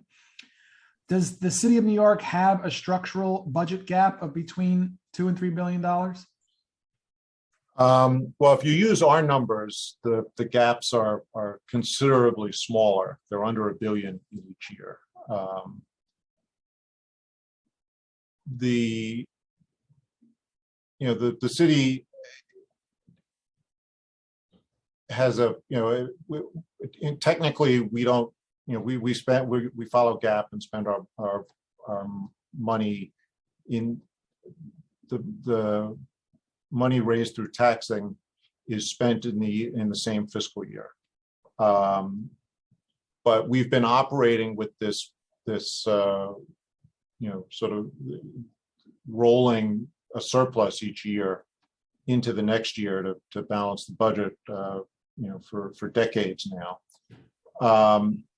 I think the way to think about whether the size of a structural gap is not to focus on, is the gap 2 billion or 3 billion? Is the gap increasing or decreasing in a year? Because that tells you whether, if the gap is going down, that tells you that we're able to using these rolls, we're able to bring money forward, more money forward. And that, that's a sign that, to the extent the city does have a structural gap, that it's shrinking. There have been periods where it's expanding and periods where it's shrinking. But what you want, I think the most useful thing to focus on is whether, hopefully it's getting smaller as you move forward. And with regard to the general reserve and the capital stabilization reserve, each year from fiscal 23 and on has at least 1.25 billion in the expense budget, but there's no specific purpose and no plan to spend it. Is that something we should be concerned about? Well, that's certainly the way it's been done for many years. The size of the general reserve has increased. I believe it's either in the city charter or statutorily required that it be 300 million at the start of the year. We've been over $1 billion for at least 10 years probably. So it's one way the city has a reserve available if there were a revenue shortfall, if there were some extraordinary spending increases. Again, because of some of the GAAP accounting rules, until very recently, we couldn't put it into a rainy day fund. So we building in a reserve that's has an appropriation attached to it, but not a specific purpose. What that does is just give, it's a cushion.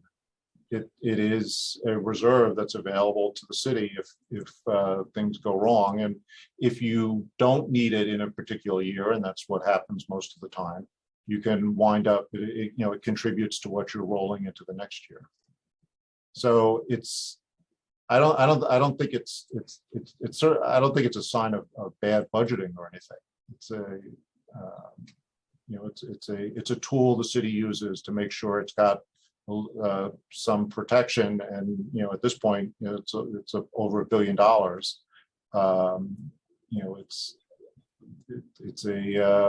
It's a useful tool. But last question, I want to hand it over to my colleagues. Do you think that any money that isn't being spent that's parked elsewhere should be officially put in the rainy day fund? I think one of the things that still remains to be worked out is there are a set of questions around the rainy day fund. IBO doesn't normally take policy positions, but we actually, we did support a rainy day fund as was emerging from the last round of charter revision. Having a rainy day fund is a useful thing. It not only does it give you protection against downturns, but it also it greatly, in the particular case of New York, greatly increases the transparency of how much we have in reserve. Just the questions that people have been asking today about, what is the general reserve? Why is it sitting in the budget without an appropriation? What is even the total of the reserves the city has? Is the health benefit trust fund, is that a reserve? Many people, when it was created, were unsure, was it actually going to be allowed to build up the assets that can be used to pay for retiree health benefits in the future, which is a huge unfunded liability in the city.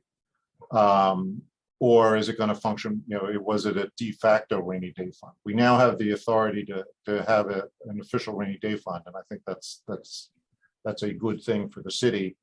What still remains to be done is to work out some of the mechanics or the rules of the road for not only when deposits are required, but also what are the terms in which you can take the money out. Because if depending on how loose those rules are, that might change your thinking about how strong you want to make the requirements in terms of deposits. So I think you got to think about both sides. What are the requirements going to be on deposits, and what are the requirements going to be on withdrawals from the rainy day funds? Thank you, George and Jonathan. Noah? Thank you, Chair Brannan.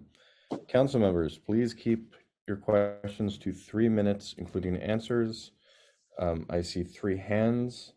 I will start with Councilmember Farias, followed by Councilmember Barron. I apologize. Starting time.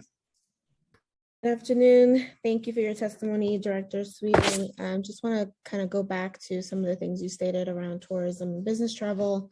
With looking at tourism and business travel and understanding that recovery in this industry will be slow and gradual, we know that hotel taxes will increase. As chair of the Committee on Economic Development, I'm deeply concerned about this industry and the long-term impacts I know your office understands. So my question is around, have we seen any efforts or know of any efforts being made by the administration to help them rebound in the wake of recovery from the pandemic?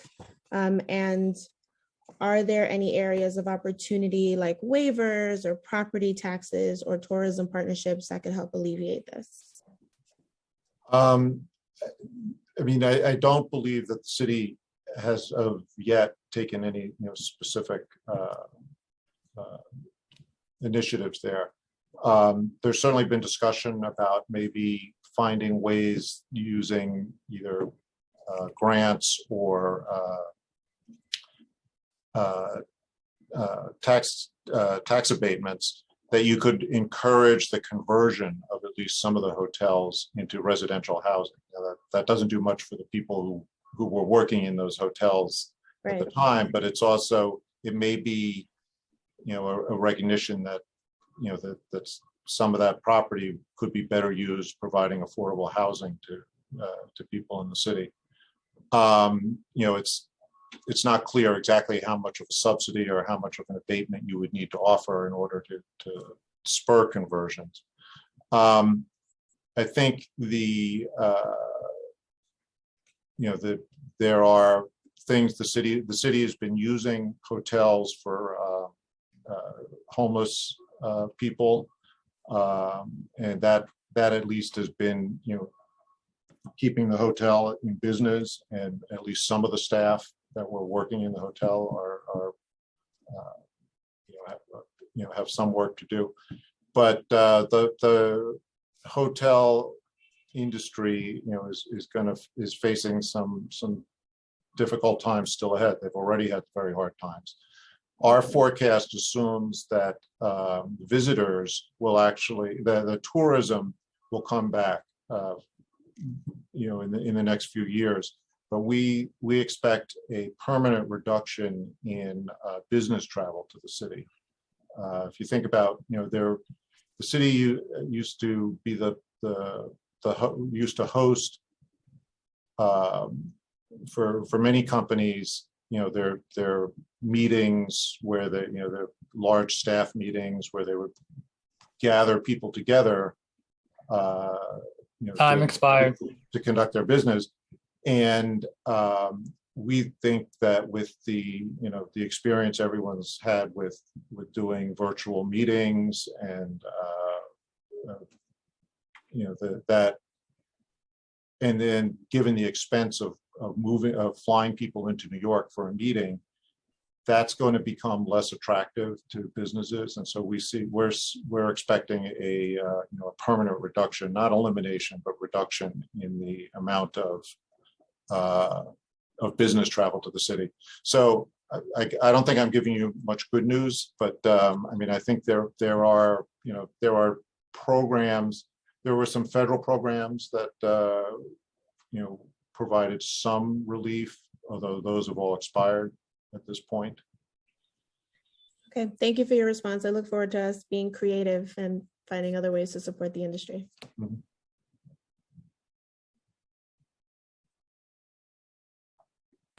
Sorry, Fred, to unmute myself. Councilmember Barron, followed by Councilmember Brewer. Starting time. Thank you very much. Several questions. I'm gonna ask them fast since we only have 3 minutes. One, I find it amazing in all my years of dealing with these budgets, how your numbers are so different from the mayor's preliminary budget number, particularly around deficits and surplus. So the revenue estimate he's saying is 98.7 billion. What is your revenue estimate? It has to be very different.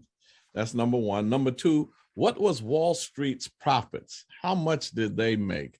Because we live in a capitalistic private sector economy, and usually the profit from Wall Street, they benefit sometimes during these crises while we all are suffering. I support a more centralized planned economy, more socialistic. I think it'll be better for our city and nation. And then what's going to be the impact of the 13 billion in the federal fiscal relief once that's gone? When is it going to go? And what's going to be the impact on these numbers that we're looking at now? And then the 7,000 in vacancies. I often find out in my years that they say that now, and then we come back in November because these are all estimates. And then they say, we have to do budget amendments because some things didn't come in that we expected. And so we have to do more cuts. And it usually leads to service cuts and real job loss. And it starts with vacancies, but it ends with real service cuts and real job losses. So I'm just concerned of how your forecast is such a big difference from the mayor's, which is usually the case. And what can we expect? And I would like to have heard more, but I'll read it since it's online, from your evaluation of the mayor's preliminary budget. But I'll catch up with that down the road. I only have 3 minutes. Thank you. Okay. So, our forecast, ranges from about 1.7 billion to 2.5 billion higher than the mayor's. And obviously those are very big numbers, but it's also important to keep in mind that, the city budget is in the range of $100 billion.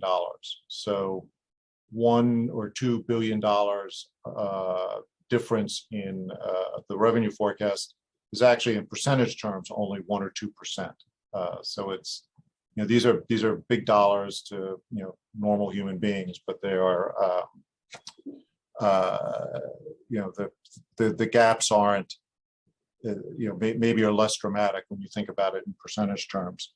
You asked about Wall Street. The reason Wall Street, or one of the big reasons Wall Street's been doing so well the last couple of years, is the Federal Reserve's policy of keeping interest rates extremely low. Almost the rate that they control is almost at zero. And their, interest is a very big factor in Wall Street profits, because basically they borrow money and then lend it back out. And if they're able to borrow at close to 0%, that's a very big savings in their business model. So in calendar year 2020, they actually had profits of almost $50 billion, which was the second largest ever. That was followed up. We don't have the final numbers for 2021, but our estimate is that it's going to be about 55 billion in 2021. That is expected to go back to sort of more typical levels in the future, in the coming years, as the Federal Reserve is now beginning the process of raising the interest rates.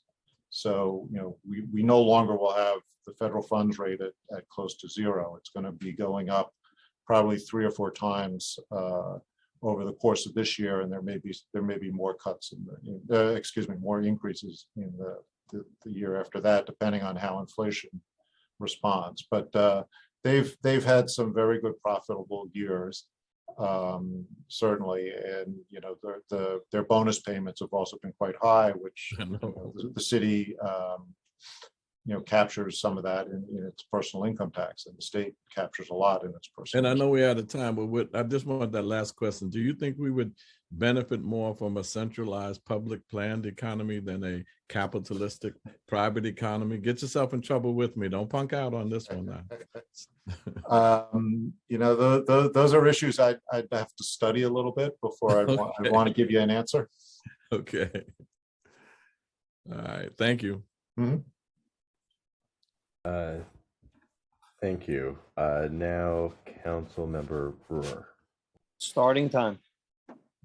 Thank you very much. I have little questions, and then I know you can answer them. One is my usual. Do you believe that the city's budget should include more of the units of appropriation broken down, more units of appropriation, number one? Number two, in the past, we've all tried to deal with these, what I call uncollectibles, meaning the people who don't pay their fines, et cetera. And I just didn't know if you thought there was any movement on that, because every time I ask, it's billions of dollars. I'm told you can't collect it, so stop asking me. So it's really frustrating to see those numbers there, though. Third is, you mentioned in your other briefing about the commercial rent tax, the CRT, which of course goes from Chambers or Murray Street up to 96th Street. And we would love to get rid of it in Manhattan, at least for the storefronts, the grocery stores. I didn't know your position on that. I asked, but didn't get an answer earlier on pilots. We've got some large universities and hospitals, and in other places, they do pay more than what they pay in New York. I just didn't know if you had a position on that. And then just finally, I know this is way over the top, but New York City is so expensive. It's any suggestions? This is a pie in the sky kind of rhetorical question. How to get the city to be less expensive? Is there any practical way to do that, or is there nothing we can do? And thank you, IBO. I'm a big fan. Thank you, Council Member. In terms of the pilot payments, let me start there. The universities and the hospitals are fully exempt from property tax based on state, in some cases it's in the state constitution, others it's state legislation. So, there's no way we can make them, pay the property tax themselves. There are lots of examples of communities that negotiate some kind of payment from their academic institutions and their hospitals and whatever. And that's certainly a model the city could look at. We actually, in our budget options volume, which is something we produce on an annual basis, which includes over 100 ideas, right? Both options that that would raise money by increasing taxes or save money by performing services differently. One of our options in there is to have a pilot payment that would it would be an agreement. We envision that it would be hard to sort of set it up statutorily, but we would try to, you could work out through negotiations with some of these institutions. I believe that's a model that some other cities follow, and that would be a way of getting some revenue from those entities. The commercial rent tax, the city council in the last, I think it was 3 years ago, did pass legislation that significantly raised the threshold for liability. I'm sure there are still some small entities that are caught by it, but it's they did really shift the burden of paying that tax to places with larger leases and larger annual rents.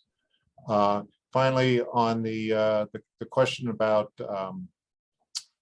making New York cheaper, there are many things that would be very hard to control. The price of land is very high because we don't have that much land. Manhattan is Manhattan. It's not getting that much bigger other than a little landfill around the edges. There's certainly people, some people would say that what you should do is reduce the tax burden in the city. We heard some discussion with Controller Lander about property tax changes, and he's focusing on the disparity between rental properties and homeowner properties. But there's also a pretty big disparity in the way we tax commercial property. Those tax rates are pretty high compared to national standards, and that hurts the competitiveness of the city, and it makes it somewhat more expensive. Jonathan, I don't know if you quickly want to say something about units of appropriation, but and also uncollectibles. Okay. I'll pass that to you too. Thanks. As for U of A's, I mean, Councilmember, you know just as well as I, for the years that we've been talking about this, obviously there's some agencies that, in terms of transparency, have much better. The City Council, for example, has many U of A's. Then there's other agencies, some large, that have just two, one for PS costs and one for OTPS. So I think George mentioned that we're not necessarily in the position to offer policy positions, but I think that is one of the policy positions we supported all along for more transparency in the budget. And we do believe that having more U of A's within agencies would obviously be one step towards that, and also allowing for the council to have a little more budgetary control as well. As for uncollectibles, thank you, George, for passing that to me. I don't really have an answer for that, unfortunately. I know that on both sides, on the one side, Councilmember, as you said, you see all these billions of dollars of uncollected fines and fees, but there's also, on the other hand, what do we do to the people if they can't afford them? Obviously, there's the whole issue regarding property tax and those, and lien sales and things. On that, I assume you're not talking about those kind of fines, but there's the whole debate on how do we handle people who just can't afford some of these things. There are obviously, especially with some of the fines, habitual offenders who probably something else should be done, but unfortunately, I don't have an answer for you for that. But, thank you.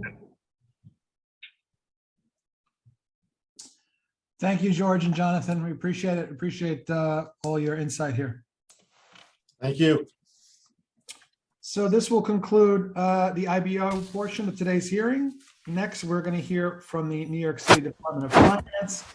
So I ask my colleagues who will join us for this portion of the hearing to stick around, remain on the Zoom with your microphone muted until we're ready to begin. I think we're going to take like a 5-minute break.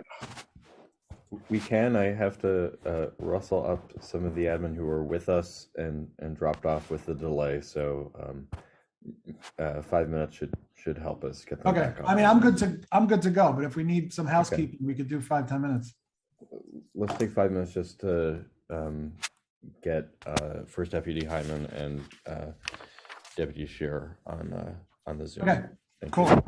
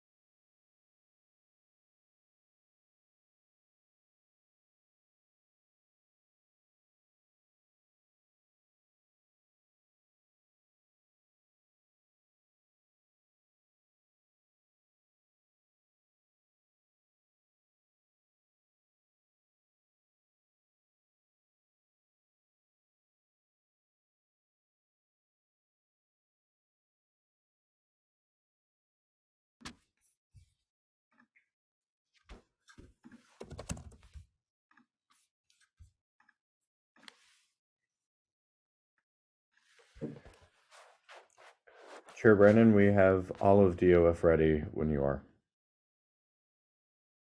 Okay, give me like 2 minutes. Okay, thank you.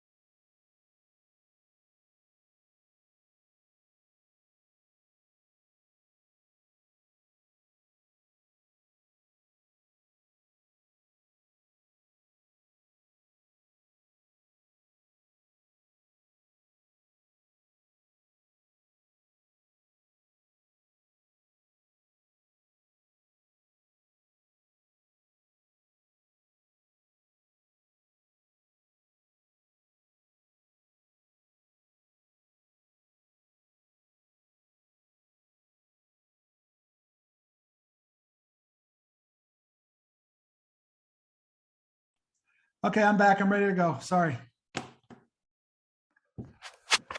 Sergeants, are we ready? Yes, we're ready to go. Okay. And I see Commissioner Neeblack on camera. Is the rest of DOF also ready to go? Some indication. Come back. We're always ready. Okay, thank you so much for your patience. Okay, Chair, you may begin. Thank you. Good afternoon, everybody. My name is Justin Brennan. I'm the chair of the New York City Council Finance Committee. We just heard from the IBO. Now going to hear testimony from the Commissioner of the Department of Finance, Preston Niblack. Always ready. After he is sworn in by council. Commissioner Niblack is joined by First Deputy Commissioner Michael Hyman and Acting Sheriff. Good afternoon, everybody. My name is Justin Brennan. I'm the chair of the New York City. Chair, if I can jump in, it sounds like someone is listening to the live stream on delay and that we're picking that up through the microphone. So I'd ask any participant who's watching to mute any live stream and only participate in the Zoom. Thank you. One of my fans back home. We're also joined by First Deputy Commissioner Michael Hyman and one of my favorites, Acting Sheriff Joe Fucito. In the interest of time, I'll forego an opening statement. I just want to turn it over to our committee counsel, Noah Brick, for some housekeeping and to swear in our witnesses. Thank you. Chair Brennan, my name is Noah Brick and I am counsel to the City Council Committee on Finance. Before we begin, I want to remind everyone that you will remain on mute until you are recognized to speak, at which time you will be unmuted by the Zoom host. If you mute yourself after you've been unmuted, you will need to be unmuted again by the host. Please be aware that there can be a delay, so please be patient. I will now administer the affirmation to the administration witnesses.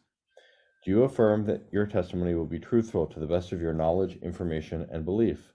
Commissioner Neeblack? I do. First Deputy Commissioner Hyman? I do. Thank you. I will now administer the affirmation to the administration witnesses. I think we have to mute. Thank you. And Deputy Commissioner Scheer? I do. Thank you. And Sheriff Fucito?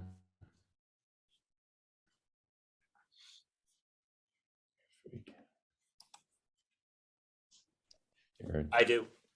Thank you. Commissioner, you may begin when ready. Thank you. Good afternoon, Chair Brannon, members of the Finance Committee, and members of the City Council. My name is Preston Niblack, and I am the Commissioner of the New York City Department of Finance. Thank you for the opportunity to testify today on our preliminary budget for fiscal year 2023. As we've noted, I'm joined by Michael Hyman, our First Deputy Commissioner for Treasury and Payment Services, Jeff Scheer, and Sheriff Joe Fucito. Since this is our first hearing together, I thought it'd be helpful to begin with a brief overview of the Department of Finance. So let me just start with our fiscal year 2023 budget, which is just short of $349 million. That includes $183 million in PS funds to support an authorized headcount of 1,992 full-time staff, excuse me, and $166 million for OTPS, which pays for everything from cybersecurity services to banking and credit card processing services, collection services, and maintenance of our revenue generating systems, including our property and business tax systems. The Department of Finance is responsible for collecting more than $44 billion annually in property taxes, business taxes, fines, and other charges. Before collecting property tax revenues, the department must first value over 1 million properties worth a total of nearly $1.4 trillion. Each year, we release a tentative assessment property roll, which values properties based on their status and condition as of January 5th of each year, the so-called taxable status date.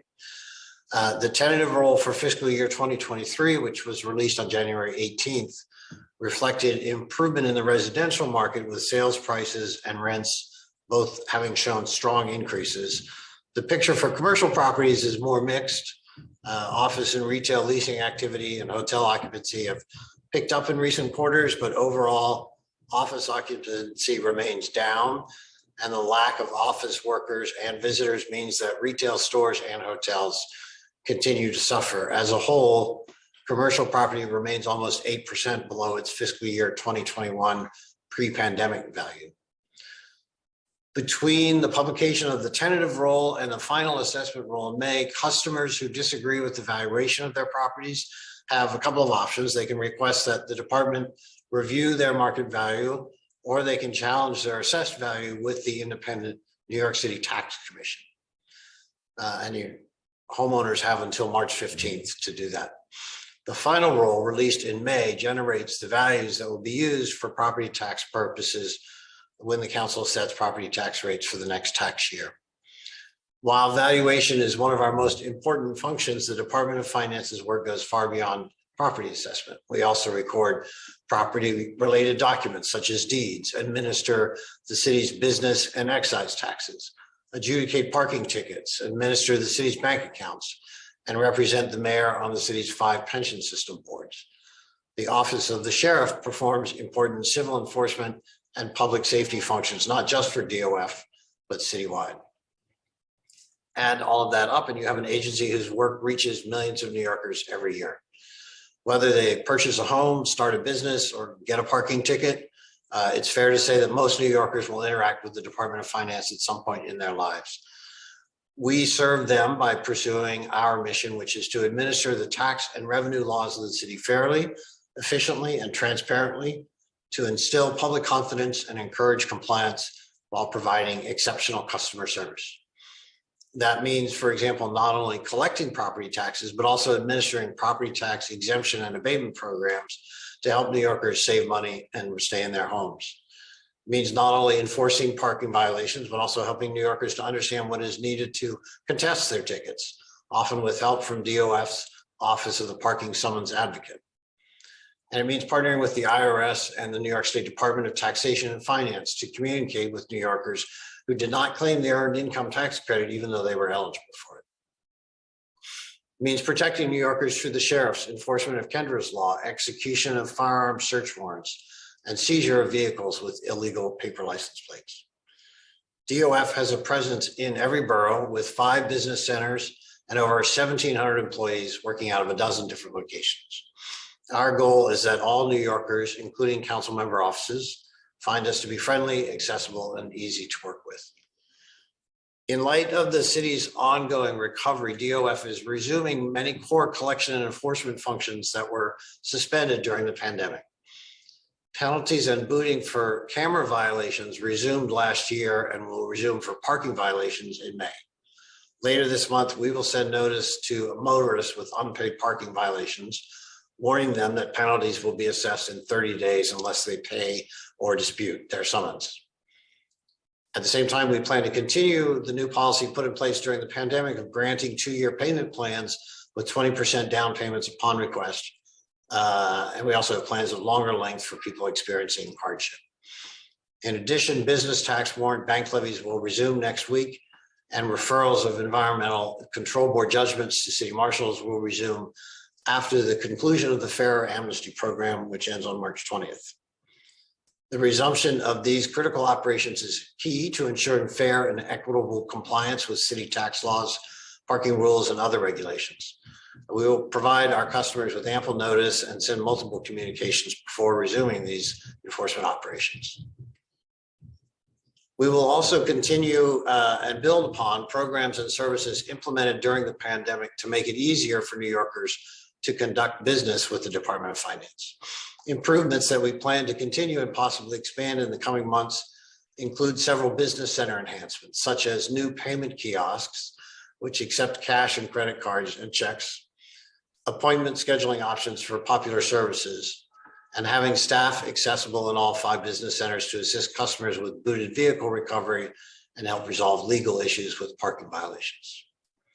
Other improvements we've made over the last couple of years include the introduction of new payment plans, such as the 2-year payment plans now available for parking judgments and booting, the tenant access portal, which allows rent freeze program participants to access information and file applications online PayPal and Venmo payment options, which are currently available for parking violations and which will soon expand to other services.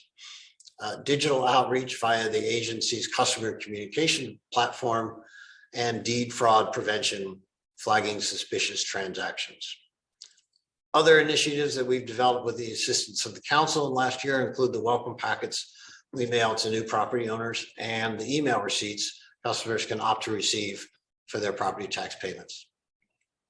As an agency, we strive to maintain a culture of continuous improvement, and we're always looking for new and better ways to serve our customers, and we welcome your suggestions.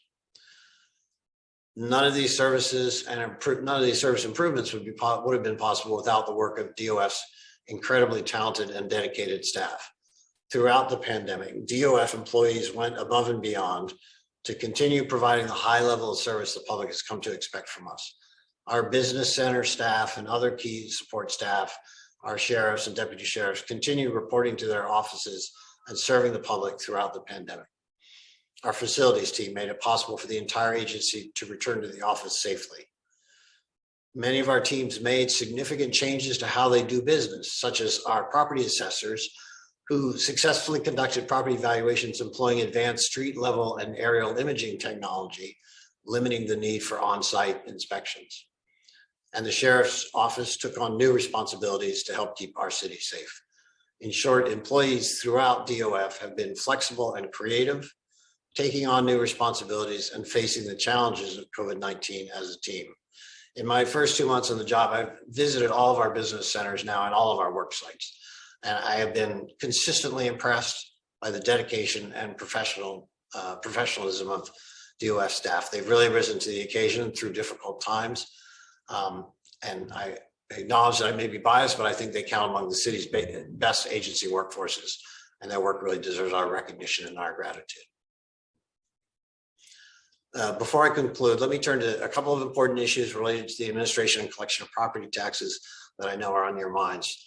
Property tax revenues, of course, account for $30 billion in city tax revenues each year, a third of all city revenues and nearly half of all city tax revenues. As I said earlier, a key part of our mission is to ensure compliance with the city's tax laws.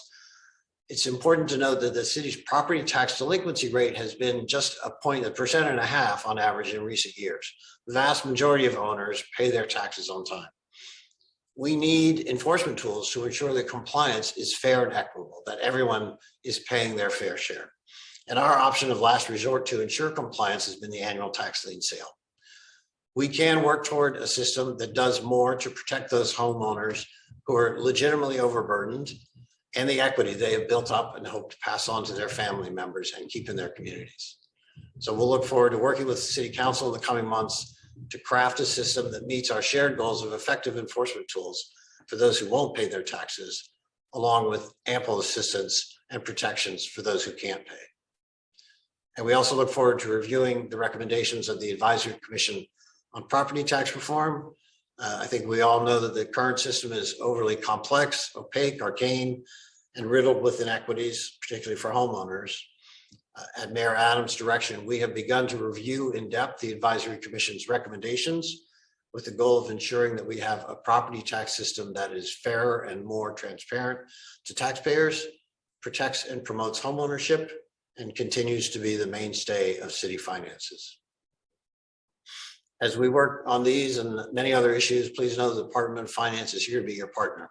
We share your goal of providing excellent service to your constituents, and we're eager to continue doing our part to ensure that all New Yorkers share in the city's recovery. Excuse me. Thank you again for the opportunity to testify today. I'll be happy to answer your questions.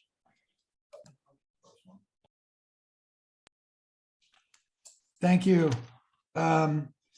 I was first disappointed to see there isn't anything in the budget to clone Sheriff Faceto. So hopefully we can work on that. Sheriff Faceto is unclonable. He is unique. Well, we are ready to invest substantial funds into research to see if that's possible. I want to talk about FARA, the Fine and Interest Reduction Enabling Program.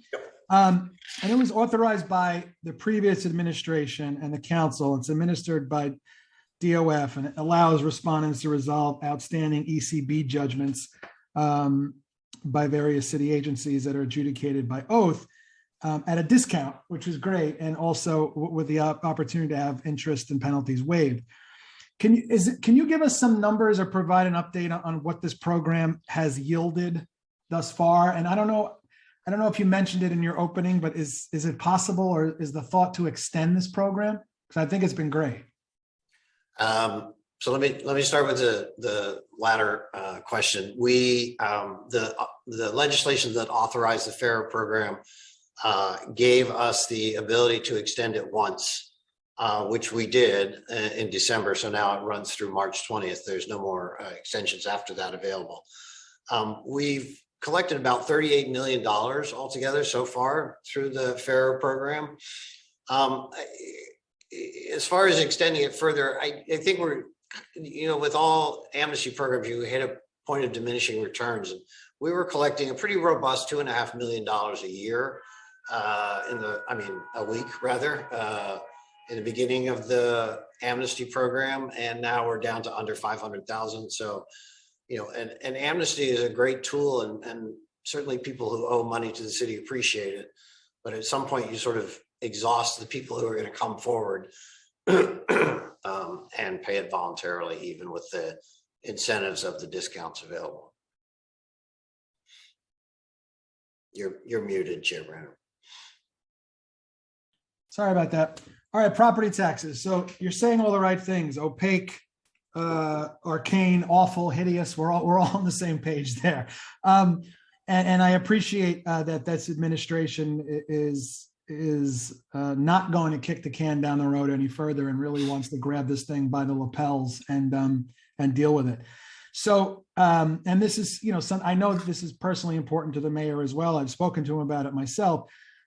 Do we have a timeline of when we can expect to hear an opening salvo from the administration on property tax reform? Excuse me. I don't know that we have gotten to the point of sort of having a timeline yet. As I said, we've begun drilling down. We had an initial conversation with the mayor over the weekend, and I don't need to tell you it's a complicated system and a complicated system to fix. I thought the advisory commission's report laid out a great start. We would just want to consider all their recommendations carefully, drill down, see if there's any other recommendations we would make, any we'd change, any we'd abandon, and then come up with a proposal. I don't, I can't give you a firm timeline at this point, but, we're certainly engaged on it. As you said, the mayor is obviously personally taken an interest in this, so I'm sure he'll keep us moving along. Okay. I mean, is it something that we hope can be done, at least started in this calendar year? I'm sure. I'm sure that, given that we're in March 2nd now, that between now and, during this calendar year, we will start, developing a proposal on it and speaking to the council about it. Okay. I mean, we've spoken about this, you and I as well. I mean, this is something that is obviously very important to me personally, to the speaker, to so many of my colleagues. So consider us your partners on this to get this done, because I know ultimately then we can't get it done without Albany. So we have to be aligned before we can then take the fight upstate. So absolutely, I'm looking forward to working with you on this. Okay, authorized versus active full-time headcount. For fiscal 23, authorized full-time headcount for Department of Finance is just under 2,000 positions, 1,992, while total active headcount as of December 21 was 1,790. So has the hiring freeze had any impact on your onboarding process? So I think the hiring freeze, the pandemic, just a whole host of factors contributed to attrition in the agency, as in every other agency in the city. And there was, as you noted, a hiring freeze that was in place for a while. We've now, since the preliminary budget come out, been working with OMB to start filling the vacancies that we have. And, I anticipate that we will be able to, we have begun hiring staff. We have a sheriff's class right now going on. We have been hiring assessors. So we're moving forward with our hiring. Are there positions that you want to, focus on fast tracking? Yes, lots of positions. I'd like to focus on fast tracking. I'm very eager to hire in a variety of areas. We have, we're down on headcount in a number of areas. So we're just going to act as quickly as we can across the board to start bringing it back up. Okay, so in relation to vacancy reduction, preliminary plan includes savings FY22 related to a reduction of 167 staff vacancies. So are these vacancies associated with any particular titles? I would say that they are fairly distributed across the agency. We have been more able to hire auditors and assessors and deputy sheriffs in the past than necessarily other titles. And I think we were concerned about getting very thin on the ground in some other areas as well. So, we're really focused on everything from auditors, assessors, deputy sheriffs to the PAAs, the clerical associates who work in our business centers, really everything. Everything and everybody. Okay. A couple more. Revocable consents. The preliminary plan includes $9 million in fiscal 23 and in the out years to reflect revenue from the valuation of revocable consents by utility companies in public access areas. So it appears this revenue source is relatively new to Department of Finance. Why is that? Well, it really was enabled. So this is real property that's usually it's private. It's used by consent of the Department of Transportation. It includes pipes and cables. You can imagine cables running under the ground between two office buildings, et cetera. And it's real property. It's taxable. The problem is been sort of getting information about it because it's not visible for the most part.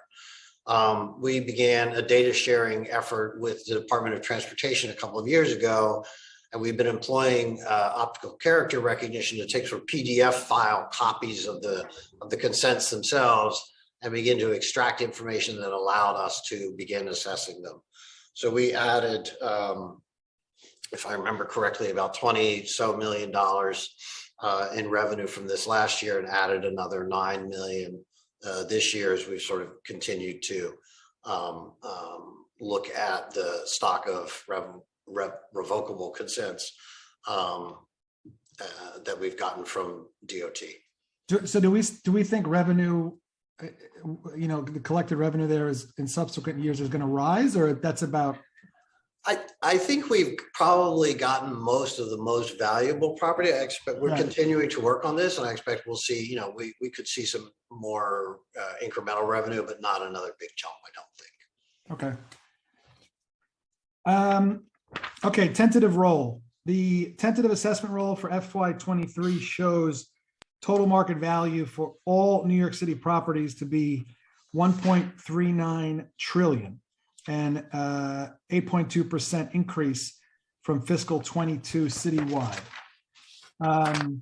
So taxable billable assessed value, the portion of market value to which tax rates are applied, increased by 8.1% to 277.4 billion. So what are we doing to help individuals that are unable to handle these increases, especially with the impact of COVID on the economy?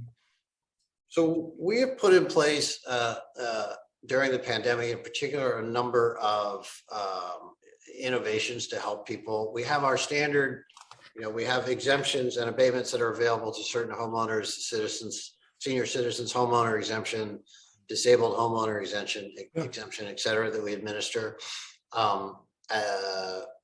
One of the things, just to pause on that for a moment, one of the things we did last year, which I believe we're planning to do again this year, is opt into the automatic renewal of those, for which I thank you and the council. It's very helpful to us to not have to go chase people down. It means that people get their renewals automatically. So that's terrific. We've also put in place a program called PTA, Property Tax and Interest Deferral, which allows people, homeowners in certain classes to have a sort of more generous payment plan option. And we have now really pretty much, anybody who comes forward and asks for a payment plan, if, rather than fall behind on their taxes and get delinquent, we will enter into a payment plan with them. Okay, I have one more on the tentative roll, and it relates to testimony or back and forth earlier with me and Director Jiha. So typically the total assessed values decreases by 1% between the tentative and final assessment rolls, reflecting the tax commission actions and adjustments by Department of Finance. However, OMB's forecast in the FY23 prelim expects assessments to decline almost 3% between the tentative and final rolls. Now, if this were to be true, it would represent the highest tentative to final roll decline in 2 decades. Director Jiha defended the assumption, saying that Department of Finance had not finished processing a large number of exemptions for the higher value Class 2 and Class 4 properties. Is this true? And what caused the unusual delay? How can we avoid it in the future? So there really is no delay per se. We are at the same place or even slightly better in terms of processing exemptions than we were at this time last year. Last year's change between the tentative and final rolls was about 1.4%. If the exemption application is not in the queue by the time of the taxable status date on January 5th, it's not recorded on the property tax assessment. As it comes in, it will get recorded, but we're not behind where we were last year at all.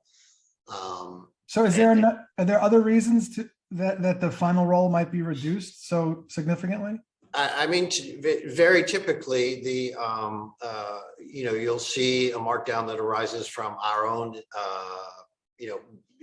taxpayers' request that we review, that we correct errors, et cetera, that people go to the tax commission, get their valuations changed. So, all of that will typically reduce our initial tentative roll down, but that's like, as you noted, in the neighborhood of 1% roughly.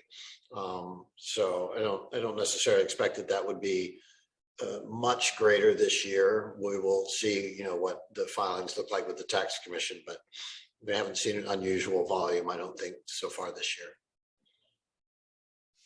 Okay, Commissioner, I appreciate it. I appreciate your team being here and looking forward to working with you going forward, of course. I'm going to hand it over to Noah to have my colleagues ask some questions. Okay, thank you, Mr. Chairman. Thank you, Chair Brannon. My name is Noah Brick, and I'm counsel to the City Council Committee on Finance. If any council members have questions, please use the raise hand function and you'll be called in order. As a reminder, we are allotting 3 minutes for questions, including answers. Please wait for the Sergeant at Arms to tell you when your time begins. The Sergeant will then let you know when your time is up. We will start with questions from Council Member Barron, followed by Majority Whip Brooks Powers. Starting time. Thank you very much. Hello, Commissioner. How you doing? Good to see you, Council Member. Good to see you. Been a long time. Yeah, been a minute. I believe we live in a colonial capitalist system, and Black and brown communities are domestic colonies of this system, and its ideology is racism. It permeates every institution, including the Department of Finance, especially when it comes to property assessments and evaluations. When you look at Black and brown poor communities without property and how it's assessed compared to the white communities whose property is more valuable, they have a lower assessment. In many instances, I looked it up, these $1 million homes sometimes have a lower assessment than some of our homes. And then we get trapped in this vicious cycle. The assessment is racist. Then we got to deal with foreclosures and predatory lending. which creates another problem for us losing property, and then the tax lien sales. So now that we victims of that, here we now have to lose our homes to tax lien sales that are going to white men and profit-making corporations. Commissioner, that is a real problem, especially when $30 billion of property tax is used as revenue to generate for this city. That's unfair, and I'd like to know what you're going to do about it. Straight talk. Will do. So the disparities that you're describing are really a function of the property tax system that's in place now. And I think that the recommendations that were in the Advisory Commission's final report that was delivered in December were intended to really address a lot of those very same problems of assessments that you're talking about. For an example, to give you an example, you have a home in Brownsville or St. Albans or wherever that is, a single family home that's assessed by a comparable sales method. But a condominium or co-op on Park Avenue is assessed according to quote unquote comparable rentals. The problem is that there's not, that comparable rentals don't really reflect the kind of sale prices that you can get for those co-ops and condos. And so it tends to compress the values of the highest end properties. That's built in to the property tax system. And it's a flaw that, I think the Advisory Commission was trying to address, and one which I know that the mayor wants to address also. Let me talk about the tax lien sale for a moment. I think the mayor, I think, is clearly wants to both ensure that we have a way to enforce property tax collections from everybody equally so that people are not unjustly and unfairly avoiding taxes who can pay. People who can't pay is a different question. And I think people who, lower income households who fall behind in their taxes are the ones that he most wants to sort of us to figure out a way to help address so that no one ends up losing their home over unpaid property taxes, and we find solutions for them to allow them to stay in their home. So on both on the front end, if you will, the property tax reform, and on the back end, the tax lien sale, the need for which I would hope would be reduced by a good property tax reform would allow us to, I think, greatly mitigate the problems that you're describing. And I hope so also these rising Con Edison bills and water bills also lead to us losing properties. Water bills and Con Ed bills, which are extremely over the top and needs to be investigated. Thank you. Con Ed's out of my purview, but yes. Good.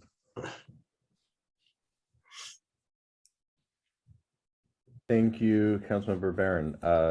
Majority Whip Brooks Powers, followed by Councilmember Sanchez. Starting time. Thank you for your presentation.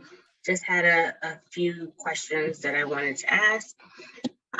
Starting with, what more can DDC and other agencies do to increase the overall MWBE participation and performance?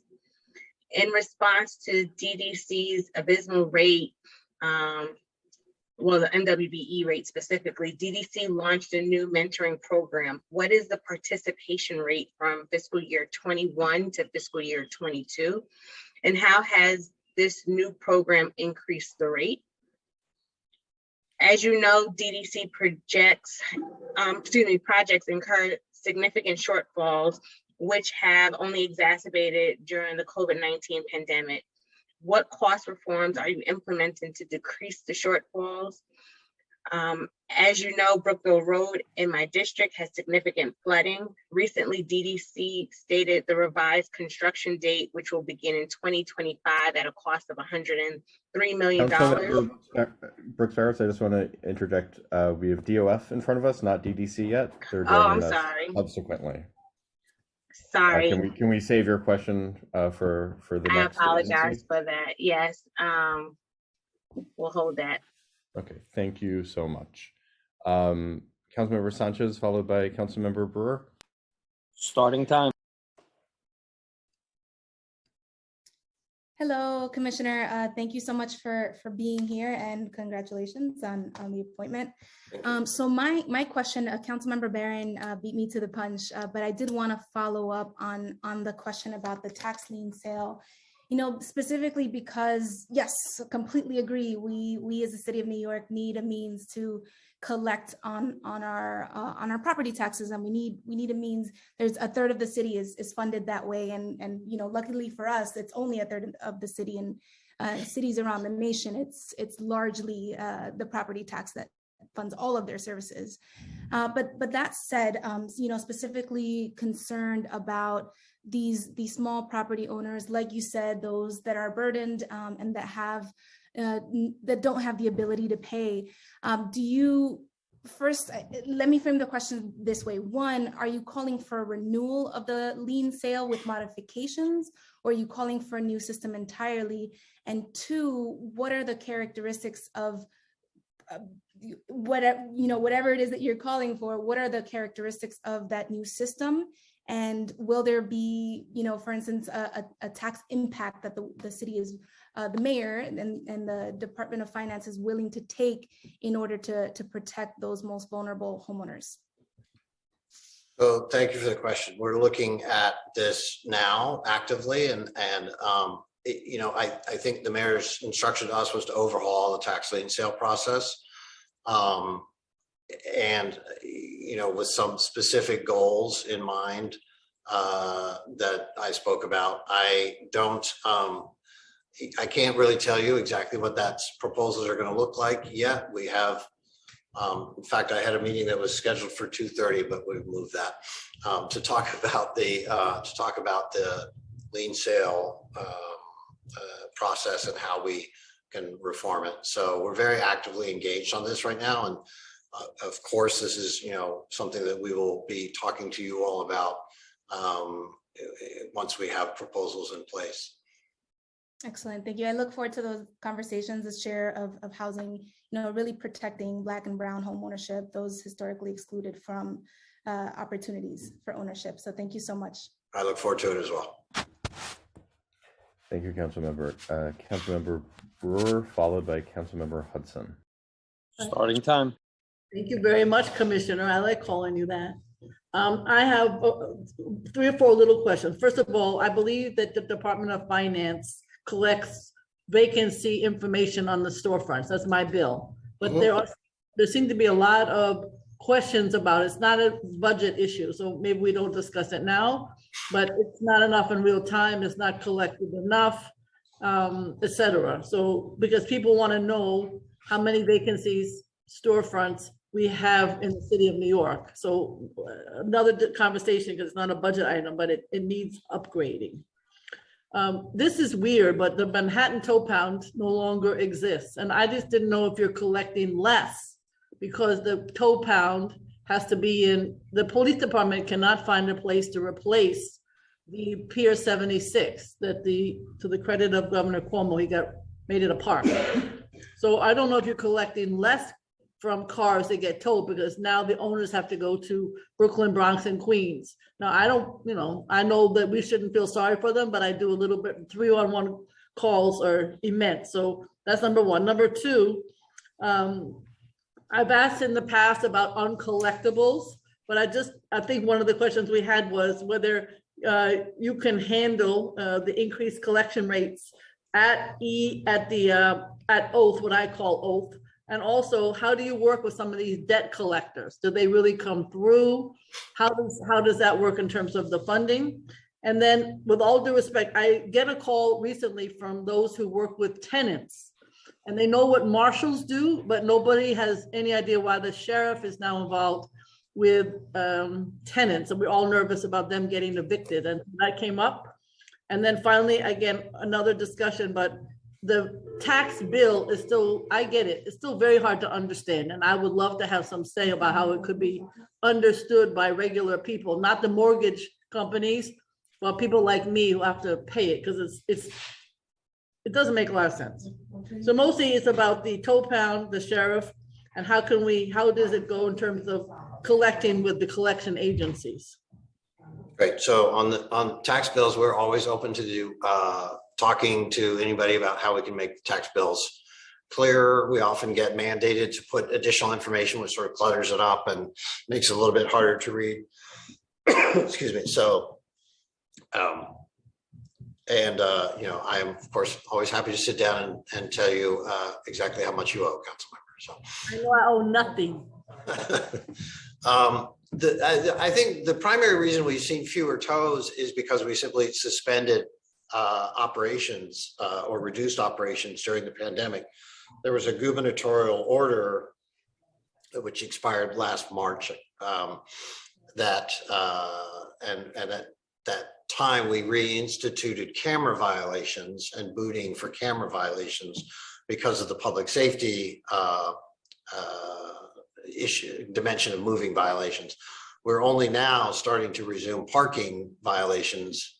And there will be, you know, we rely primarily on booting these days, but there will be some towing. And I could ask whether there's a capacity issue, but I've not heard that.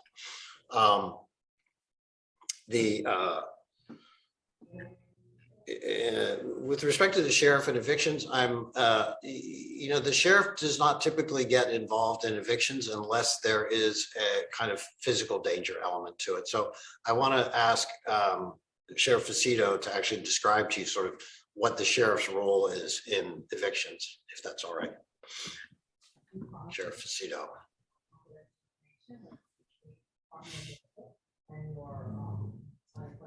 Yes.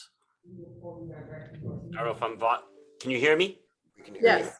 Okay, yes. Hi. First off, hi, Councilmember Brewer, Councilmember Brannan, thank you for the compliment.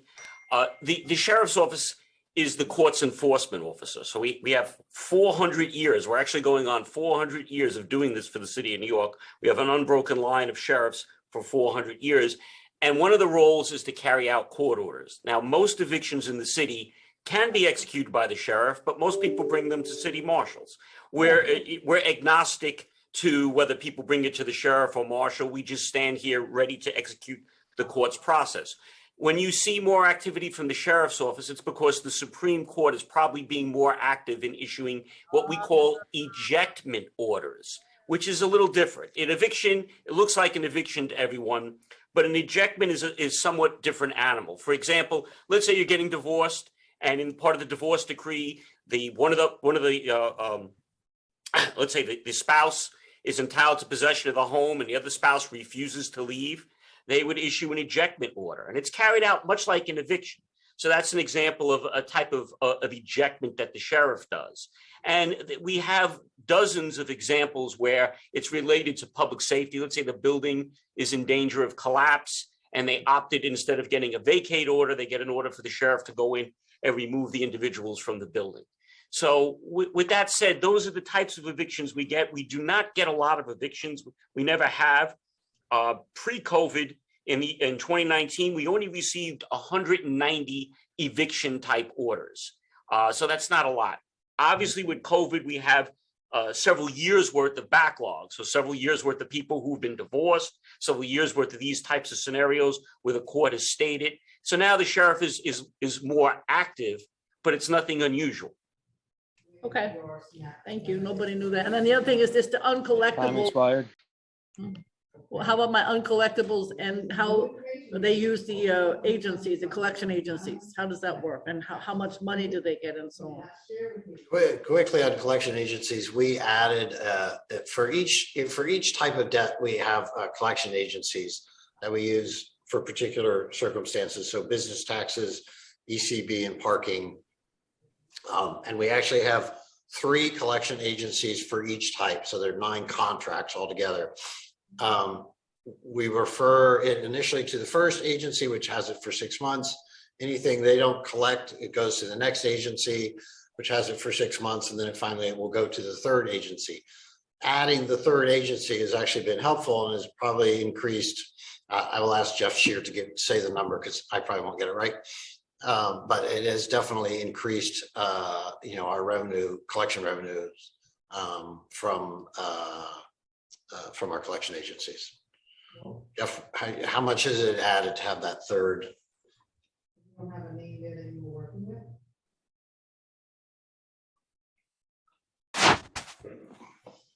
we having difficulty in muting Commissioner Scheer?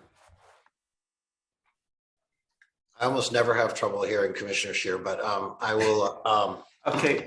It looks like he's unmuted now. There he is. Yes, it took several clicks. I'm looking this up.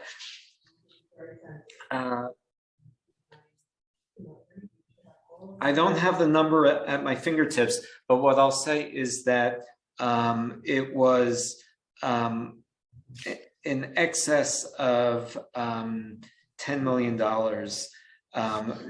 The impact last year in fiscal year 21 was quite high because the number of new ECB judgments from oath was lower. So that impacted the referrals that we were giving to our first two collection agencies, and we just added our third one. So having that third collection agency really helped our revenues last year. And we'll follow up with the specific figure. Thank you. Okay. Next, we have questions from Councilmember Hudson, followed by Councilmember Hanks. Starting time. Hi there. Thank you. I have one question, and I want to, it's about real estate taxes, property taxes, and I want to quote one of my constituents who is the president of the board of directors at University Towers Apartment Corporation, where he says, quote, "It's clear that a lot of this increased revenue the city is seeing is coming on the backs of its working and middle class property owners and is fueled by a crazy, unfair, unsustainable system, which is based on comparable rentals and fancy, expensive, newly built buildings that in no way translate into comparable rental conditions or prices in existing older buildings where these working and middle class owners currently live," end quote. And I think, that sort of echoes the sentiments that have been shared earlier from some of my colleagues about protecting Black and Brown communities, lower income, working class communities. This happens to be a cooperative development that has had increases in its values ranging from 23% to 55%, and with the taxes increasing in a range of 16% to 21%, with an average of about just over 18%. And so my question is, why isn't there a cap on class 2 properties like there are for class 1, where the rate is capped, where taxes are increased relative to assessed value? I mean, the short answer to your question is that the caps on the increase in assessments are in state law. And there are caps on smaller class 2 buildings, 4 to 10 unit buildings, but on larger class 2 residential buildings, there are no caps. There's just a transitional period of time. I think if you want to reach out, we will look at anybody's tax assessment, and if you want to have them reach out or reach out directly to us, council member, we're happy to take a look at it and make sure that it is as accurate as we can make it. Okay, great. Thank you. I would appreciate that opportunity, and we'll definitely follow up. Great. I believe my office has already reached out for a meeting, actually. So, yes. Okay, I'll just make sure we follow up on that request. Bring the assessment with you, and we will take a look at it. So. Great. Thank you so much. Thank you. We now have questions from Councilmember Hanks. Starting time. Thank you so much, Commissioner. I echo the sentiments of my colleagues on this call, but I do want to say to Councilmember Barron that property tax unfairness not only affects Black and Brown communities, but entire boroughs. You hear regularly from us on Staten Island that we are the forgotten borough. A lot of times it's true when it comes to transportation and services, but when it's time to collect, we are definitely not forgotten. Staten Island pays the highest effective property tax rate in the city. This body is well aware of the fact that homeowners in predominantly minority neighborhoods are overassessed by an average of $844 per homeowner. From 2013 to 2017, Staten Islanders filed 18,341 appeals to their assessed values on 1 and 3 family homes. 16,467 were denied, while 81% of the approved reductions went to properties in Manhattan. How can we assure that the property tax reform will be fair to the homeowners on Staten Island? Thank you. I think the property tax reform, the property tax system is very complicated because, in part because of the caps on assessment values and a host of other factors. So it results in some very strange outcomes. There's no question. I think that the goal that the advisory commission had was to find a system that would eliminate those systematically and find a way to transition to new values that would avoid having the kinds of chronic differences in valuation between one community and another community. That's clearly one of the principal goals, if not the principal goal really, of tax reform that we'll be looking at as we move forward. Thank you very much. I look forward to working with you and my colleagues to make that happen. Thank you so much. Thank you. Chair Brannan, I see no further questions at this time. Okay, I have one last question. I know during the last administration, during COVID, Sheriff Facito's team sort of became a catch-all for all of the various COVID regulations that were coming out, vaccine mandates and whatnot. What is the head count currently for the sheriff's team? And is there a plan to expand his team? We got some additional headcount last year, 50 positions. 50? 50, yes, for in the electronic monitoring program that was part of the bail reform. We gave up some vacancies as part of our vacancy reduction exercise with OMB, and I will have to get back to you about what the where we are right now. But in general, we are looking, we have a class that's going through training right now. And I believe it's about 30 deputy sheriffs. And we're planning on calling a bunch of candidates and plan to continue hiring and filling, again, as with our other positions, filling vacancies that exist currently against our authorized headcount. And I'll get you the numbers. Thank you. Were there temporary responsibilities that were given to the sheriff's office that are now being peeled back, or? I think that there were some, like enforcement of mask mandates. Sheriff Facito can describe exactly what they did during the last couple of years during the pandemic that they may or may not be continuing. I'll make it very simple, Councilman Brannan. Many processes in the state mirror court enforcement. For example, the collection of taxes is done in the same way as the sheriff collecting a court judgment.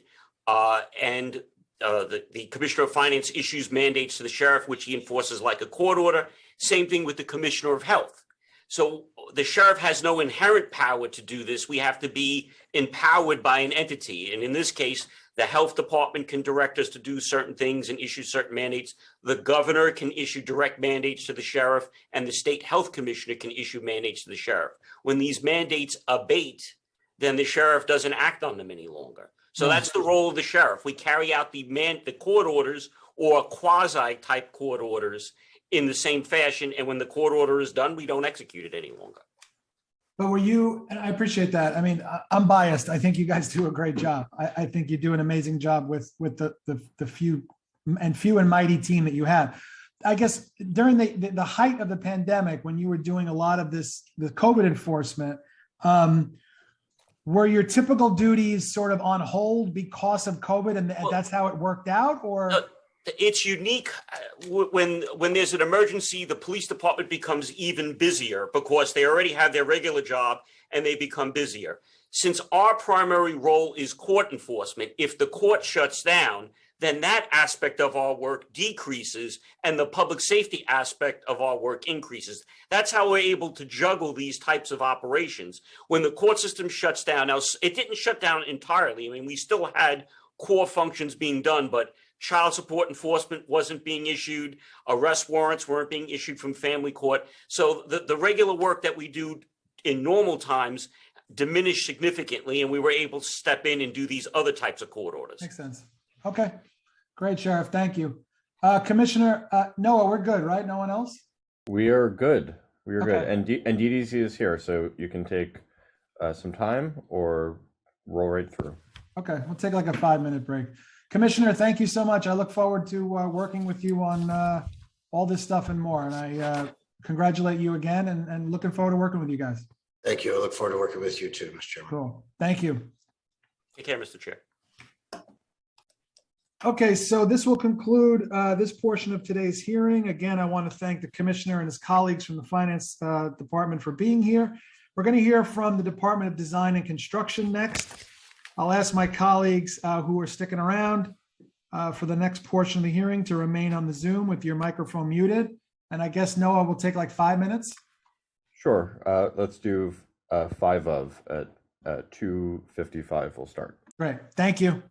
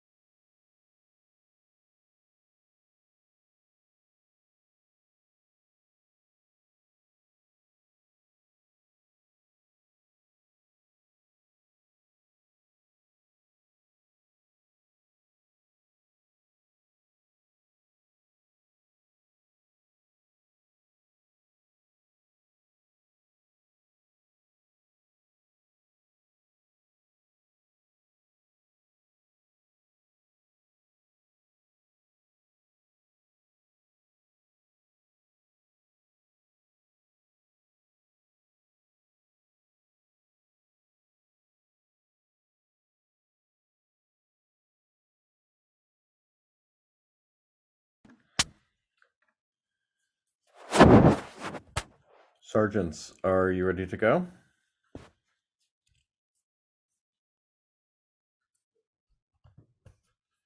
Yes, we're ready.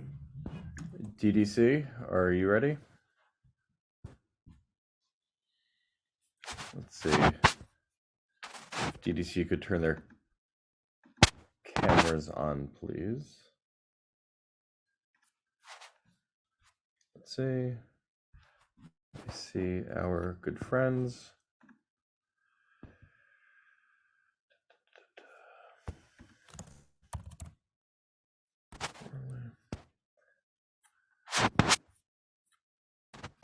Okay. Let's see.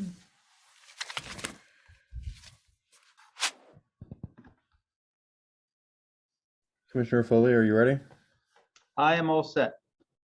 Great. Okay, I'm gonna hand it back to the chair then. Cool. Thank you, Noah. Good afternoon, everyone. My name is still Justin Brannon. I am still chairing the Finance Committee of the City Council. And we just heard from the Department of Finance. And now we're going to hear testimony from the Department of Design and Construction and Commissioner Tom Foley after he's sworn in by council. Commissioner Foley today is joined by Chief Financial Officer Rachel Lazarin. I hope I pronounced that correctly. General Counsel David Veroli and Chief Diversity Officer Wayne Lambert. In the interest of time, I'm going to forego an opening statement and turn it over to the committee counsel to swear in this panel. Thank you, Chair Brannon. My name is Noah Brick. I'm counsel to the Committee on Finance. Before we begin, I want to remind everyone that you will be on mute until you are recognized to speak, at which time you will be unmuted by the Zoom host. If you mute yourself after you've been unmuted, you will need to be unmuted again by the host. I will now administer the affirmation to the administration witnesses.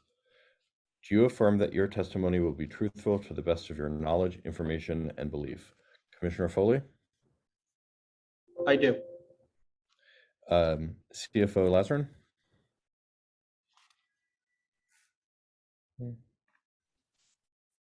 I do. Thank you. General Counsel Veroli? I do. Thank you. And Chief Diversity Officer Lambert? I do. Thank you all. Commissioner Foley, you may begin when ready. Thank you very much. Good afternoon, Chair Brannon, members of the committee. I am Tom Foley. I'm very pleased to appear before you today for the first time as Commissioner of New York City's Department of Design and Construction. I am joined by our Chief Financial Officer, Rachel Lazarin, Chief Diversity Officer, Wayne Lambert, and General Counsel, David Veroli, amongst others of our DDC leadership team. The past 12 months have seen important changes at DDC as we improve the way we deliver capital projects for New York City. We are well into a successful pilot phase for our design build program. We recently registered a new round of design contracts for future public buildings projects, with half of the firms being selected as being MWBEs. We continue to implement the process reforms first detailed in our 2019 strategic blueprint, which we continue to update regularly. We're actually going to be updating that this spring as well. While DDC and the city recover from the impacts of COVID and the return to a more formal, normal way of doing business, DDC's work during the pandemic under the emergency procurement and contracting rules continue to be a stellar example of how DDC can perform when given the right tools and the right conditions in which to work. Last month, I had the pleasure of joining Mayor Adams, New York City Health and Hospitals, and many elected officials for the opening of the last of the 3 larger COVID centers of excellence that DDC built for H&H during the pandemic. This facility is 55,000 square foot spread across 5 floors, permanent health facility, and a basement of a 90-year-old building in Brooklyn near Woodhull Hospital. DDC completed $65 million of work in just over 6 months. This normally would have been over a 4-year project, at least under normal circumstances. And we did this all with over 45% MWBE participation. The process reforms we took advantage of during the crisis hold incredible promise for the capital projects we deliver to your districts every day. We will continue to advocate for them strongly, and I'm happy to visit with any of you to discuss this work in greater detail. As the city's primary capital construction manager, DDC builds on behalf of more than 20 city agencies, plus numerous museum and cultural organizations that receive funding from city resources.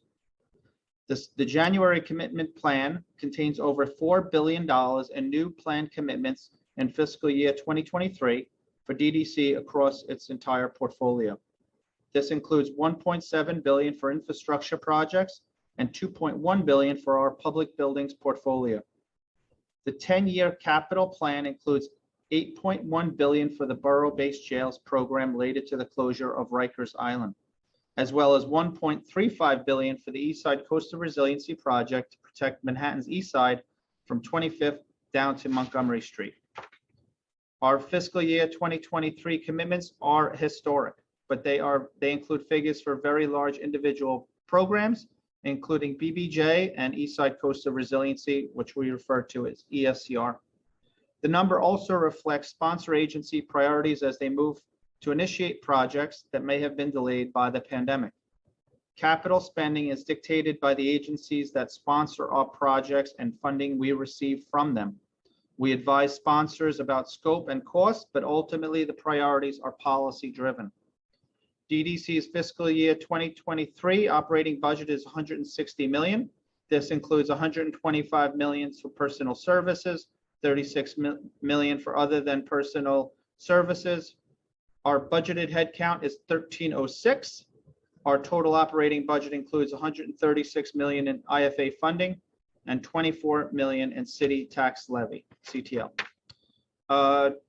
As far as design build is concerned, DDC has regularly spoken about benefits we could see from using our alternative project delivery methods, including design build. Design build puts designers and contractors together as a team with a common business goal, ensuring projects move faster, allowing construction to begin while design is still in development, and reducing conflicts that may arise amongst the groups involved. Today, state law requires a capital project to be designed from start to finish, a process that can take up to 24 months. Construction services are then sent out to bid, another 6 to 9 months at least. The only criteria allowing for selecting a contractor, no matter how challenging the project is by the low bid price. Low bid wins. We cannot select a contractor most qualified to do the work, or take into consideration factors like MWE performance or other important criteria. While low bid works in many, many cases, it is a recipe for disaster in many others, as you can see from my face. In December 2019, the city was authorized by the state to use design build, and today our program is on a clear path for success. We currently have 10 projects at various stages of progress, in addition to 9 for our borough-based jails contracts. 7 of those new projects are for public buildings and 3 are for infrastructure. We firmly believe design build will save an average of over 2 years for each project compared to the old low bid approach. In fact, we're on track to finish our first design build project in Queens. It is a garage and community center, less than 2 years after the project was selected. It's over a $90 million project. We also believe we could save money in the form of change orders avoided because of early collaboration. More important about the design build program is available in a 2021 progress report available on our website. Design build authority is due to expire by the state at the end of 2022, but we are hopeful about renewing the law, and we hope we can count on your continued support. Other delivery methods, including construction manager build, which we call CM build, which was essential to our success during the pandemic. Those tools are also not available to us, but are true game changers for the city's capital program. These delivery tools and others will be discussed in our upcoming progress report and our update to the 2019 strategic blueprint. The progress update will also evaluate other blueprint initiatives, such as our successful expanded work allowance program, EWA, which streamlines the change order process. Thanks to the EWA at Pugsley Creek in the Bronx, we saved 6 months on a massive $106 million project with our colleagues at DEP. Reducing design and construction schedule is the most effective way to reduce delays overall. We are totally committed to reducing the design and construction periods of many of our contracts and projects. New, more ambitious durations will be communicated to our consultants and contractors, and our upcoming blueprint will offer more details on our commitments. We recently completed our first ever online web-based Office of Master Specification document. This is a game changer for us and the industry. I don't recommend this for casual reading. It's over 843 pages of technical specifications detailing everything how the design should use certain type of material on our projects. Specs are an incredibly important part of getting off to the right foot. And today, for the first time, there's one approach, one manual, centralized, online, open to all of our vendors that will make the process more efficient for DDC staff, designers, contractors, and hopefully also for Comptroller Lander, who was on earlier today. Our design build is a tremendous benefit to our largest program, our borough-based jails. With it, we're on track to deliver new humane facilities that will allow us to close Rikers Island once and for all. The Eastside Coastal Resiliency Program continues to make important progress. When complete, the 2.4-mile-long barrier that will protect the Lower East Side from coastal flooding while rebuilding open spaces and parks in the area. Last week, I was present as we installed the first largeable movable gate. It was built in New York near Stuyvesant Cove Park. DDC continues to represent a large percentage of our city's overall contract awards to MWBEs. This is a crucial program not only for DDC, but for the city. In fiscal year 2021, our utilization rate for subjects to local law was nearly 26%, with 334 contracts valued at $600 million. The year prior, 440 contracts were awarded a value of over $335 million, with a utilization rate of nearly 32%. This past November, we announced our latest major initiative, a new mentoring program. The program is the first of its kind at a city agency, is modeled on a successful program at SEA and at the MTA, giving them access to technical assistance and a pool of projects where they can serve as the general contractor. I'm also pleased to announce that we realized significant success procuring diverse architectural design services on our Project Excellence program within our public buildings. Once every 3 years, we select firms who will go on to do the bulk of DDC's vertical contracts, design contracts. In the current round, half of the firms, 10 out of the 20, were MWBEs. In closing, I want to acknowledge the amazing DDC staff who delivered so many COVID-related facilities under extremely difficult conditions and circumstances. We have also kept critical programs such as our borough-based jails on track throughout the pandemic. Our portfolio of project continues to expand, and it's because of these dedicated staff members that we're able to tackle all these new responsibilities while simultaneously changing the way we do business in numerous fundamental ways. This is what we need to do. We also look forward to working with the new council, the new administration, to address these issues for everyday New Yorkers. And thank you, and we're most excited to answer any questions that you may have. Thank you, Commissioner. Appreciate that. So let's get right into it. So over 60% of the agency's capital budget consists of projects for DOC and DOT, Department of Correction, Department of Transportation. How does DDC plan on prioritizing the projects just to make sure that the smaller projects that don't fit into those two buckets don't get left behind? Sure, understood. We actually don't decide what projects come to DDC. These priorities are decided by our sponsor agencies. Our front-end planning unit, which we had the pleasure of speaking to the council previously, they actually vet every single project that comes through, both on an infrastructure standpoint and also public buildings. Every single project is important to us. Just because a dollar amount may be more on a specific project or program, that does not dictate of how we manage those projects or the teams and staff that we assign to them. Every project is critical. Okay.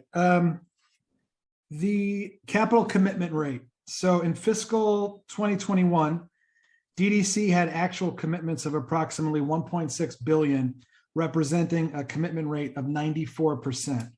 So this is a sharp increase from fiscal 2020, the fiscal 2020 commitment of rate of 72%, and mainly due to COVID pandemic restrictions in FY20. So what is the agency's anticipated commitment rate for fiscal 2022? The coming months are critical. A substantial number of our capital commitments are typically made between now and the end of the fiscal year. We'll have more of an updates in the coming months, and we'll continue to push projects forward. Okay, and when would we see the impact of the new strategic blueprint in the commitment rates? The new strategic blueprint will be released this spring, so we're very excited about that, and that'll be shared not only with the council and with also our 28 sponsors that we work with, that we partner with in order to get amazing things done, projects done throughout the city. Okay. Could you give us an update on the borough-based jails, the current status of these projects in the different boroughs? Certainly. We currently have 10 we currently within our borough-based jails program. We have a number of projects that are currently in construction, one of which is that I highlighted before, which is the Queens Garage and Community Space, which will be done this year, basically at least 2 years ahead of schedule because it's utilizing design build. Site prep and demolition work has begun on actually on all of the sites. The one up in Brooklyn and the one in Bronx is currently in the cleanup of the old tow pound, the Lincoln Hospital was. And we also in December, we announced we have approved design build teams to develop the detailed proposals for 4 new vertical jails themselves, and how the teams will then achieve the city's vision for building humane facilities and their approaches to ensure efficient, cost-effective construction. So we basically have 9 contracts that are currently in construction and in procurement. Can you give us an update on the East Side Coastal Resiliency Project? Absolutely. I was honored and delighted to be there last week when we had the first floodgate, 42 feet long, 10 feet high, made outside of Buffalo, that was installed last Thursday. A lot of the media and outreach teams were there for that. Work is fully underway in Project Area 1, which is basically from Montgomery to 14th. That's the $1.27 billion project. And Project Area 2 from 15th to 25th is in construction as well. That's 163 million.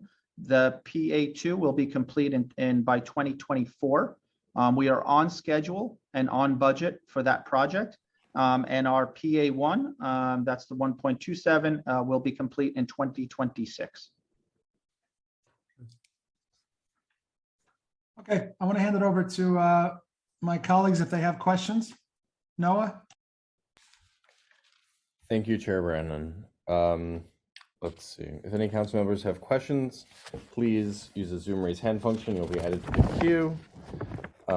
Please wait for the sergeant arms to tell you when your time begins. You'll have 3 minutes. I see questions from Majority Whip Brooks Powers, followed by Councilmember Brewer. Starting time.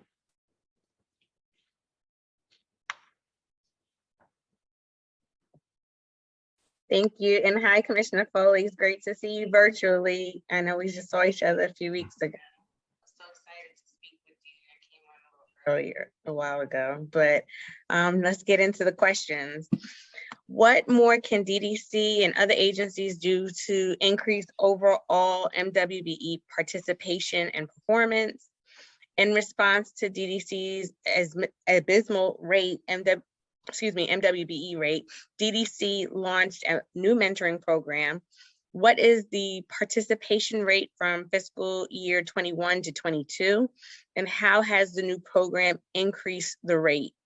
As you know, DDC projects incur significant shortfalls, which have only exacerbated during the COVID-19 pandemic.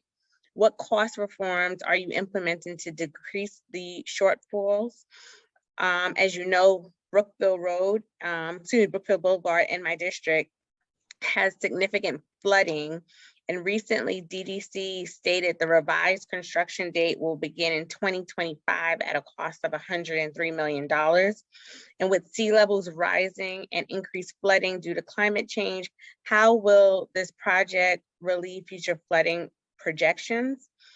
And what actions has DDC taken to outreach? And this last question is one I asked in the last term of DDC. And so I want to know what actions DDC has taken to outreach to MWBEs to assist with information about companies that are MWBEs in terms of contracting opportunities with DDC and how to be successful when working on a DDC project. Thank you. Thank you, council member. I'll just I'll start in and then I will kick it over to our Chief Diversity Officer, Wayne Lambert. But I'll just start with some percentages and some numbers. I think our numbers are actually very, very good. I will in fiscal year 2020, our MWE participation was 32%. Last year, it's 26%. But one note, I'm not happy with the 26% number, but this is utilizing capital funds. When we were out during, and we continue to be obviously working during the pandemic, working for the city in our response, our field hospitals, our temporary hospitals that we built, our health clinics, our vaccination sites, testing sites, the cumulative percentages for those were over 45% MWE participation. It's not reflected in these numbers because it's using expense dollars, but I think it's really important to highlight these amazing numbers. We have a ways to go, and we have a couple of steps that we're going to get there. The first thing, sorry, really quick. Time expired.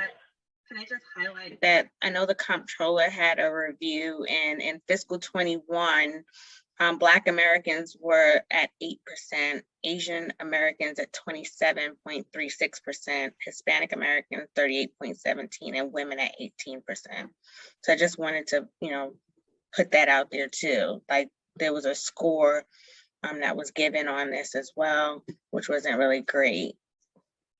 Understood. And if I could just address that as well. We understand that that there are percentages that are low for different groups. We have on our recent contracts, we're actually targeting, this was approved by Corp Council and obviously by the city, otherwise we wouldn't be able to do it, where we're actually put in specific strategic goals that we're setting for different groups.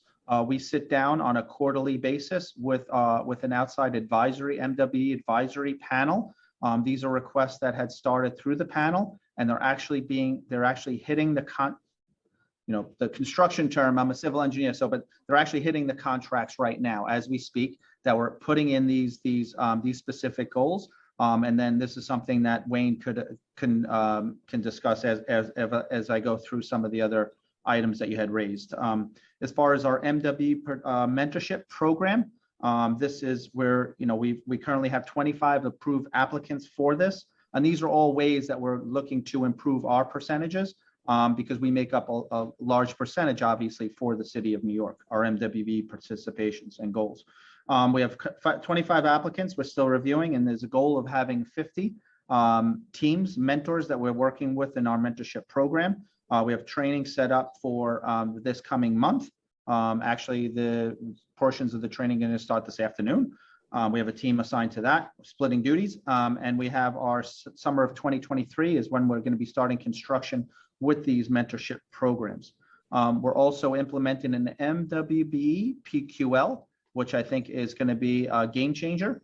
And we're really excited for that. We have legal authority to proceed with that. And as I also mentioned, for our project excellence, basically it's a nice way of saying our on-call design contracts, half of those contracts, we had 20 of them, half of those have just been registered by the controller's office to MWBE firms. So 10 of those firms are MWBs. And our design build program, we're doing extremely well over at our Queens Garage. We're exceeding over 33% Queens Garage and Community Center for our MWBE participation.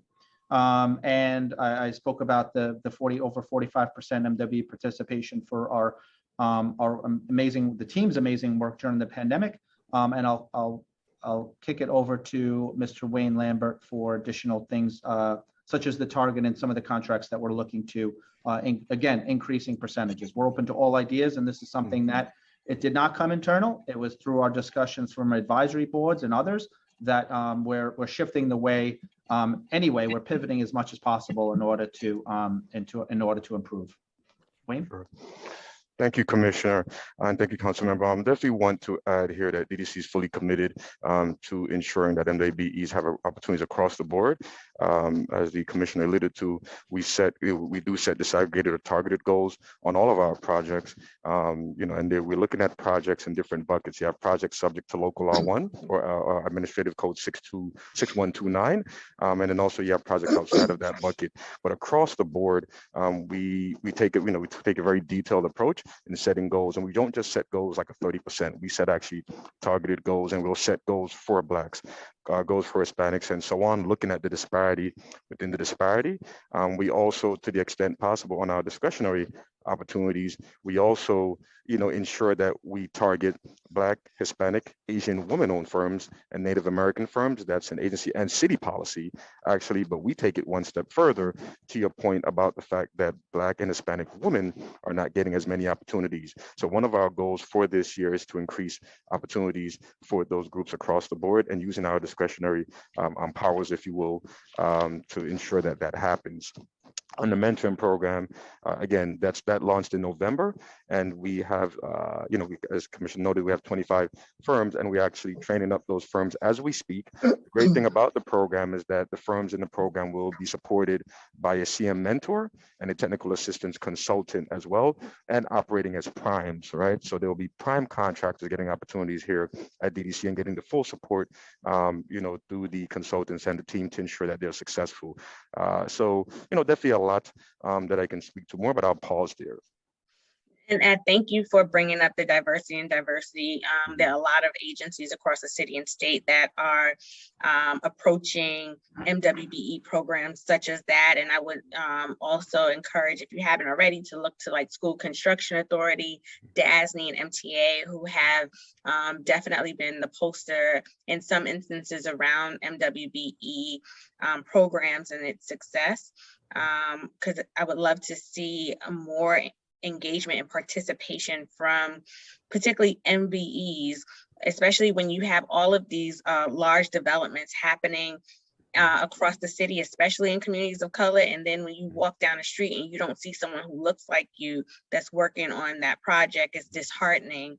I also am not sure what investments are being made in terms of promoting these programs and these resources that DDC has, but I'd like to know that and also encourage it to be something that is very robust, because what I found with the COVID-19 outreach in certain communities, there was a lot more investment in the PR strategy about educating the community about the vaccine or testing. But when you came into communities like the one I represent, there was nothing really there. And so it's important that these MWBEs know and that there's an aggressive outreach effort to be able to allow MWBEs to know that this is available. I totally agree there, and we're very, not to beat the word to death, but very targeted. So we do look at the online directory of certified firms, for example, and we'll literally pick out Black and Hispanic firms, for example, or in the case of some of our initiatives like Design Build, for example, we looked at the neighboring zip codes of vendors in those communities where the projects are taking place, and did outreach to those Design Build teams to ensure that they are aware which vendors are not, not MWBEs in Jersey and other places, but those in the neighborhood who can get opportunities as well. But to your point, we definitely want to work closely with the council members, those external organizations. We share information as much as possible in terms of like outreach events, networking, and so on, working with our oversight partners to ensure that information gets out there. But any suggestions that you have, recommendations, we're totally open to it. Definitely. I look forward to working with you on this as well. Thank you so much. No problem. Thank you. Thank you, Councilmember. We have Councilmember Brewer, followed by Councilmember Sanchez. Starting time. Thank you very much. Two questions. One is, I certainly know as borough president in the past, the issue with the jails. So I would love to get a little bit more of a breakdown on the Manhattan jail, which is, I think, the most complicated of any of your projects. And then the second issue is picking up on what Chair Brennan was asking. I mean, I know you do libraries and so, you know, some of these other projects. Can you give us a sense of how many you are doing and, you know, some of the other projects? Because the libraries, I think, complain, and you know this, because the markup, they would love to do it themselves. And then you say, perhaps correctly, that, you know, you can do it faster and so on.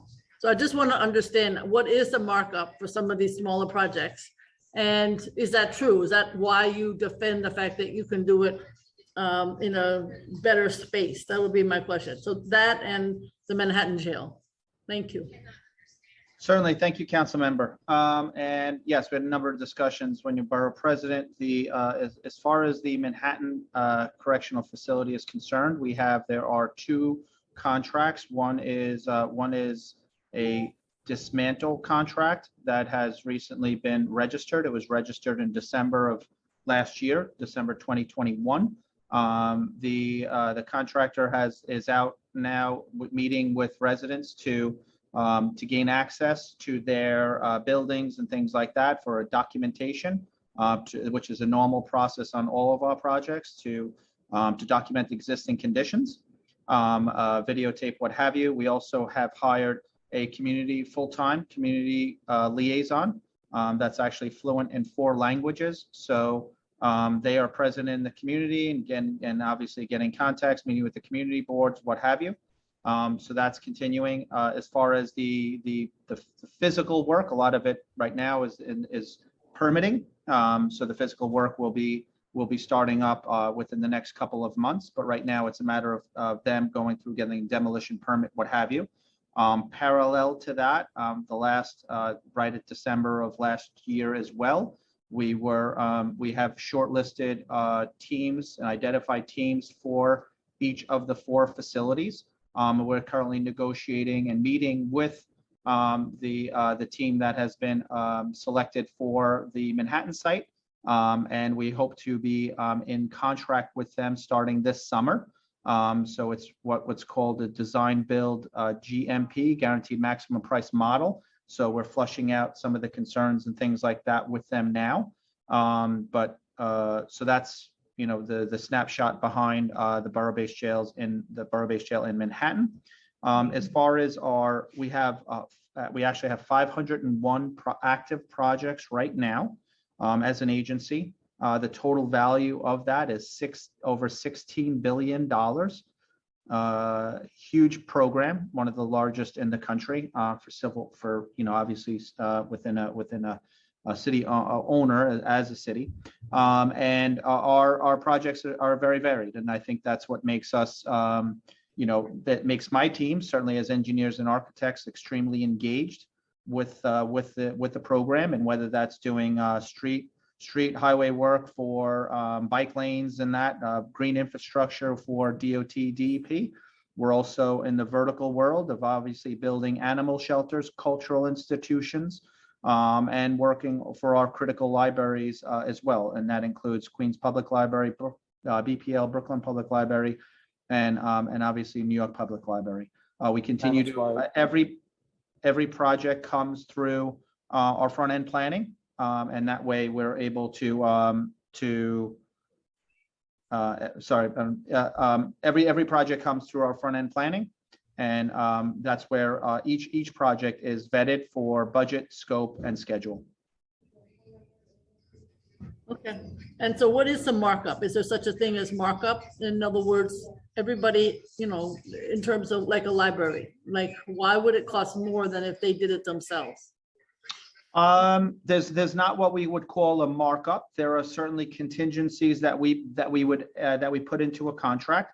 So what happens is when a project comes to DDC, and we're asked to evaluate it, we say that this project, this library, for instance, would be it would be $5 million. And we would also build in contingency into that, which is the standard from an engineering and a cost estimating standpoint is 10% in design and 10% in construction.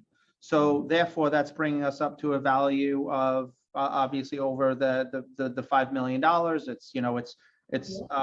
So that maybe somebody else may look at that and say, well, actually, that's not, you don't need the $5.3 million for that project. We can do it at 5 million. So we build in contingency. It's all part of our vetting to make sure that the last thing we want to do is to start a project that we don't have a budget, a scope.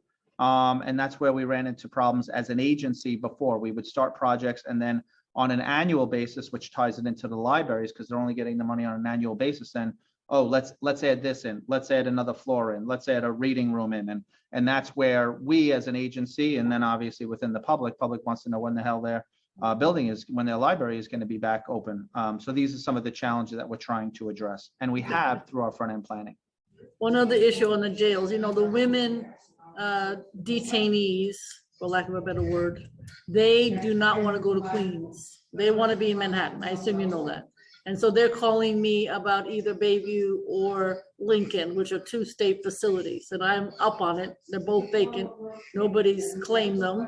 So just so you know, they're pushing hard to get out of Queens. I don't know if that impacts what you're doing, but that's a reality. And the other thing is, the federal jail is, there's a big controversy.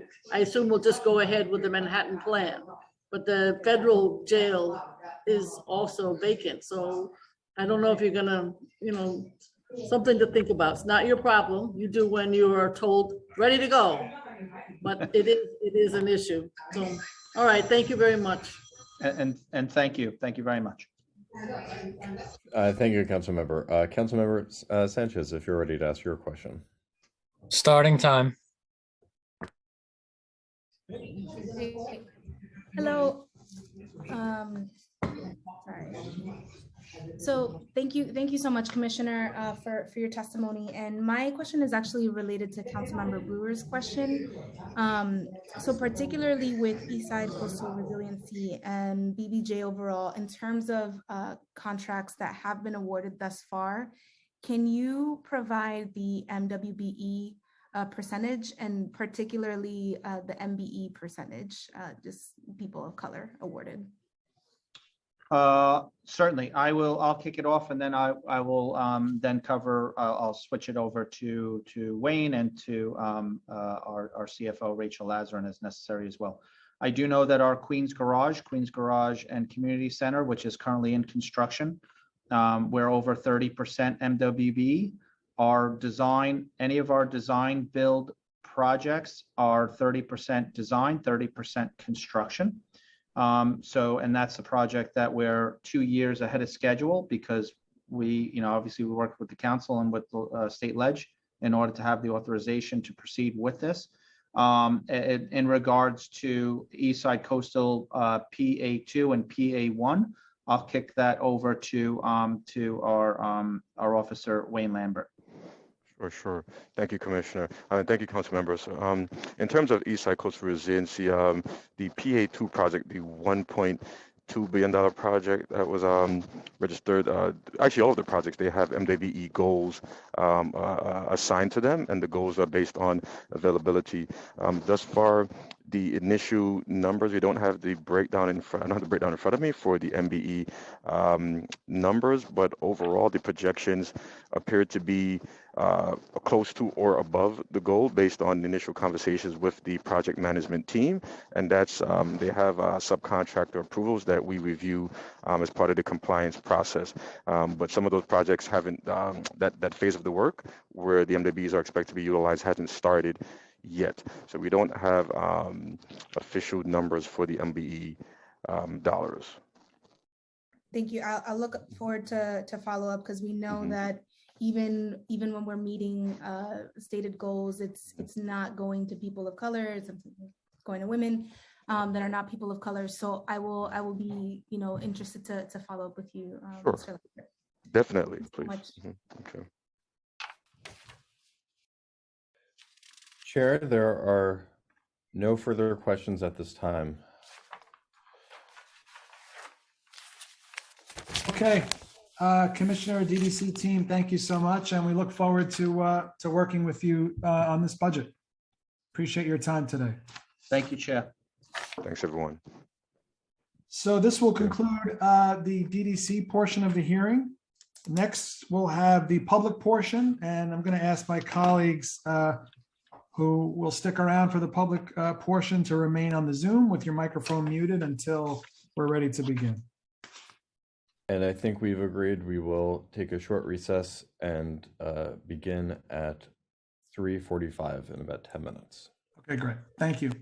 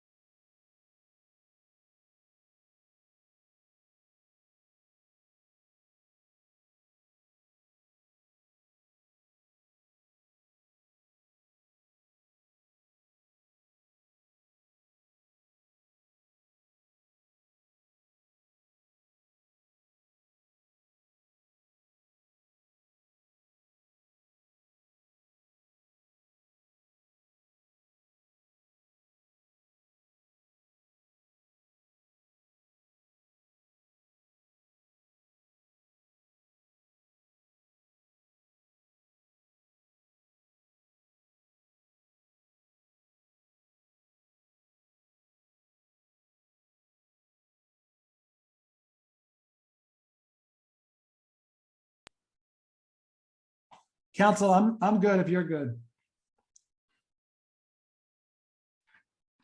I'm good. I was just going through our list of public and seeing who's with us, and we certainly have at least, let me do a quick count, 13 of the people who signed up who are currently on. So okay, if sergeants are ready, we can resume.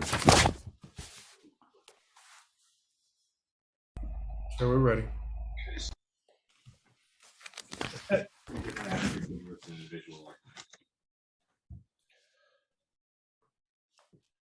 No, let me know. I'm good to go if you want to read your text for public. Okay, good afternoon. My name is Justin Brennan. I am privileged to chair the Finance Committee. And we're now this is our final panel today. We're going to hear from the public. It's the most important panel today. As a reminder to everyone that will be testifying, you'll have 2 minutes to deliver your testimony. And because we've got a lot of folks signed up, we request that out of respect for the other people that are waiting to speak, that you please stay within your allotted time of 2 minutes. If there's anyone who'd like to submit written testimony for the record, they may do so by emailing their testimony by this Saturday. It doesn't have to be by today, it has to be by this Saturday to testimony@council.nyc.gov. So I'll now turn it over to the committee council to go through some housekeeping, and then we'll call up the first panel. Thank you, Chair. I am Noah Brick. I am counsel to the City Council Committee on Finance. Panelists, as a reminder, you'll be on mute until it's your time to testify, at which time your name will be called and you will be unmuted. Please wait for the sergeant at arms to tell you when your time begins. The sergeant will then let you know when your time is up. You only have 2 minutes for your testimony. After you have testified, you will be removed from the Zoom meeting by the host, and you may continue to watch the hearing at the live stream at council.nyc.gov/livestream. We will now hear from, one second as I pull this up. Okay, we will now hear from Paula Siegel, followed by Deborah Ack. Starting time.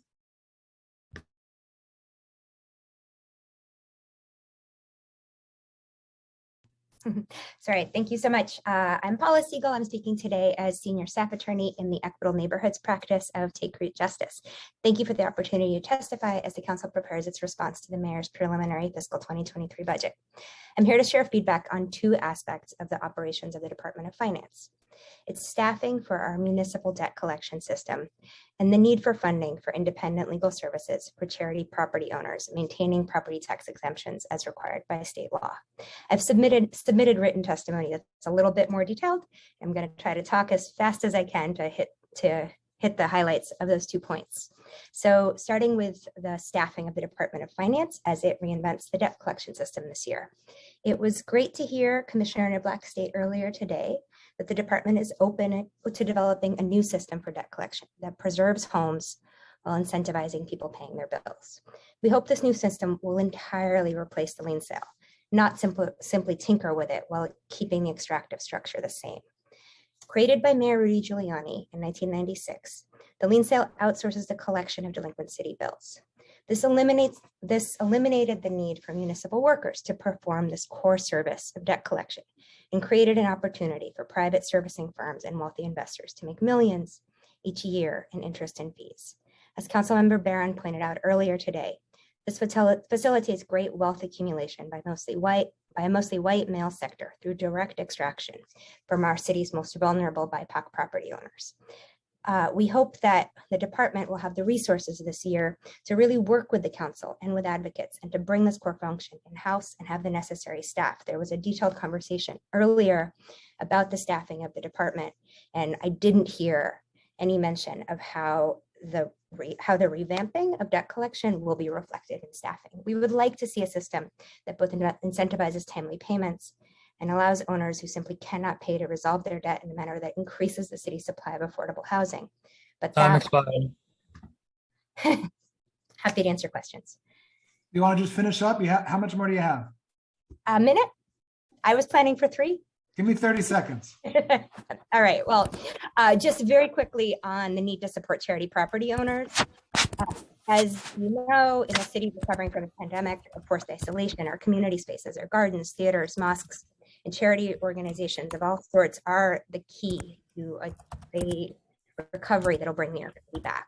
And so just so that everybody's aware, charity institutions are entitled to property tax exemption under state law. But in order to actually get that exemption, Department of Finance has a system in place that is actually quite complex. And direct legal services for charity organizations navigating that system, maintaining their exemptions is crucial. We submitted a discretionary funding application to the borough delegations and to Councilmember Brewer, who I believe is still here, for funding to continue to provide those services. We were able to provide them this past year through the outreach funding from the tax lien sale. We hope the tax lien sale will not continue, but that those services are crucial to organizations, even in the absence of the lien sale. And we hope that that funding will continue to come to legal services organizations, including us. Got it. Thank you, Paula. Thank you. Next, we have Deborah Ack, followed by Soraya Freeman Gonzalez. Starting time.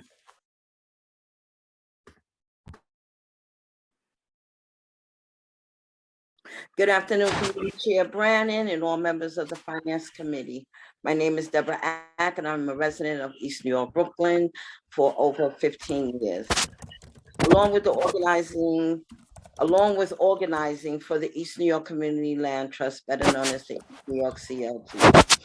At the end of 2021, I worked with the Abolish the Tax Lien Sale Coalition and the East New York CLT to do outreach to homeowners who had property tax debt and were at risk of the December 17th tax lien sale.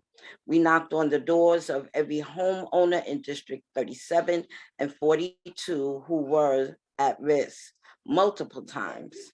People were so grateful that we came to them. Some people said no one had reached out or that they could not get help. They needed to apply for exemptions. We know that it makes a huge difference when people from your community come knocking on your door offering support. Through our outreach, we met Marcus, a senior homeowner in East New York, who is a Vietnam veteran who makes his ends meet through Veterans Affairs and Social Security benefits. Marcus inherited his home from his father after over 12 years ago, and the mortgage is paid off. Marcus struggled to keep up with his property tax and water bills, and several liens were sold on Marcus's home prior to the pandemic. So far, the lien trust has added over $18,000 in fees and interest to his bill, money that the trust will pay to its investors. Marcus was so glad when members of the East New York CLT knocked on his door and helped him. He said no one else had helped him. He told us, I called DOF and they told me to dial 311. I did that and they told me to fill out the forms online. They gave me the website, just a little bit more. They gave me the website, but I am not good with emails or anything like that. We, the East New York CLT, were able to help Marcus get a COVID hardship exemption for the 2021 sale.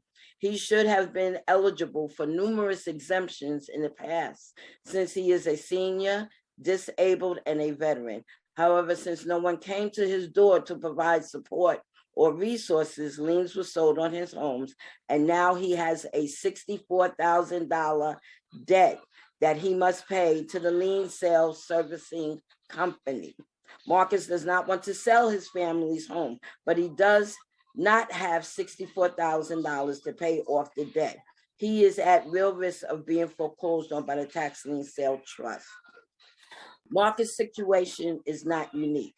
We need funding to do major outreach to all homeowners who have property tax and water bill debt, because we know, and it has been proven, that it makes a difference when someone from your community knocks on your door to give you help. Through this funding, we can also find other people who want to stay in their homes but can't afford to pay off their liens. We may be able to offer them an alternative where we pay off their debt if they want to put their land in the CLT. Thank you for allowing me to give testimony this afternoon.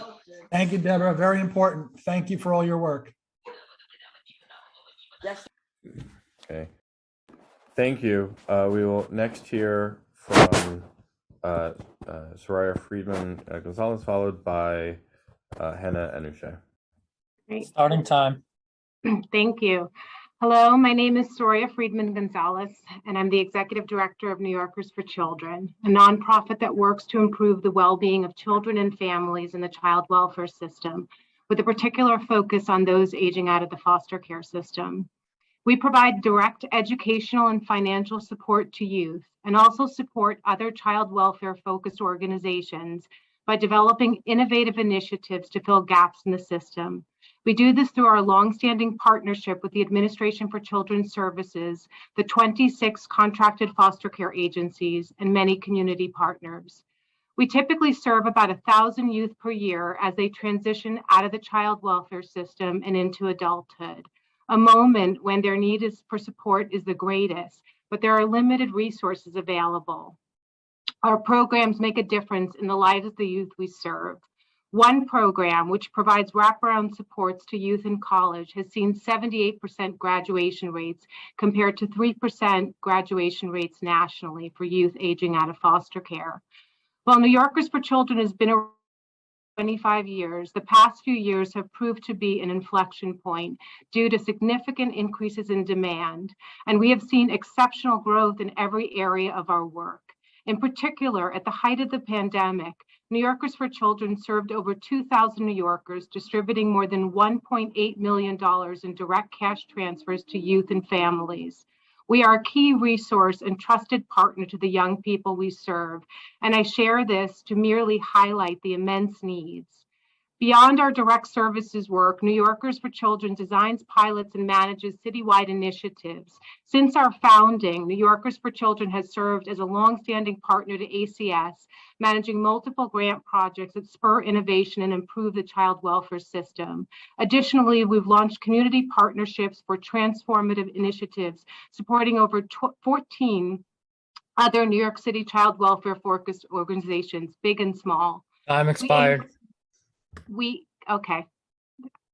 Can I do a couple more minutes? I'm literally almost done. I can give you 1 minute. Okay, great.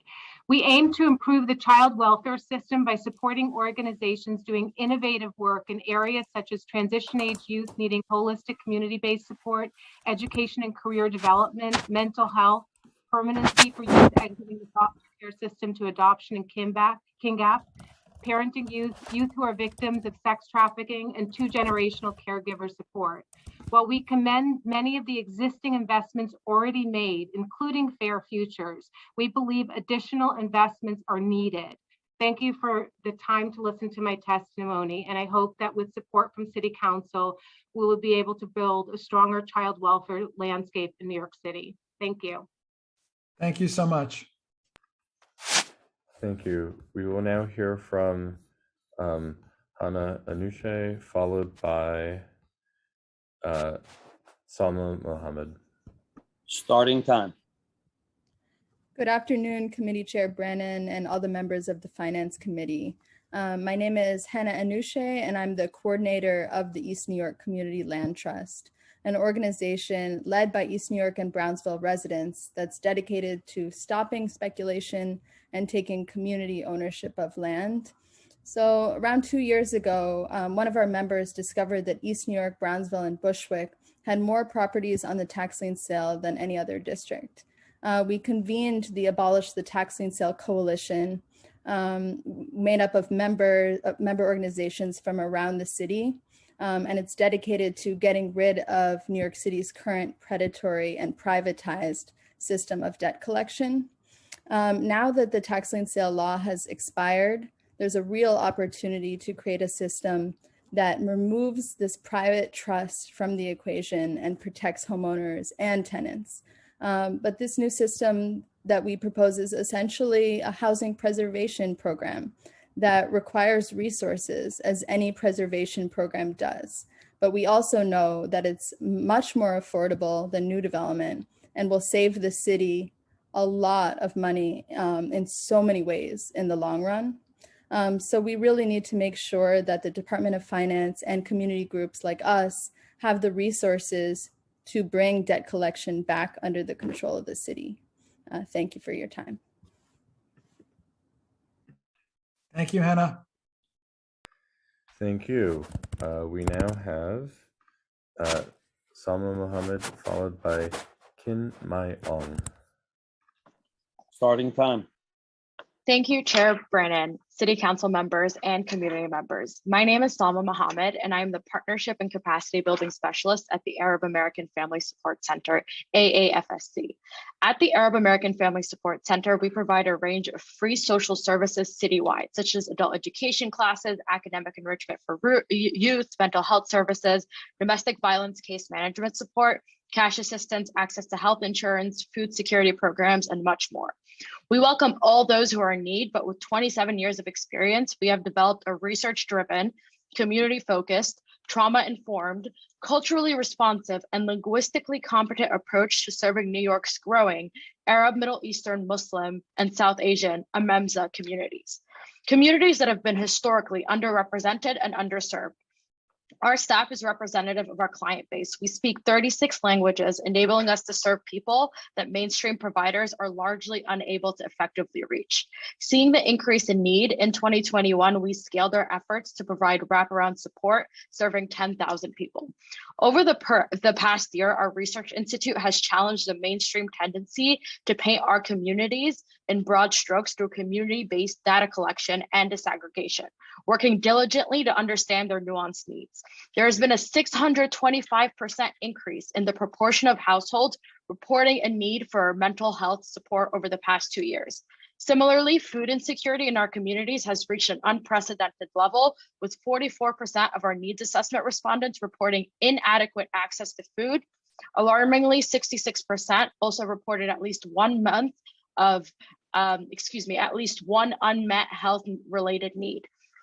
AAFSC joins the Asian American Federation in requesting that the committee expand funding for citywide initiatives that ensure more AAPI or immigrant-led and serving groups like the Arab American Family Support Center are adequately funded to support those with the most pressing needs. Thank you. Thank you, Salma. Very familiar with you guys and all the work you do. I appreciate you. I'm glad. Thank you. Thank you, Salma. We have Kin Mai Ong, followed by JT Falcone. Starting time. Thank you so much for this opportunity to submit testimony. I'm Kin Mai Ong, the Executive Director of Generation Citizen New York. Generation Citizen is very thankful for the Council's $500,000 investment this year in our programming and youth civics education through the Civics Education and City Schools Initiative. In fiscal year 2023, we're seeking an increase of $100,000 for a grant of $600,000 to support our major expansion of programming throughout New York City. Last year, in fiscal year 2021, Generation Citizen New York served 1,750 students in 70 classrooms through our Action Civics curriculum, in which secondary school students apply social studies learning to the real world by studying and, more importantly, advocating for an issue of importance in their communities. In fall 2021, our students advocated on a range of issues, including rallying for American Sign Language classes at their schools, for healthy school lunch options, lead-free water, improved regulation of metal detectors in their schools. Some classes tackled broader social concerns like homelessness, poverty, sexual violence, and climate change. In this current fiscal year 2022, we've embarked on an ambitious programmatic expansion from 70 classes to at least 170 classrooms, serving at least 4,250 students. We've achieved this through systematic partnerships with school districts and networks, specifically the Harlem Renaissance Education Pipeline in New York City School District 5, New York City School District 24 in Queens, the Urban Assembly, New Visions for Public Schools, and CUNY Medgar Evers. And through these partnerships, we're creating lasting communities of service that can collaborate across networks for mutual support. In fiscal year 2023, we are on a trajectory to add even more classrooms through these and other systematic partnerships, and we want to make sure we have enough funds and capacity to do so and meet the need, the growing need for our work. We've been able, time, thank you. Thank you. Thank you so much. We next have JT Falcone, followed by Deirdre Sully. Starting time. Hey there, I'm JT Falcone with United Neighborhood Houses, the membership organization for New York Settlement House Community. I will be submitting written testimony with much more information, much more details, and some thanks to go around, especially for the Summer Youth Employment Program, which we're really excited to see the expansion this year. I want to take my 2 minutes here, though, to hone in on our most pressing budget concern at this time, which is that there is not sufficient funding for summer programming in the preliminary budget. And at this time, there's only enough funding to serve approximately 45,000 elementary school students, falling short of capacity last year. And there's no money for middle school summer programs. In order to plan for a successful summer in 2022, providers need to be assured that funding is in place as early as possible. Failing to include this funding in the preliminary budget has cost the provider community very valuable time as we ramp up for summer 2022. We urge the council to ensure that funding for summer programming is lifted up over the course of this month as you are talking about the executive budget proposal, and ensure that the administration includes that funding in the executive budget proposal. Last summer, providers went above and beyond for the Summer Rising program to make that happen. And frankly, in conversations with providers, I'm hearing that it took a really hard cost on the provider community. And if we don't get clear guidance as well as funding out the door to providers ASAP for this summer, then we could face a mass exodus of the workforce from youth development staff. I also want to shout out the need for increased funding for human service workforce. We are advocating, along with our partners, for a $21 per hour wage floor, as well as a comprehensive wage and benefit schedule, and COLAs. As you know, Chair Brennan, last year we were advocating for a COLA for human services, and we only got a one-time bonus at about half the amount that we were asking for. So we really want to see that addressed in this year's budget. Thanks for the time. Sorry that I spent time focusing on the negative. There were a lot of great things in the budget too. That was cool. Thank you. Thanks, JT. Okay, thank you. We next have Deirdre Sully, followed by Paul. Starting time. Good afternoon to the committee chair, Brandon, and the New York City Council Committee on Finance. Madam Speaker, thank you for your time today. My name is Deirdre Sully. I'm the Senior Director of Health Policy and Community Affairs at Public Health Solutions. At Public Health Solutions, our mission is to support underserved New Yorkers and their families in achieving optimal health and building pathways to reach their potential. We provide services to other nonprofit organizations as well as direct services that address public health challenges, including food security, reproductive health, healthcare access, and tobacco control. I want to just highlight two specific issues for today: continued resources for public health and social service programming, as well as standing with our colleagues in the human services field and the work, which is the workforce compensation with the Just Pay campaign. So regarding the continued resources for public health, they are crucial. The programming is key to closing the health equity gap, and PHS addresses the issue through both direct service as well as contracting and management services. Our direct services programs like sexual and reproductive health, Access Health Initiative, and maternal and child health are aimed at providing vital services that improve the health of low-income and high-risk families. Continued services and resources like the Dedicated Contraception Fund allows us to continue to close those gaps. As far as the workforce compensation and our Standing with our colleagues in Just Pay campaign, to attain our mission and vision, we must ensure that our workforce is duly compensated in a manner that allows them to meet basic needs: food, clothing, and shelter. So as the testimony before, 3 main points: establishing a fund to provide automatic cost of living adjustment of 5.4%, setting a living wage floor, and leveling the playing field between city and state salaries that would incorporate a comprehensive wage and benefit schedule. Thank you and thank you. Thank you, Deirdre. Next, we will hear from Paul Tucker, followed by Andy Bowen. Starting time. Hello, thank you, Chairman Brennan, and members of the New York City Council Committee on Finance for hearing our testimony today. My name is Paul Tucker, and I'm here on behalf of NYCH2O. Our mission is to inspire and educate New Yorkers of all ages to learn about, enjoy, and protect the city's water ecology. Through providing public and school programs at historic reservoirs and parklands, we encourage diverse citizens to advocate for responsible public policy. Our activities promote science-based knowledge in New York City's local ecosystems and of what is needed of urban water resilience in a time of escalating climate change impacts. Sorry, people walk by, distract me. I'm here today to talk about our citywide ecological sustainability proposal with Jamaica Bay Rockaway Parks Conservancy, Bronx River Alliance, Natural Areas Conservancy, and Van Cortlandt Park Alliance.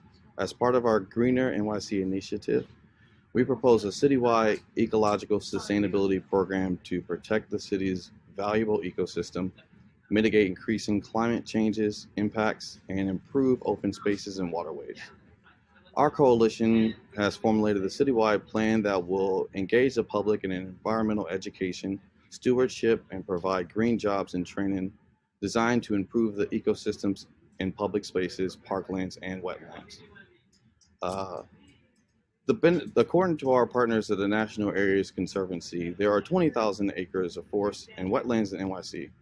Divided across 20,000 acres, our proposal comes at around $90 an acre. NYCH2O has a successful track record in organizing cleanups, beaches across the city, and at Ridgewood Reservoir and Highland Park. Bringing together hundreds of volunteers a year, we're able to do the same work the city normally spends 4 to 5 times more on through contract work. The benefits are more than just cost savings. Our work provides New Yorkers the opportunity to get involved in their local communities, experience our city's natural environment, and learn something new. I just got one more sentence. We believe that getting people out and into nature is the best way to foster a connection with the environment and encourage community engagement. Thank you for your time and consideration. We have submitted a longer proposal as written testimony. Thank you, Paul. Thank you. Okay, next we have Andy Bowen, followed by Human Services Council. Starting time. Thank you, Chair Brannon, Speaker Adams, council members and staff. I'm Andy Bowen. I'm Principal of Bowen Public Affairs Consulting. I'm here to discuss briefly some of my asks. I have a much longer testimony. But everything I'm asking for, I want to focus on initiatives primarily. So first of all, I want to talk about 2 proposed initiatives. One is the Domestic Worker and Employer Empowerment Initiative, which is being put together by Carroll Gardens Association, National Domestic Worker Alliance, Hand in Hand, and Addicar. This is aiming to help enforce workers' rights, domestic workers' rights, both by providing workers about education and educating the employer end, and overall helping do sort of some community enforcement of Local Law 88 around domestic workers being added to the Human Rights Code. And that the proposed cost of that initiative would be $400,000.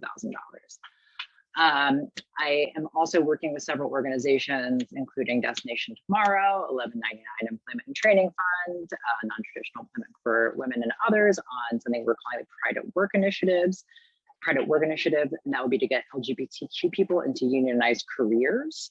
And that would be through multiple sectors and multiple pathways. LGBTQ people face horrible unemployment rates. That'd be between $600,000 and $700,000. I want to ask for at least level funding of trans equity programs which are just everything, including the kitchen sink for trans and gender nonconforming communities. We were funded at $3.275 million last year. The ask is being finalized, but we'll at least be at that. And then the Worker Cooperative Business Development Initiative, we're asking for 5.012. That is funding to lift up the community of companies that are workers and owners at the same time. Thank you for your time. My written testimony has more asks on it, and thank you for your attention. Thank you, Andy. Thank you. Next, we have a representative from the Human Services Council, followed by Jahay Fisher. Starting time. Good afternoon, Chair Brannon and members of the City Council Finance Committee. My name is Gloria Kim, and I'm the Senior Policy Analyst of the Human Services Council. We are a membership organization representing over 170 human services providers in New York City. We serve our membership as a coordinating body, advocate, and an intermediary between the human services sector and government. Government has transferred most legally mandated human services for New Yorkers to the nonprofit sector to save on costs. Nonprofits are not just more cost effective, but also deliver higher quality services than government can alone by combining government and private resources and being able to adapt to community needs. However, providers are met with chronic delays in payment, underfunding, and a lack of sincere collaboration to create meaningful and lasting interventions, which strips away at limited resources. So we're proud members of the Just Pay campaign, which is a racial equity and gender justice campaign committed to ending the government exploitation of human services workers by demanding contracted staff be paid fair wages for their labor. Years of underfunding have resulted in the sector being some of the lowest compensated workers in the city's economy. This has resulted in nearly 25% of all human services workers qualifying for food stamps in 2016 to 2018. So we asked the city to establish, fund, and enforce an automatic annual cost of living adjustment on all human services contracts, as it wasn't in the preliminary budget and is key to strong contracts with the city. Recovery from the impact of COVID-19 is an opportunity to rebuild better and not an excuse to maintain the status quo. Reforming the way government contracts with nonprofits to ensure essential human services workers are paid fair wages is an essential part of an equitable recovery. Thank you for your continued support and providing me with this opportunity to testify. Thank you. Love you guys. Thank you. Next, we have Jahay Fisher, followed by Ravi Reddy. Starting time. Hello, my name is Jiha Fisher. I'm the Executive Director of the Korean American Family Service Center. Thank you, Chair Brennan and the members of Committee on Finance and Speaker Adams for this opportunity to testify. For over 33 years, the Korean American Family Service Center has served Asian immigrant survivors of gender-based violence, including domestic violence, sexual assault, and child abuse.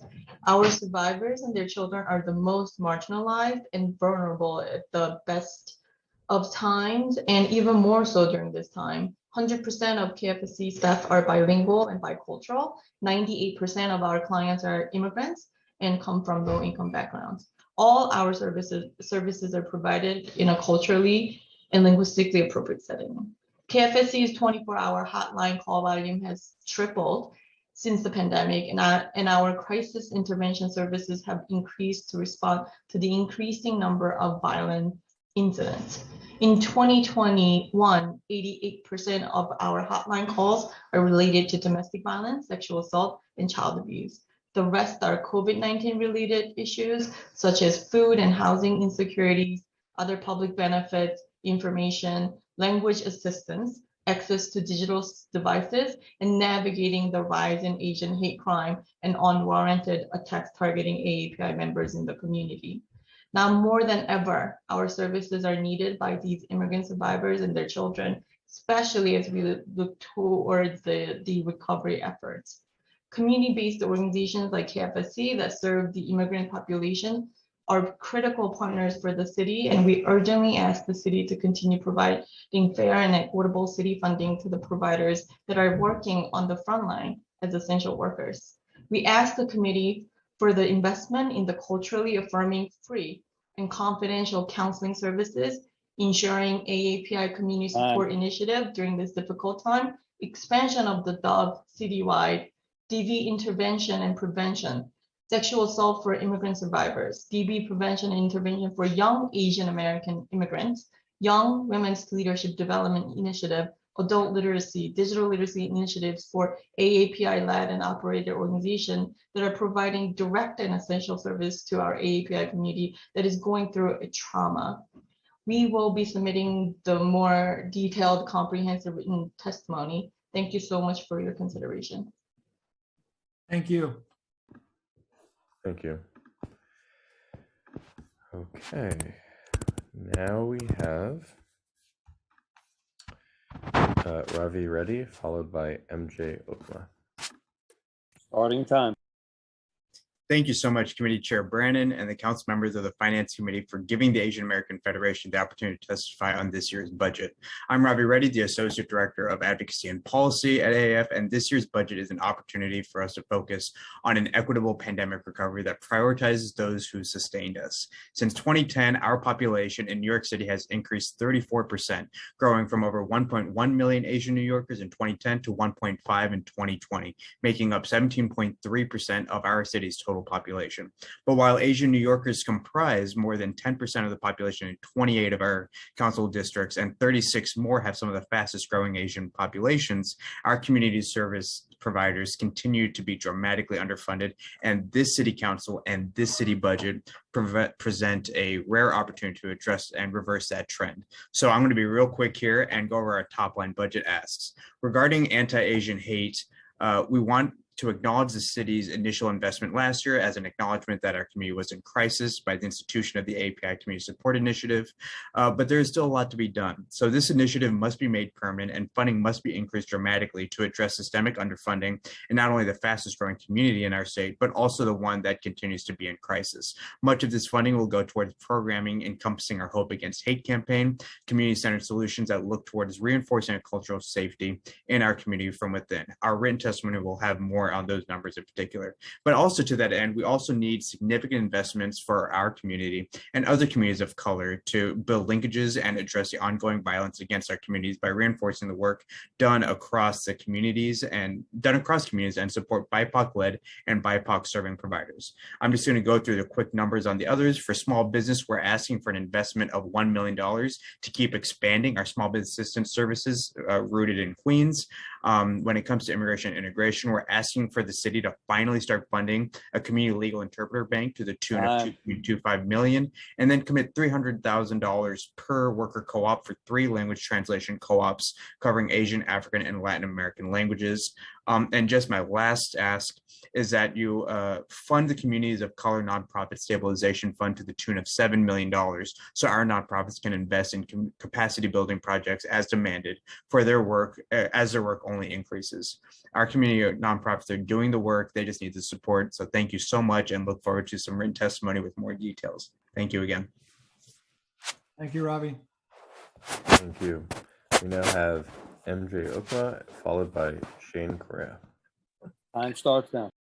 Good afternoon, Chair Brannon and members of the Committee on Finance. My name is MJ Okma with SAGE, the country's first and largest organization dedicated to improving the lives of LGBTQ+ older people. We provide social services and community building programs through a network of 6 older adult centers across the city, along with virtual programming and services for homebound elders. SAGE also made history for our city in 2020 and 2021 when we opened New York's first LGBTQ+ welcoming elder housing developments in Brooklyn and the Bronx. LGBTQ+ elders are often invisible, disconnected from services, and severely isolated because they're far more likely to live alone and less likely to rely on adult children or other family members for informal caregiving. For many of these elders in New York, SAGE is their lifeline, and it's because of them that I'm here today to ask for the city's council's continued support under the LGBTQ Senior Services in Every Borough initiative and other vital citywide and speaker initiatives that support LGBTQ+ and HIV-affected older New Yorkers. SAGE has seen a groundswell in demand for our services over the past several years due to a variety of factors, including the disproportionate impact COVID-19 has had on LGBTQ+ elders, wider access to services under a hybrid virtual and in-person model, and increased need for low-income elders in and around our recently opened housing developments in their co-located SAGE centers. The program and services that we provide are made possible in partnership with the City Council and have been supported from the by the LGBTQ Senior Services in Every Borough initiative since fiscal year 15. Since then, the Brooklyn allocation of this funding has supported the SAGE Griot Center, a partnership between SAGE and Griot Circle, New York City's only community-based organization specifically serving LGBTQ plus elders of color. Now, with the opening of SAGE Center Brooklyn in the Stonewall House in 2020, there's a rapidly growing demand among this population. This can be addressed with a modest enhancement of $300,000 to the initiative to restore SAGE's $1.2 million in funding and allow Griot Circle to independently apply for $300,000 to directly fund their services. More details on this and other initiatives SAGE is seeking restoration of funding under can be found in my submitted written testimony. Thank you so much for your support and providing me with this opportunity. Thank you, MJ. MJ, that was great how you hit the time mark perfectly. Okay, Shane, it's you. MJ, I'm inspired. Starting time. Thank you. Thank you, members of a historic New York City Council, for allowing me to testify today. My name is Shane Karaya. I am the Deputy Director of Government Partnerships at the Center for Court Innovation. Briefly, we're an organization that researches and implements justice reforms that advance fairness and effectiveness. While we use our research to provide expert assistance across the world, the majority of our direct service sites are here in New York City, where we help improve civil, family, criminal, and non-court-based processes touching the justice system. In fact, I'm a South Bronx native and a participant in one of the programs after 2 of my siblings were arrested and deported for felony crimes back in 2002. Which brings me to talk to you today about what the Center for Court Innovation is doing in justice system reform. Specifically implementing new approaches to addressing intimate partner violence, anti-gun violence programming, reducing unnecessary incarceration through community supervision, coordinating support services to child neglect cases, and addressing housing evictions before they reach the court. All of which the relevant renewal and expansion proposals are in our testimony, and we will be reaching out to the members over the coming weeks from the individual sites to brief you on. Regarding our budget asks, I want to highlight our ask to expand core center programming under the Innovative Criminal Justice Initiative. We use this funding to flexibly respond to needs as they arise throughout all of the sites in all 5 boroughs, and that's included launching remote youth engagement programming during the height of the pandemic to implementing new methods of gun violence responses in the months that followed. We're asking to expand this to $1 million. Similarly, we're asking the city to continue its support of our felony alternatives to incarceration, which pose a unique contribution to shutting down Rikers and diverting populations from prison, and also take over the funding of continuing services in the Manhattan pilot, where our Manhattan Justice Opportunities funding, as supported by the Manhattan DA's asset forfeiture funds, will expire partway through fiscal year 23. Finally, on housing, we operate programs that help solve tenant issues and otherwise prepare them to effectively handle cases prior to court, but also building off of the rich ecosystem that exists in New York but is decentralized. In the coming days, we'll testify on these issues and others, and we look forward to working with council to implement them. Thank you, Shane. Thank you, Shane. Chair Brannon, I see no other members of the public present to testify. However, there is still a live stream, so I request that you read the final text. Okay, I want to thank everyone who testified today. As a reminder, if there's anyone out there who would like to submit written testimony, they can do so by submitting their testimony by this Saturday to testimony@council.nyc.gov.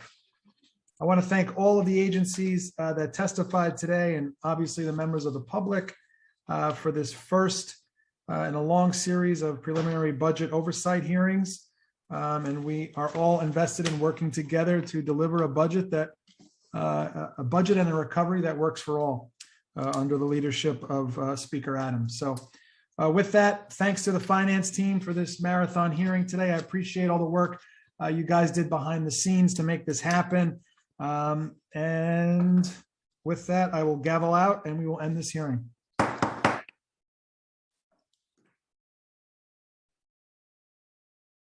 I think the speaker is requesting to, no, shoot. Okay, I think we're done. Okay, thank you, everyone.